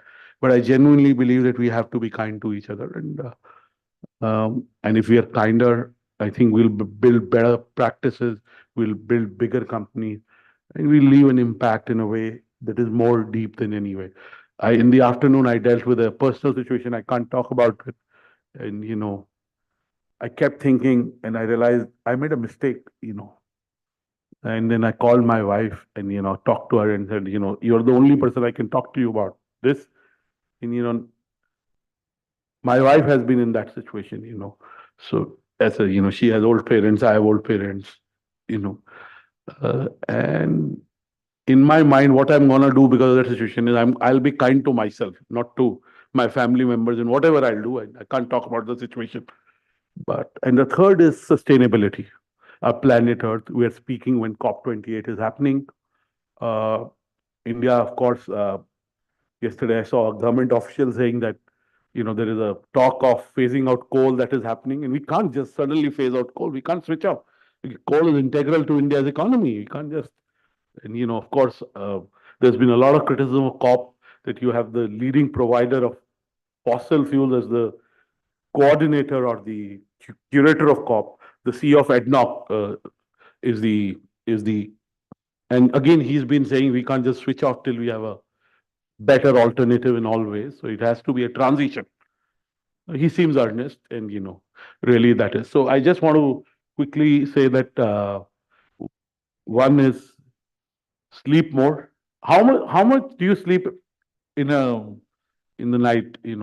I'm assuming no one sleeps at work. So that's why I said, how much do you sleep in the night? Across the world, there is a world sleep study. There's one in India too. But how much do you sleep in the night, sir? You should sleep more. How many of you sleep less than 6 hours? Be honest. One. 2, 3, 4, 5, 6, 7, 8, 9, 10. One thing none of my colleagues will tell you that I don't bother them in the night. After 9 p.m. is rarely I will not call anyone. Till 8 I am calling people. Maybe one. How many you sleep less than 7 hours? So most of you sleep less than 7 hours. Okay. How many you sleep 8 hours or more? How many sleep 9, 10 hours? How many sleep 9, 10 hours? No. I sleep a lot of time 9, 10 hours. I do. No, sometimes on the weekday also. I sleep very early. I'm sleeping by 10:30, quarter to 11. I want sometimes sleep by 9:30. It keeps, that's what I need. Okay. I slept. I honestly woke up early in the morning because Uday is very meticulous.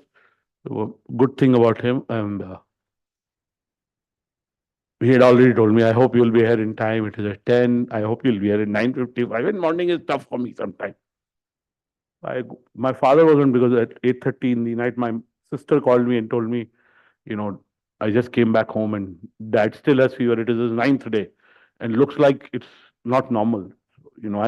Of course, it takes away my sleep, right? So I didn't sleep well. And for some reason, I was feeling very itchy in my body throughout the night. I couldn't sleep well. So I woke up very early. I called Hoshi and said, Hoshi, I won't be able to go. I'm going to go to sleep. Please go to the event. That's the reality. I went to sleep. I slept from 8 a.m. till 10 p.m. 10 a.m. Right? And throughout the day, I have taken better decisions because I could sleep that 2 hour well because I didn't sleep well in the night. My dad's health was on my mind, and I couldn't sleep. There could be other reasons, but primarily in my mind, that's the reason. So there is a book called Why We Sleep. Has anybody read it? Have anybody you read it? What is the name of the author? No. So if people come to me in interviews and I tell them never bullshit a bigger bullshitter, okay? But it's called Matthew Walker. So I read this many, many years back. I'll come to that. Before that, let me ask you, do you know this guy? Which IPL team does he play for? There's an iPhone 15 for somebody who tells me that. Which team? Do you know this guy? Does anybody know this guy? Don't Google him. Guess, okay, who he is. Take a guess, yaar. Hanji. Yes, he's the same guy. So this is a guy who in 2012 almost became the youngest Israeli to climb the Mount Everest. He was somewhere between the base camp. Actually, he was very close to the Mount Everest. And then one of his fellow climbers died. Another was about to die. So he had the choice either to become the youngest Israeli to climb the Mount Everest in 2012 or save the life of one of his friends. He chose to come back, not go to the Mount Everest, save the life of his friend. In the process, he lost 2 of his limbs. He had frost bites. So in a world, we all are very competitive. The fact that we do awards, the fact that you enter awards, the fact that jury members give so much time, you all are very competitive. We all are competitive. There is no question about it. And there's nothing wrong about that. We got to give best to whatever we do. But sometimes we can be very me. All of us, including me. I'm not segregating myself from you guys. I think in the world where you're trying to be so much me, all of us, I'm no different from you. Only that I sleep more than 8 hours, 27 days a month. 2 days, at least 10, 12 hours. Right? And that's a good thing you can take from me. I don't feel guilty about oversleeping because I know it helps my health. What is the point? Jogging, walking, eating right. I don't smoke, I don't drink. Sleep is the single biggest thing that will make sure that you don't have Parkinson's, you don't have Alzheimer's, you have longevity.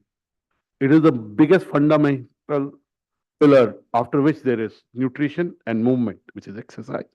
Of course, if you do those, then you're there. You live long, you live well. But before that, kindness. If you're kind to yourself and to others, you will anyway do better because you'll feel good. Have you कभी दान करते हुए किसी को बुरा लगा है या कुछ अच्छा? कभी नहीं लगेगा. It makes you feel good for 2-3. I did something in my mind and it involved a family situation. I told whoever older, don't worry, I'm on the same page. So don't worry too much about whatever. Whatever it was, in my mind, I'm clear what I'm gonna do, and it makes me at peace. Okay. And not necessarily it's the richest people who give more. A lot of people are good at all levels. So be kind in a world. He's an Israeli. I don't know what he's doing. I started showing this slide before 7th October. And I feel lucky just to be alive is luck. I, of course, want to keep my commitments, want to grow my company, want to be the number one business media company. It's all possible, but I also want to be kind. I want to be good. And I try and be good to my colleagues.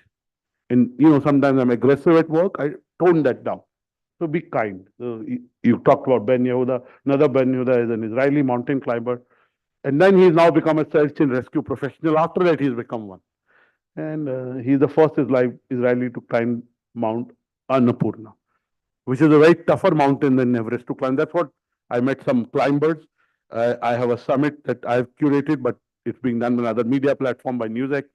And there is a friend's daughter who at 8 climbed Mount Kilimanjaro, Harsha Benur's daughter. I have another climber coming who's at 23 was the youngest Mumbaiker to climb Mount Everest. He's now 28, 29. He's about to get married, so another challenge in his life.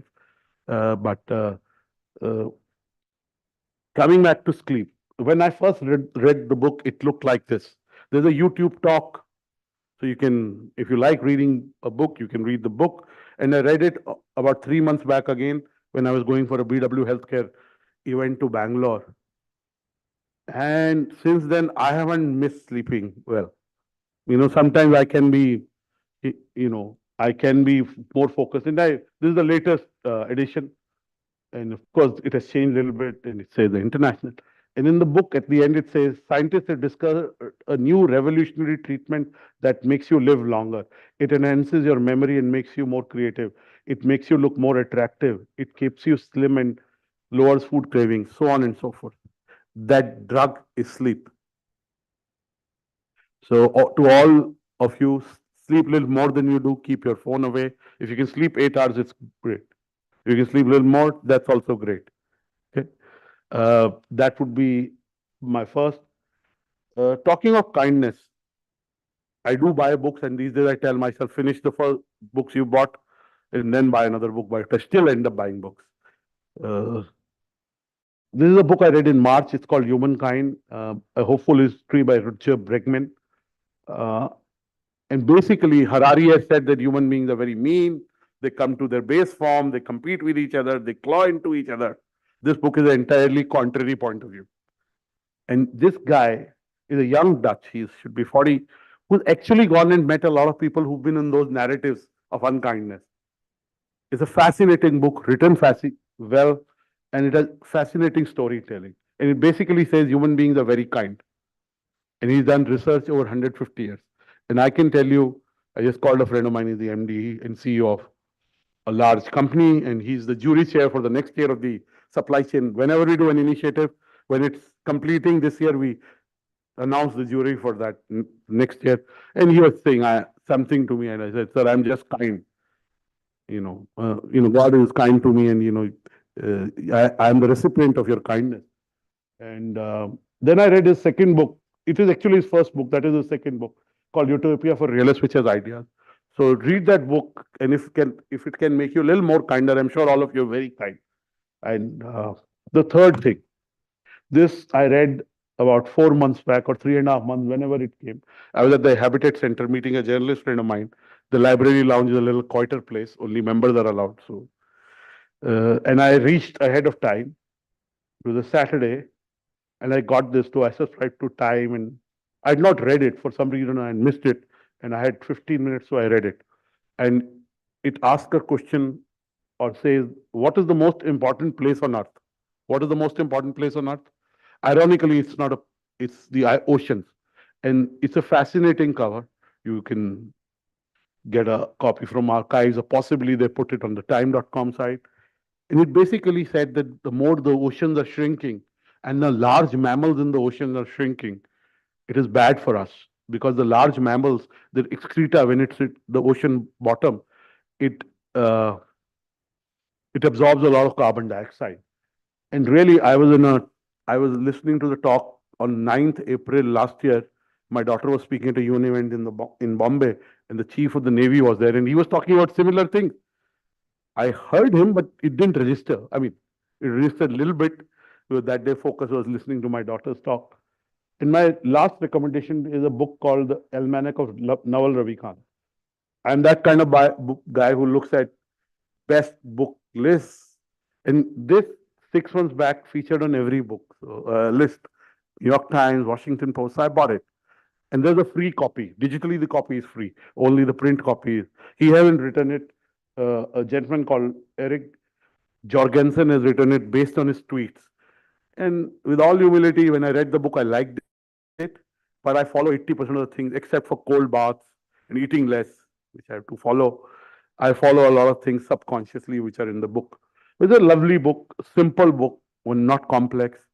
So I do want to recommend, books to you. I want to end by saying that thank you for being here today. You heard the jury chair speak. He's not here because his daughter has unexpectedly landed 2 days ahead. Daughter has just graduated from Stanford, and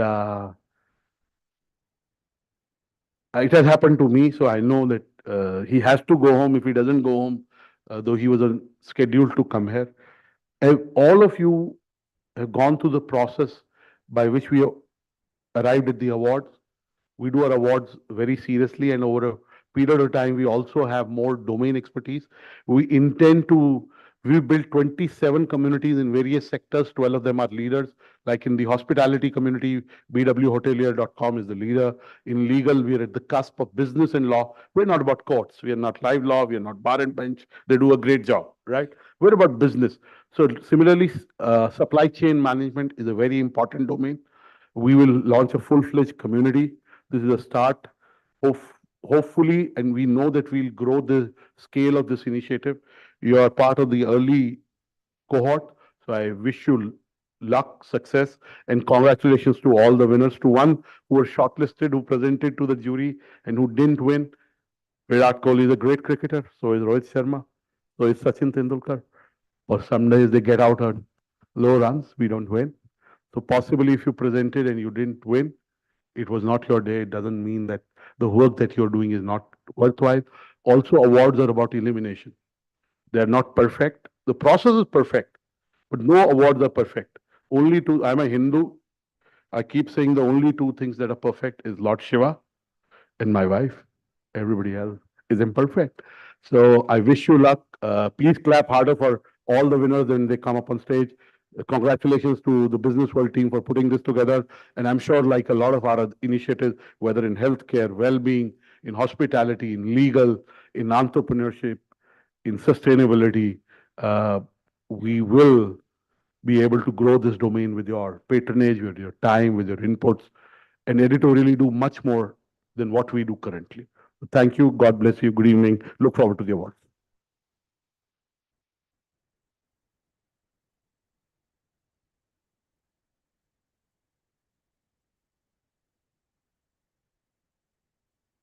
Thank you so much, sir. That was quite insightful indeed. And every conversation with Dr. Anurag Batra is something to learn from, right? Can you have a huge round of applause for sir here? Thank you so much. हारना उसे नहीं कहते जो बार बार गिरते हैं, पर जीतना उसे जरूर कहते हैं जो बार बार गिर के उठते हैं.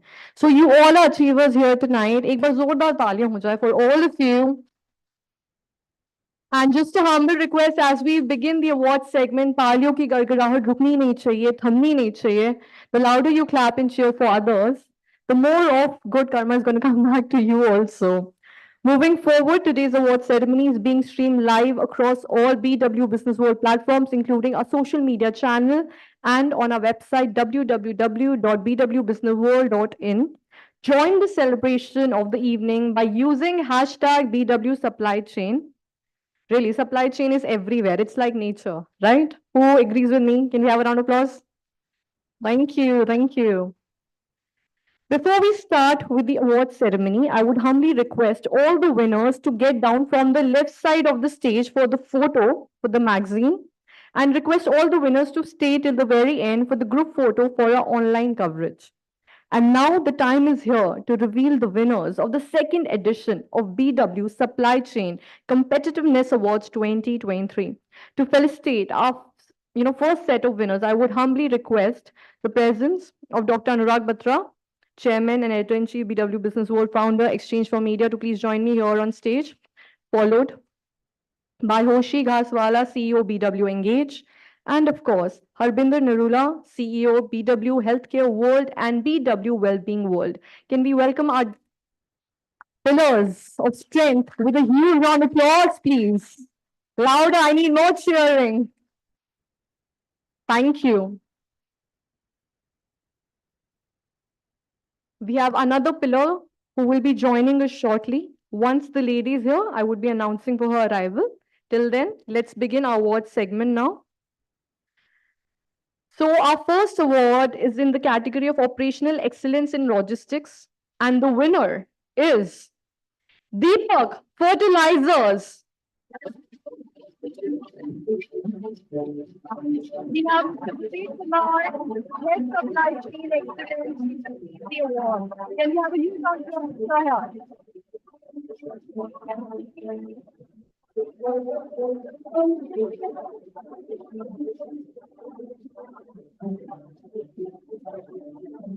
Congratulations to you, sir.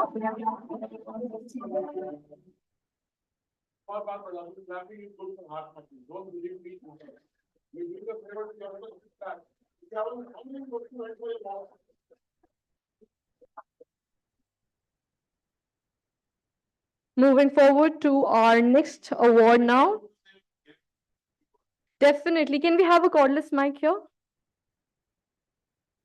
Can we get cordless mic?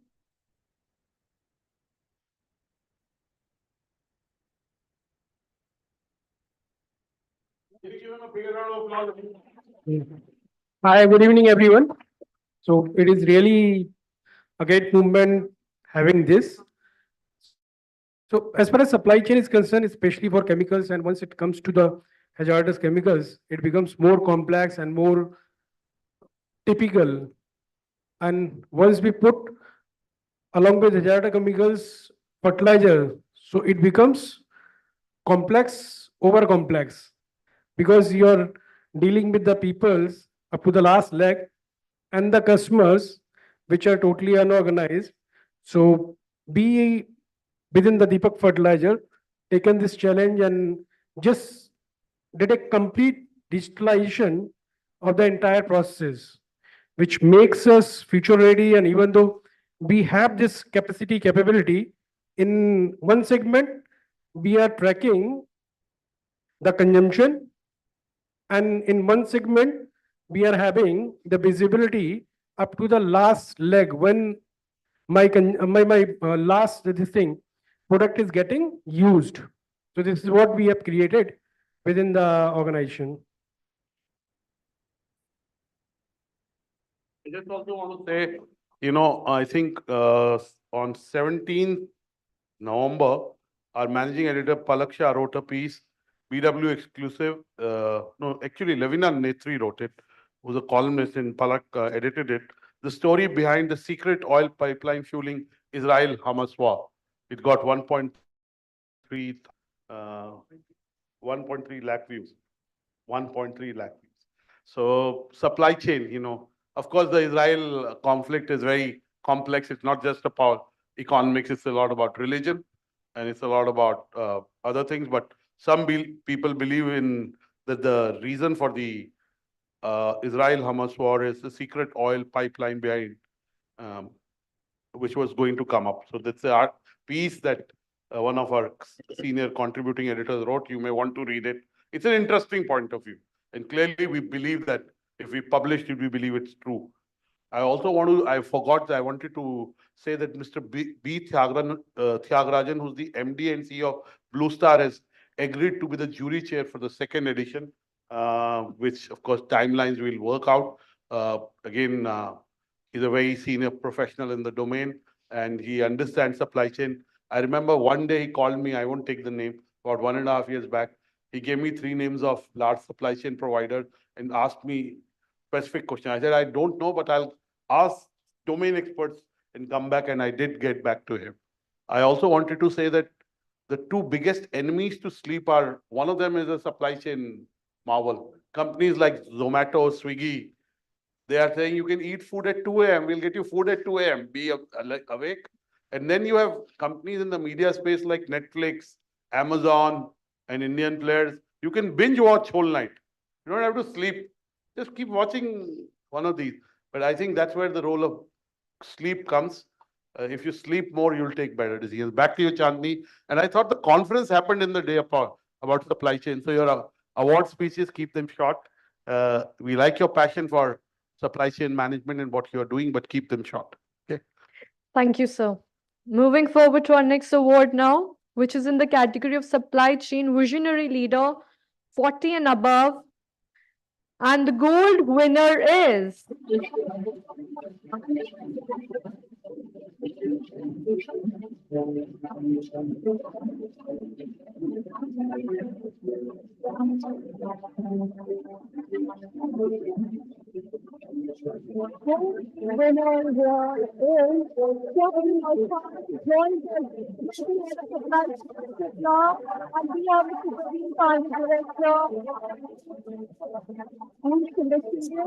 have a round of applause for Sohail. Come on, people.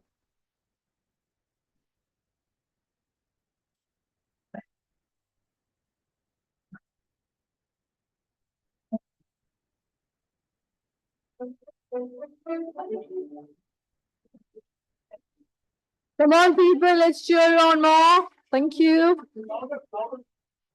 Come on.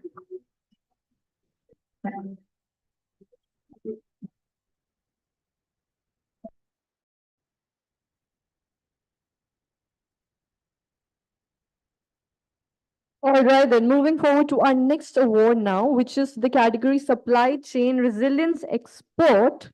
And the winner is Ashish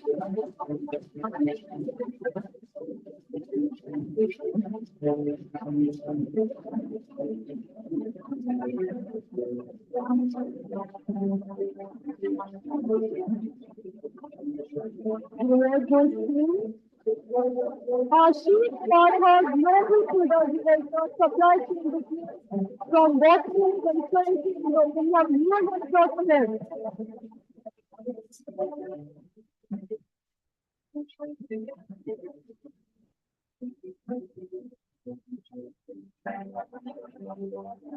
Come on, people, louder.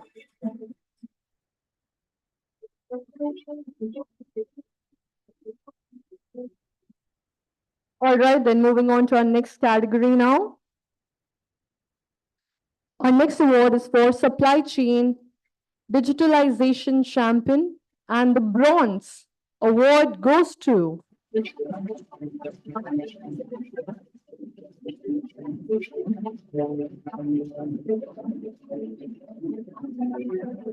bronze winner is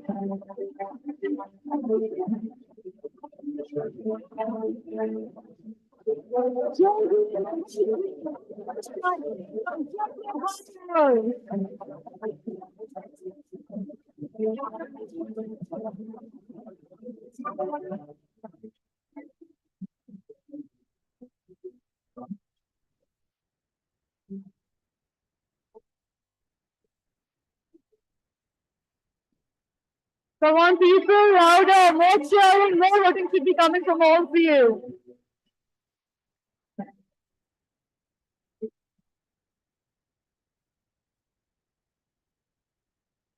Good evening. I just wanted to thank everybody, the BW team, the jury members specifically, and the people, everybody here, a lovely audience. And I specifically want to thank because we are doing a lot of work in the supply chain domain or in the business world, but getting it into the forefront, and making the works recognized on a platform, I think is very, very crucial. It's not about recognition also, it's also about learning from each other, the things which are happening. I think this effort, it's a brilliant effort, and it should be, as you said, it's going to continue. every year. So looking forward to more of this, and thank you so much.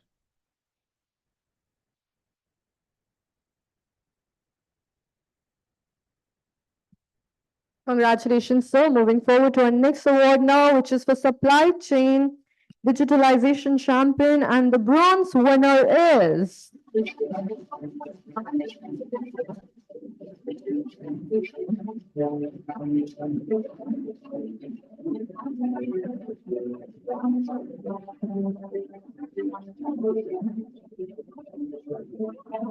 And the winner is Hollywood Global Planning and Fulfillment Manager, ADP.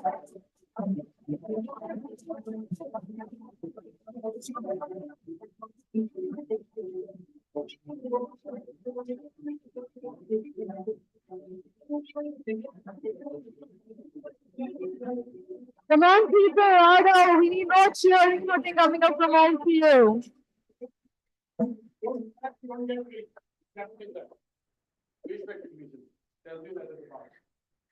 Moving forward to our next category now, which is Supply Chain Digitalization Champion, and the silver prize goes to.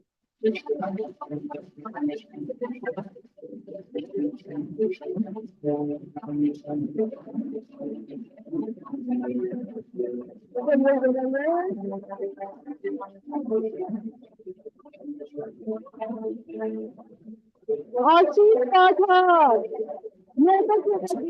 supply chain from the Boston Consulting Group.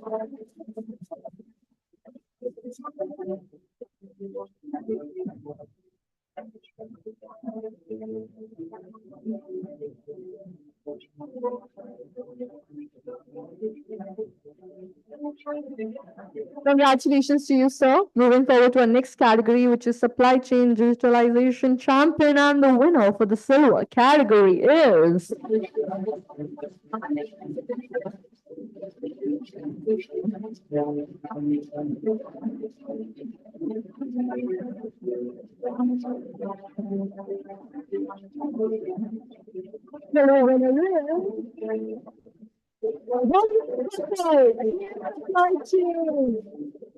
From Johnson Industries.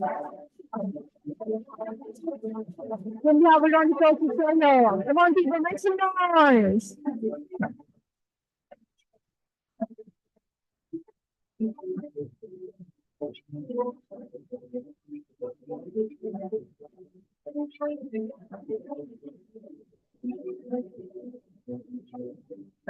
Congratulations to you, sir. Moving on to our next category now, which is Supply Chain Change Management Pioneer, and the winner is.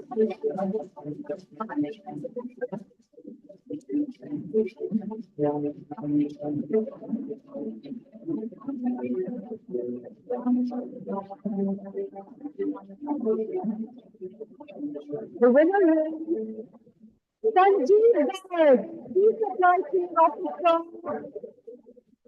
from IQ Technology Private Limited.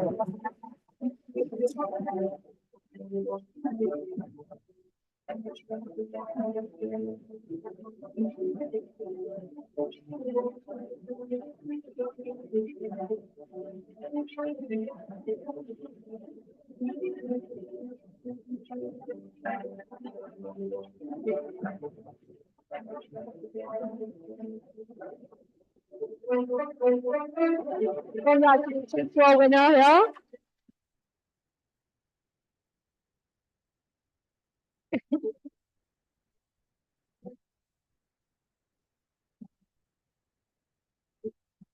Moving forward to our next category now, which is Supply Chain Diversity and Inclusion Advocate, and the winner is.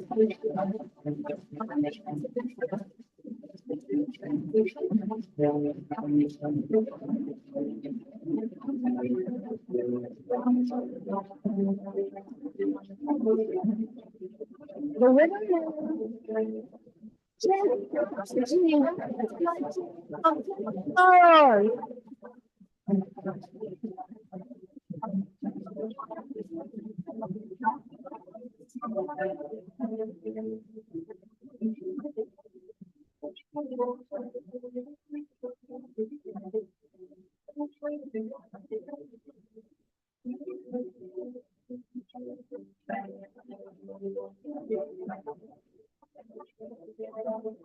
Congratulations to you, sir. Moving forward, our next award is for supply chain emerging talent below 35, and the silver winner is.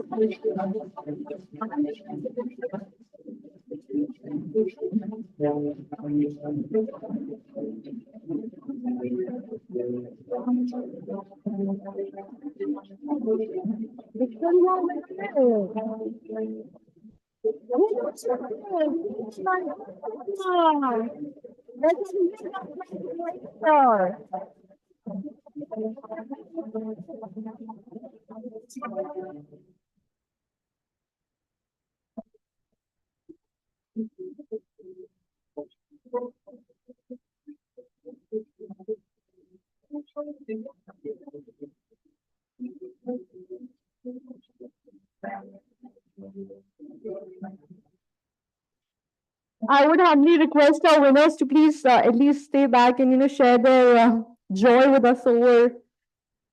Okay. I'm not.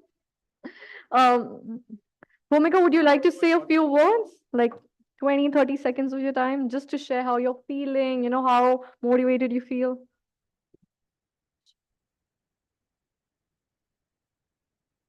Well, this feels incredible.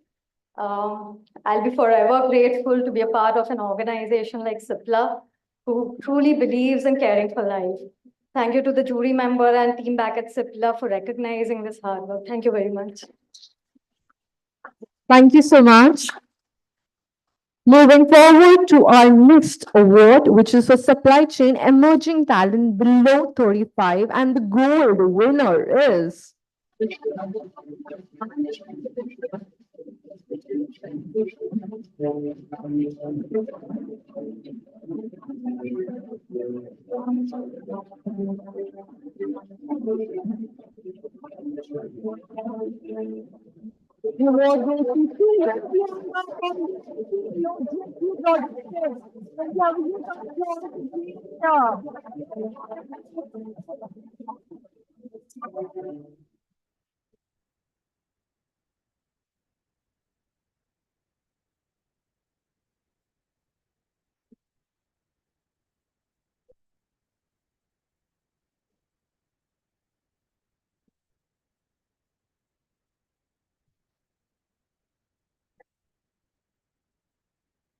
Susan, would you like to say something? Share your thoughts, feelings?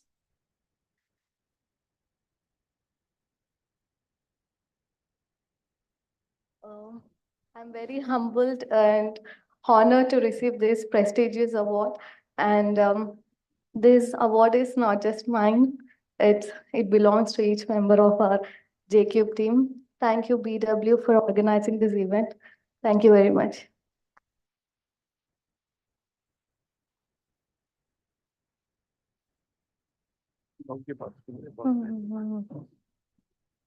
All right, then moving forward now.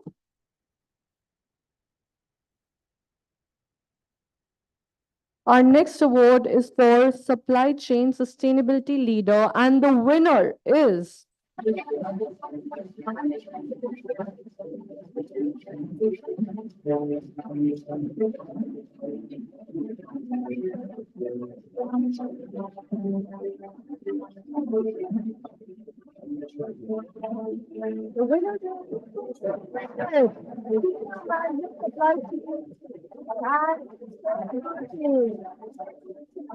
From Araku Life Sciences.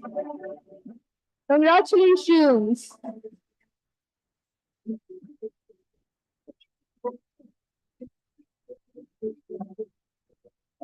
Come on, people, louder. Let's cheer on.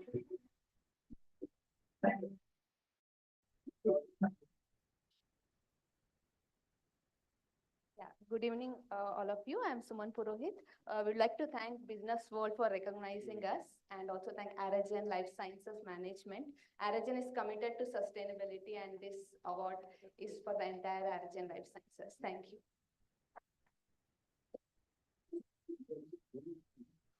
All right, then moving forward, our next award is for Supply Chain Mentor of the Year, and the silver winner is.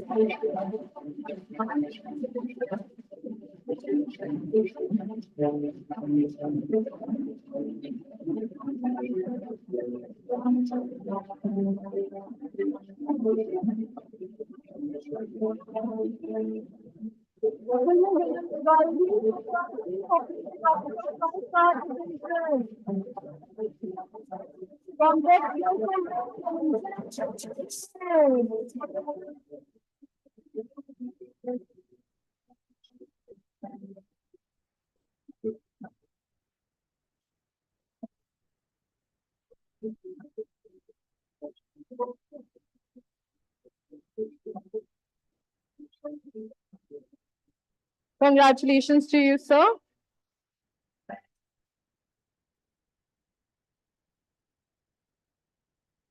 Thank you, Businessworld and jury members for selecting us for this award. Texmaco has been supplying freight cars for last 7 decades, and we have supplied more than 150,000 wagons and have been contributing towards Indian Railways and the nation. And we have developed both backward and forward integration. Thank you very much.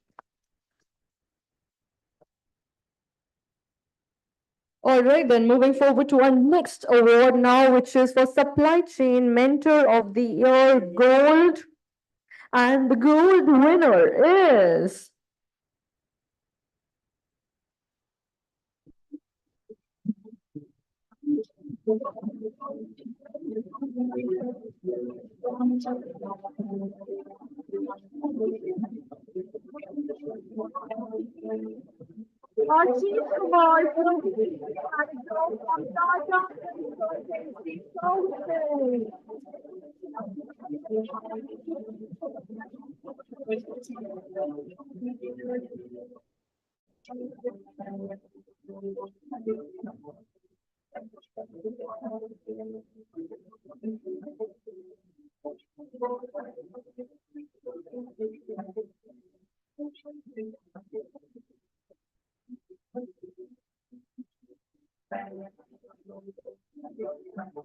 Congratulations to you, sir. Rise and shine indeed.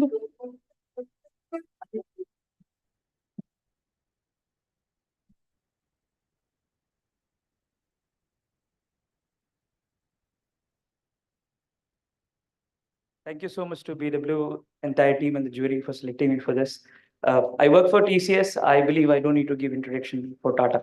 So the entire ethics of Tata is about giving back to the society, and I definitely stand up to the mark and deliver back to the society. And thank you for selecting me for this honor of a mentor of the year. Thank you so much. Moving forward to our next award now, which is Entrepreneur, Supply Chain Leadership, and the winner is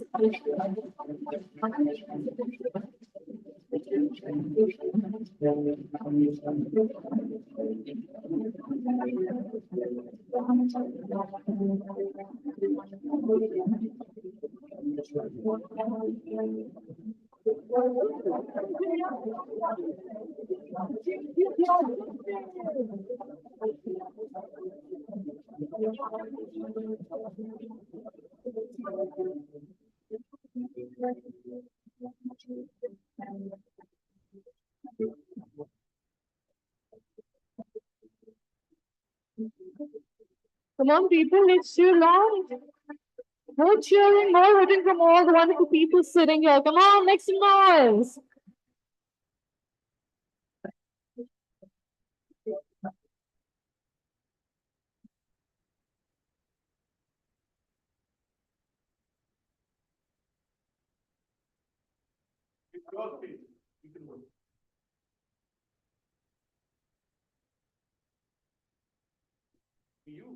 You won the award. I would never experience before this, but I'm very grateful to our team and my supporting clients, partners, and family members who have supported me constantly. Thank you. Thank you, all of you. You know, I was asking everyone where they come from, what are they doing? And I asked her, when did she start the company? She said 5 years back. That's quite a journey. Well done. Congratulations. Congratulations once again. Moving on to our next award category, which is end-to-end supply chain excellence. And the bronze award goes to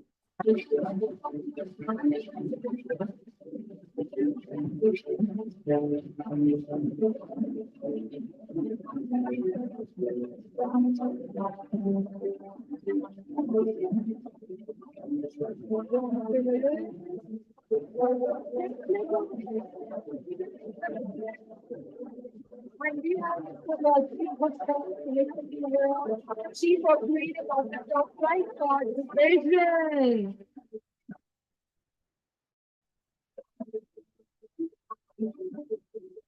And the team as well. Can you have a round of applause for them, please? Make some noise.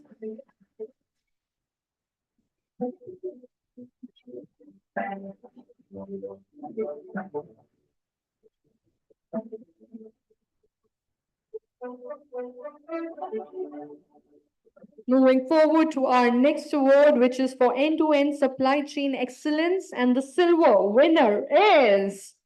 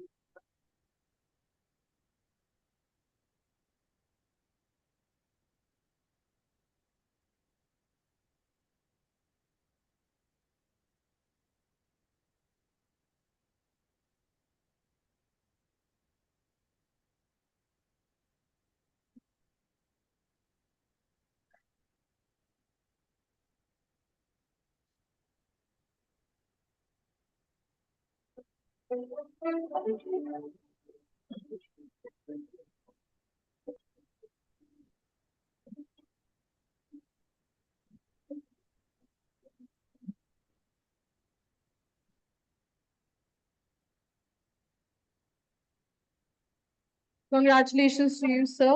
Moving forward to our next award, which is End-to-End Supply Chain Excellence Award for Gold. And the winner is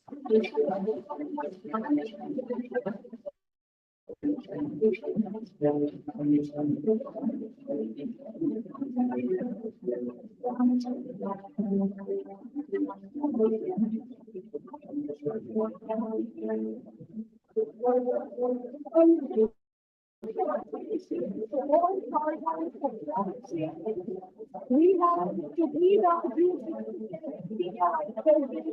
3PL and contract logistics, and Riturat Sharma, GM Sales, here with us. Zoda Tali, who's doing great. Come on, people, make some noise.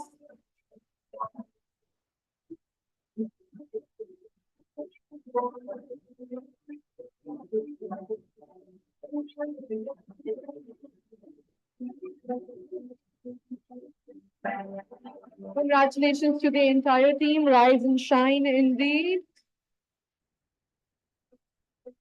Moving forward to our next award, which is for End-to-End Supply Chain Excellence Gold. And the gold winner is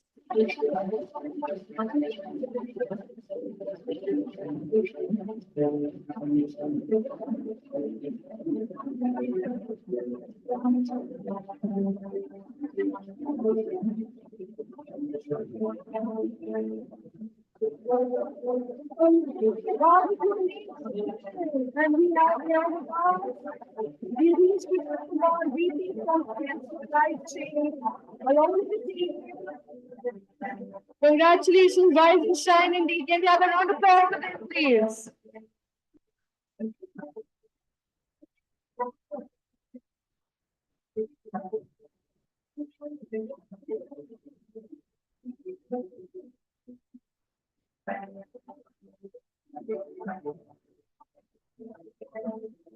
Come on, people, make some noise.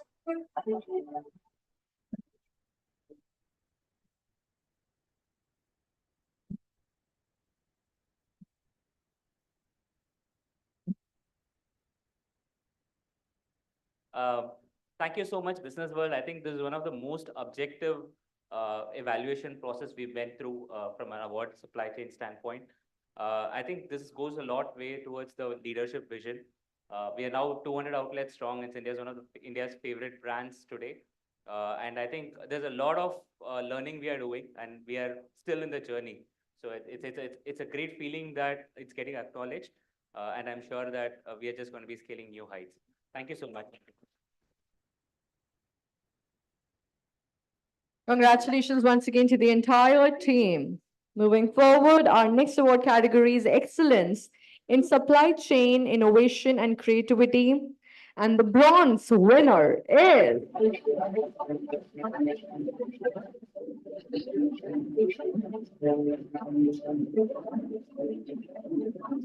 Hello.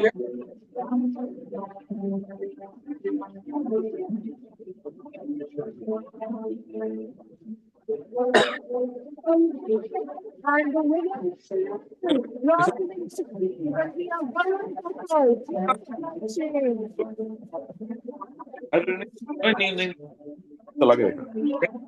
Marriage पे चलाओ ना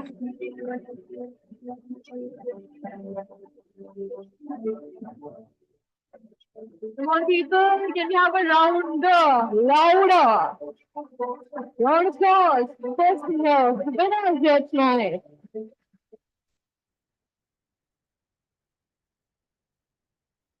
Thanks a lot.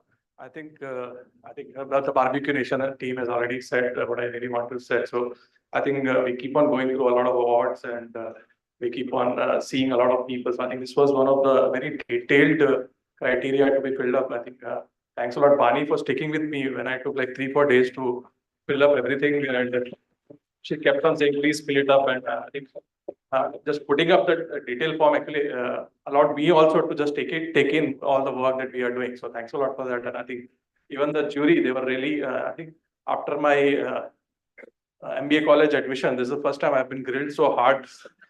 So thanks a lot for taking me to my college. शादी नहीं की क्या आपने? शादी नहीं की? नहीं, वो तो next level ही है ना. अच्छा, not comparable that. I'm not Mount Everest type. not talking about constant nagging. Na, that is, you get used to it. Okay, kidding. Please give him a big round of applause. And I do want to say that our process is an honest process, and we are a knowledge, so we are capturing it. It's not a perfect process, and maybe in the third, fourth year, this is the second year, you will see that we'll be close to perfect. And I also want to say that, before I acquired Businessworld 10 years back, I was lucky enough to build a company called Exchange for Media, which is the #1 website on the business of marketing, advertising, media. And we do a news broadcast awards there. And, somebody would say, oh, so many awards. This is the 16th year. Last year, the vice chairman of the Rajya Sabha was the jury chair, and the INB minister was the chief guest. And I tell them these awards are not for anchors. These are for people who are show coordinators, people who do promos. So one of the vision that me, Hoshi, we all share is a lot of domains that are really core to business, but they don't get applauded a lot. The work in there doesn't get showcased beyond the organization. So we are here to be able to, supply chain is one of those very important backbones of a business with the amount of money that goes in it and the criticalness of supply chain. We're happy that leaders like you who work in the back are getting recognized. So just want to say that, and thank you for the acknowledgement of the process. I think it means a lot, and congratulations to Bani, Uday, and Mehak for doing it. And I hope you stay for dinner, sir. नहीं तो आपका dinner मेरे को खाना पड़ेगा. Thank you, sir. Moving forward to our next category, which is Excellence in Supply Chain Innovation and Creativity. And the silver winner here is. And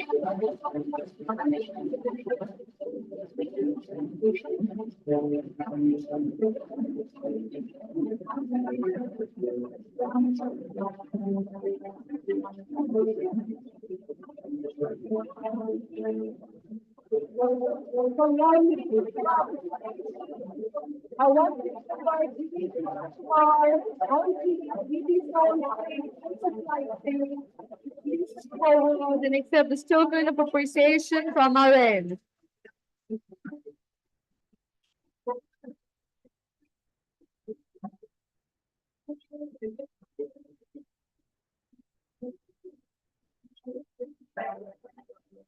Come on, people, make some noise.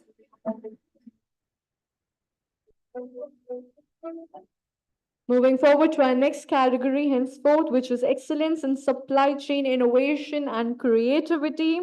And the silver winner is.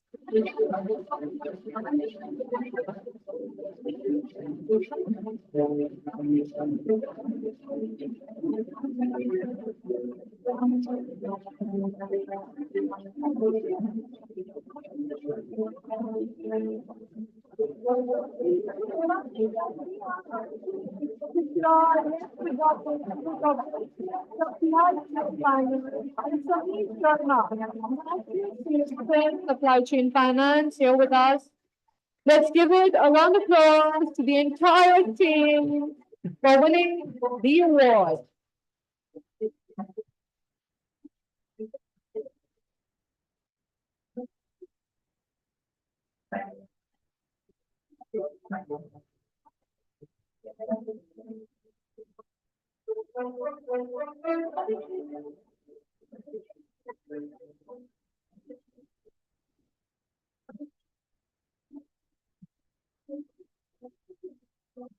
Congratulations once again to the entire team. Rise and shine indeed.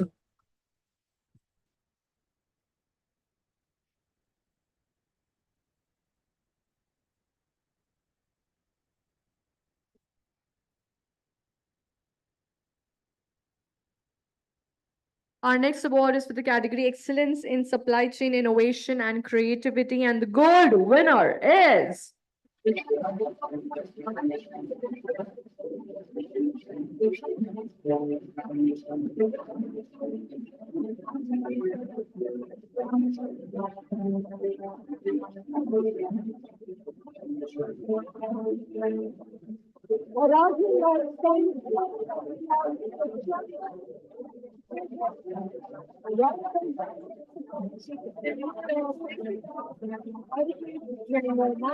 Lead procurement here with us.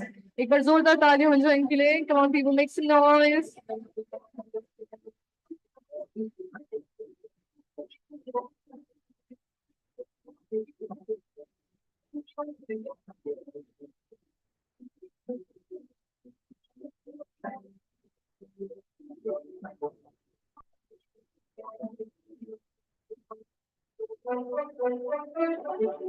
Congratulations once again to the entire team.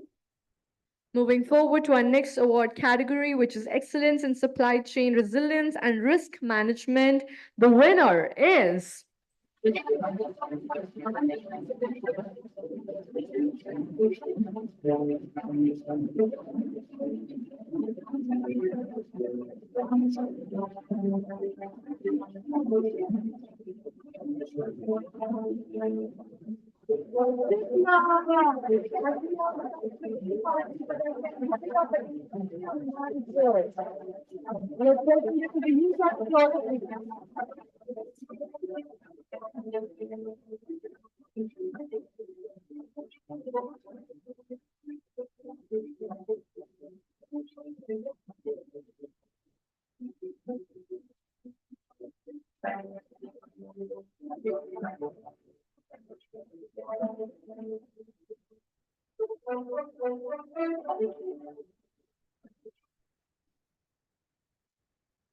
Moving forward to our next award category, which is Outstanding Customer-Centric Supply Chain, and the bronze winner is.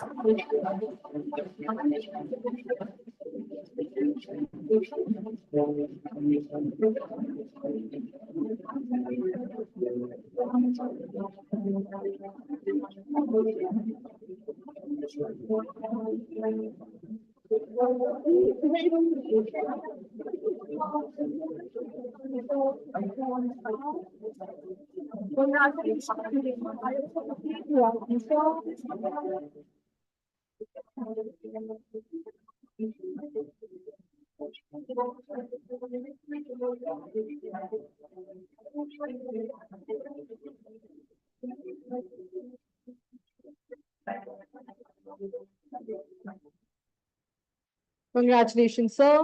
Moving on to our next award category, which is Outstanding Customer-Centric Supply Chain. And the silver winner is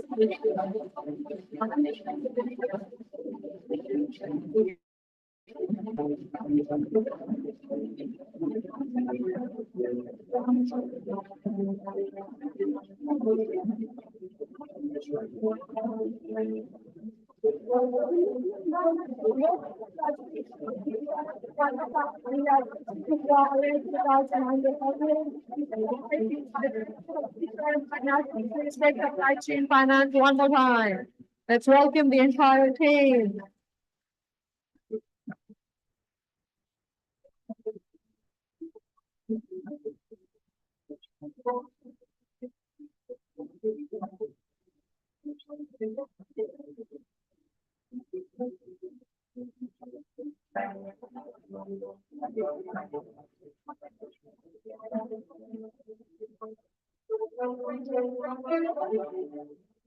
Come on, people, make some noise. Let's cheer along for all our winners here tonight.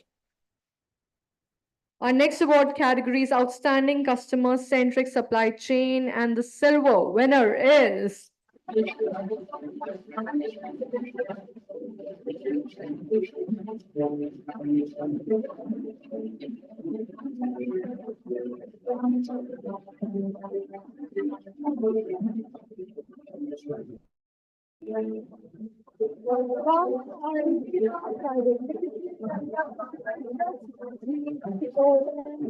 I'm Sukanya.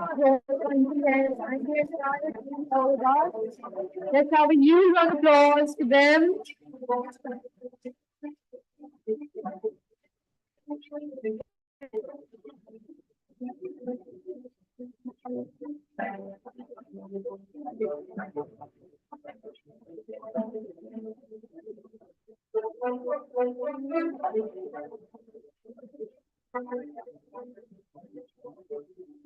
Congratulations to the entire team here.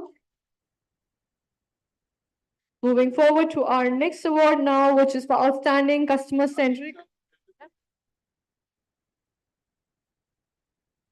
A big thank you to obviously the hosts, Businessworld, all our lovely colleagues and contemporaries in the industry. And I think if there's another word for supply chain, then it has to be customer centricity. And if you want to look at other synonym, then I'm sure omni-channel and sustainability are the two most used or rather abused words where we have to walk the talk more. But a big thank you to everybody. And we feel very proud to be part of this entire journey. Congratulations to the team one more time. Rise and shine indeed. Moving forward, we now are going to be announcing for the Outstanding Customer-Centric Supply Chain Gold winner.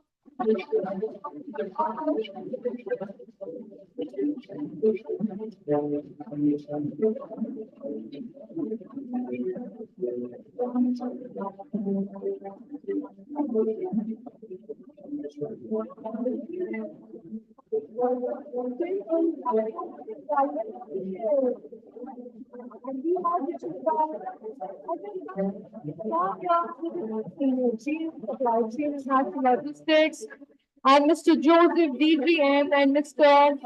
Devanjan National Demand Planner. Loads and loads of congratulations to the entire team.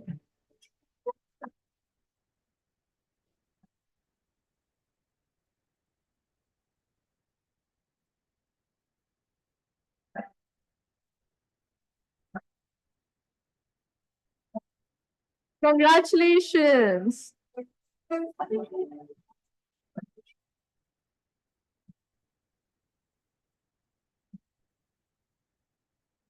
So would you like to say something? I'll take 30 seconds, not more than that. I learned a word from him, Ubuntu. We are, I am because we are. So in the same spirit as a team, because we also believe that customer is everything. So customer is there, so we are. So that's all. Very impressive. Thank you so much, sir. Moving on to our next award, which is for Supply Chain Digital Transformation. Bronze winner. Let's see.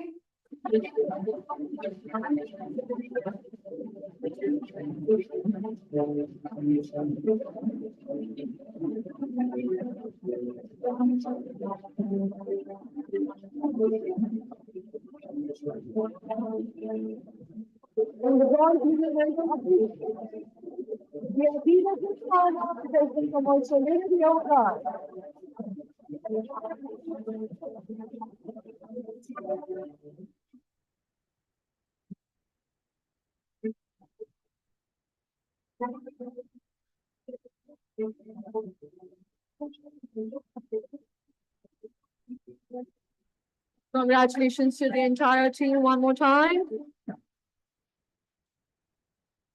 I would request Dr. Anurag Bajaj to kindly take a seat as we have our dignitary here with us, Sneha Oberoi, CFO, EVP Administration, Suzuki Motorcycle India. Let's welcome the lady with a huge round of applause. And I would like to humbly thank ma'am for taking out time to present the next segment of our awards now. Our next award category is Supply Chain Digital Transformation, and the bronze winner is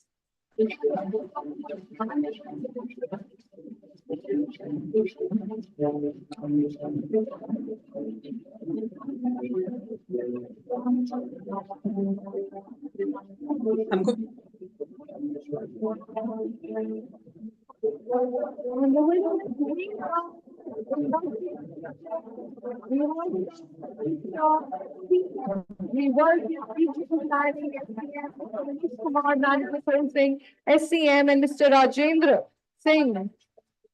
Demand planning SCM here with us. Lots of congratulations to the entire team. Come on, people, make some noise. Let's hear it.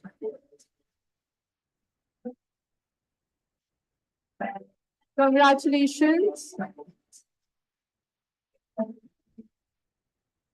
Thank you so much. Moving on to our next award category, which is Supply Chain Digital Transformation. And the silver winner is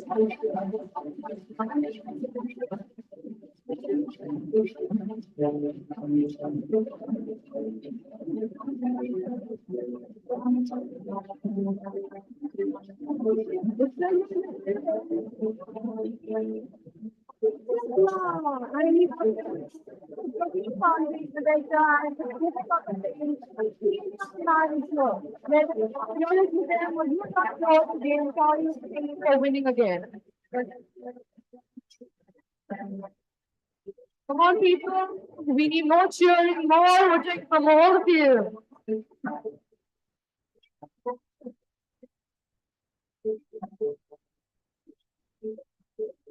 Our next category is Supply Chain Digital Transformation, silver winner. And here it goes.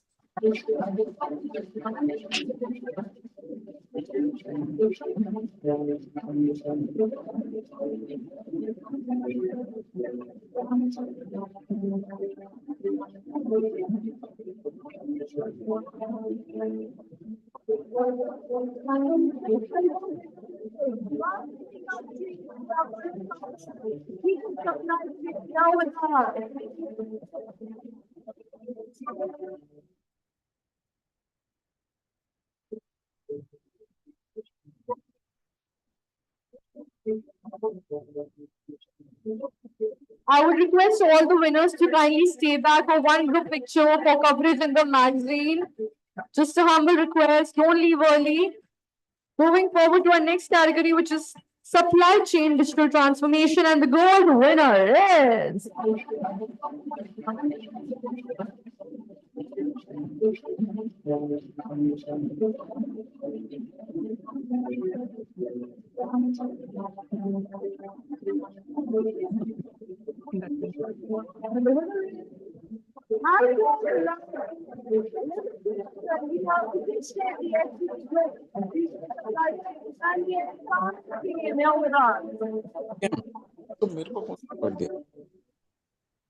कि मैंने आवाज बढ़ाओ ना, आवाज नहीं आ रही।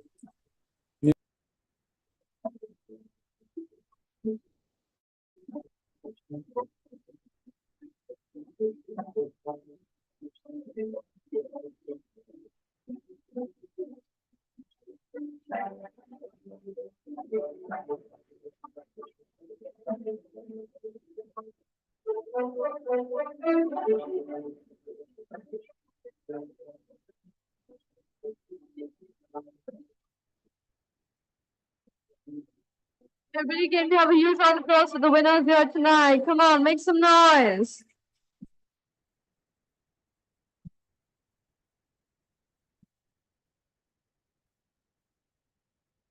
So would you like to share your thoughts, how you're feeling with the audience? Thank you, everyone. Thank you, BW, and the jury members for recognizing us. It would have not been possible had it not been a change in terms of the belief in the management in terms of why digital transformation is required for every organization. And with the help of our team and other cross-functional team, this would have not been possible. Thank you once again. Thank you. Thank you. Thank you, sir, and congratulations once again. Moving on to our next category now, which is for supply chain education development excellence, and the winner is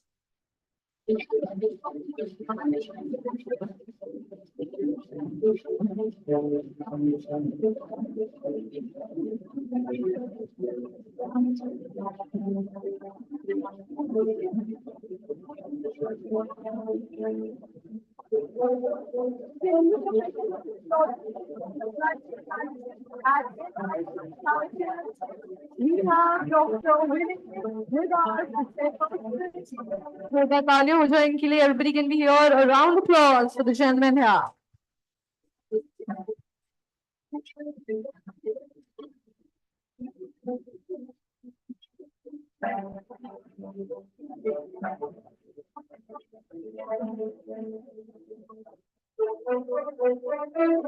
Congratulations to you and the entire team. Next we have is the Sustainable Supply Chain Leadership Award, and the bronze winner is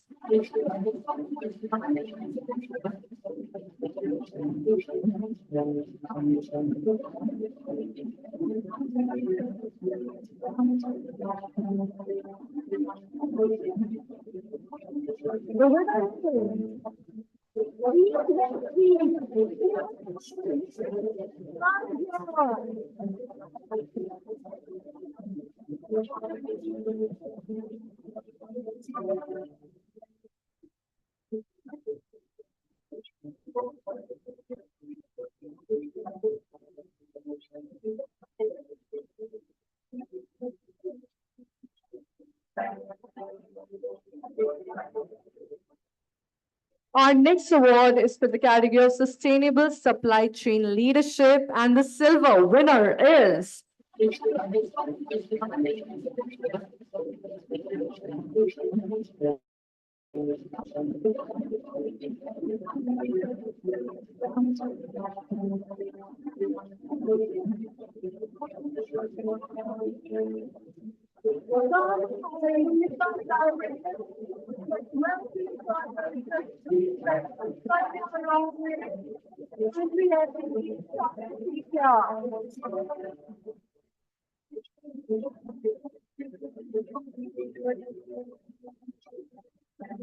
Come on, people, make some noise. Next year long.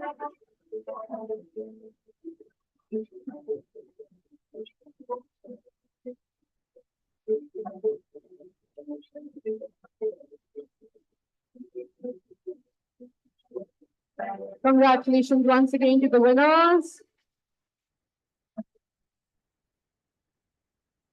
Good evening, and thank you so much to BW and the entire jury for having us here. Anuragji was talking about being kind. I think this is the brand value, which we take in Kama Ayurveda, being kind to skin, kind to people, and kind to planet. These are the ethos which we start with, and sustainability is in our core. And this is a journey, and the journey will continue. And all these awards, really motivates us to continue this journey. Thank you so much. Thank you. Moving forward to our next category, which is Sustainable Supply Chain Leadership. For silver award, we have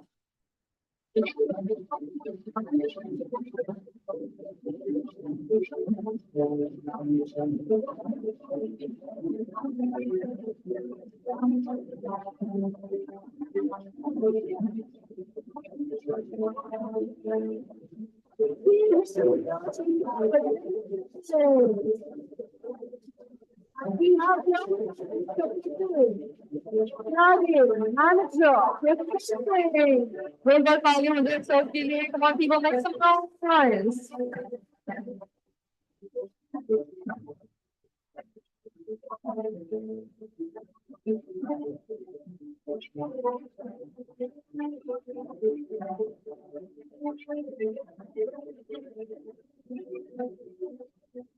Congratulations to the entire team. Moving forward to our next award, which is Sustainable Supply Chain Leadership, and the gold winner is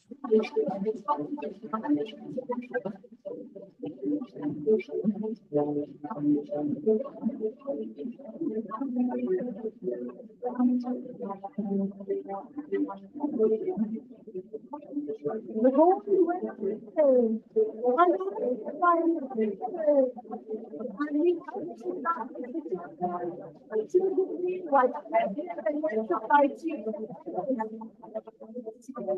Someone below Senior Manager, Supply Chain, Strategy and Sustainability.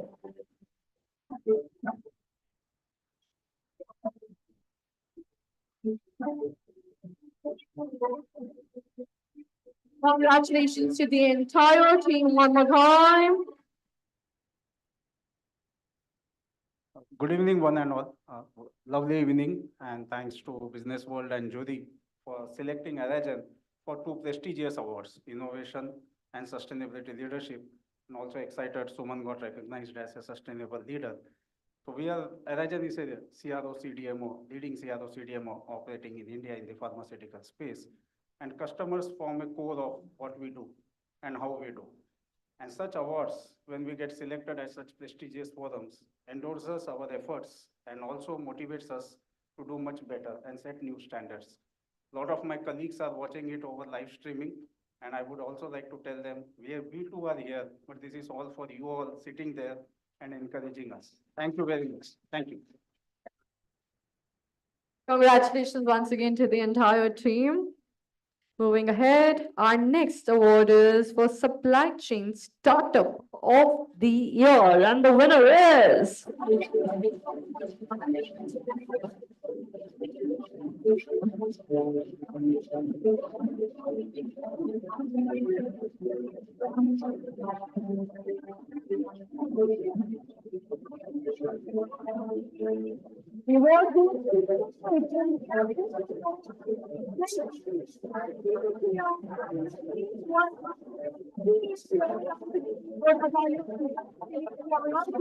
the winner is here tonight.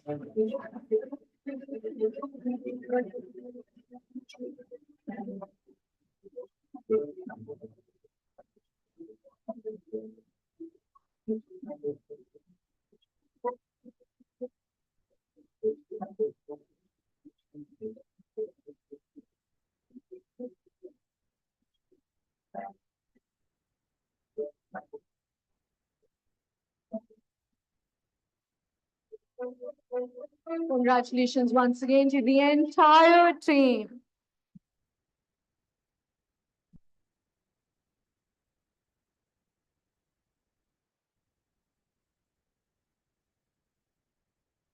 Our next award is in the category of Collaborated Supplier Partnership, and the winner is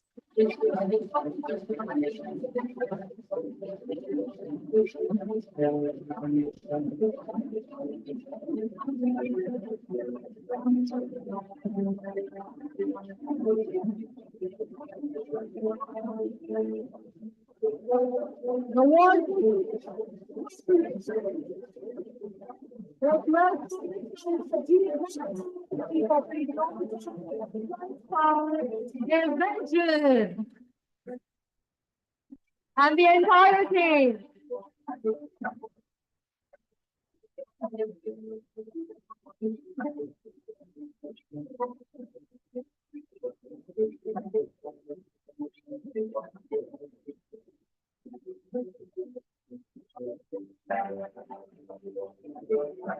Congratulations once again to the entire team.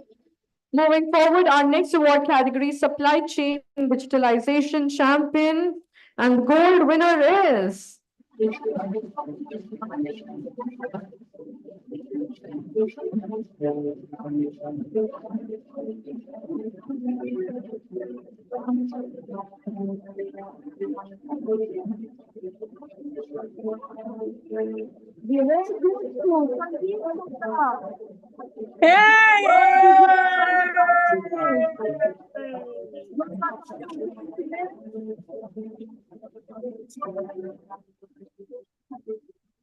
Yes, he would be joining us virtually. Let's take a look. Congratulations to you, sir.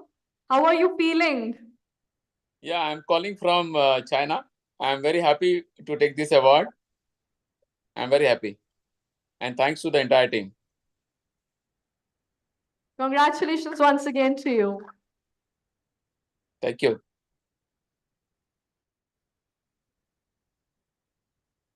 Moving forward to our last award here tonight, last but not the least, End-to-End Supply Chain Excellence, and the bronze winner is.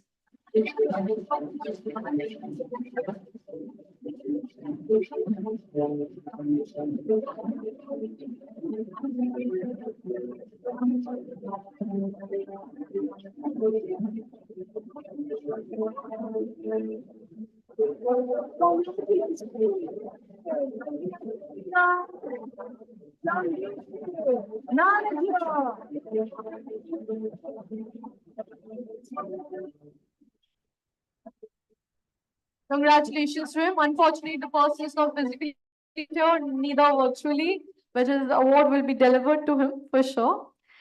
Now that we have come to a closure of this amazing award segment, just a humble request once again to all the winners to come forward onto the stage for a group picture.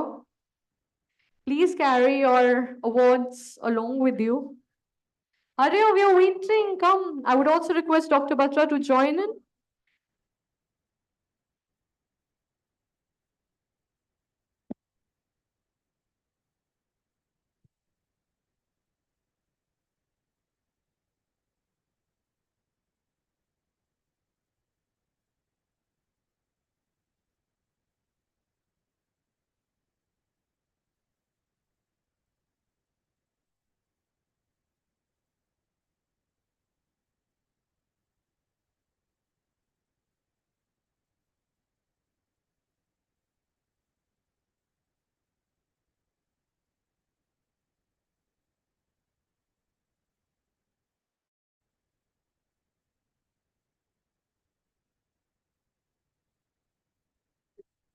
Yes, sir.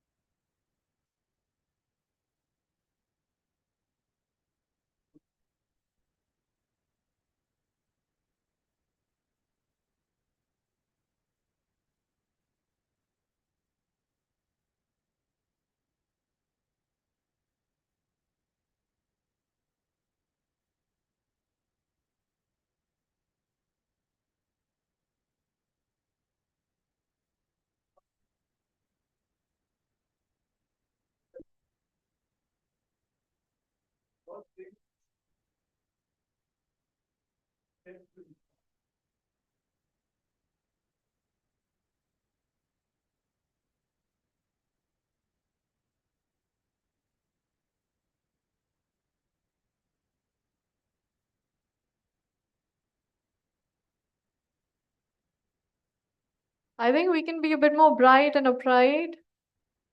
Say cheese. Congratulations to all the winners. Hip hip. Hip hip. Hip hip.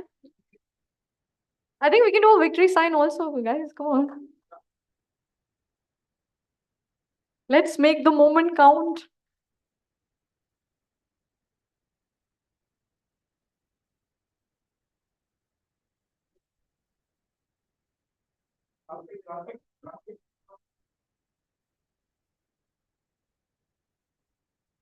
As all good things come to an end, today's event is also coming to its closure. The dinner is being served. Do enjoy networking over dinner and drinks. This is Anchor Chandani Sehgal signing off for tonight. Thank you so much for having me.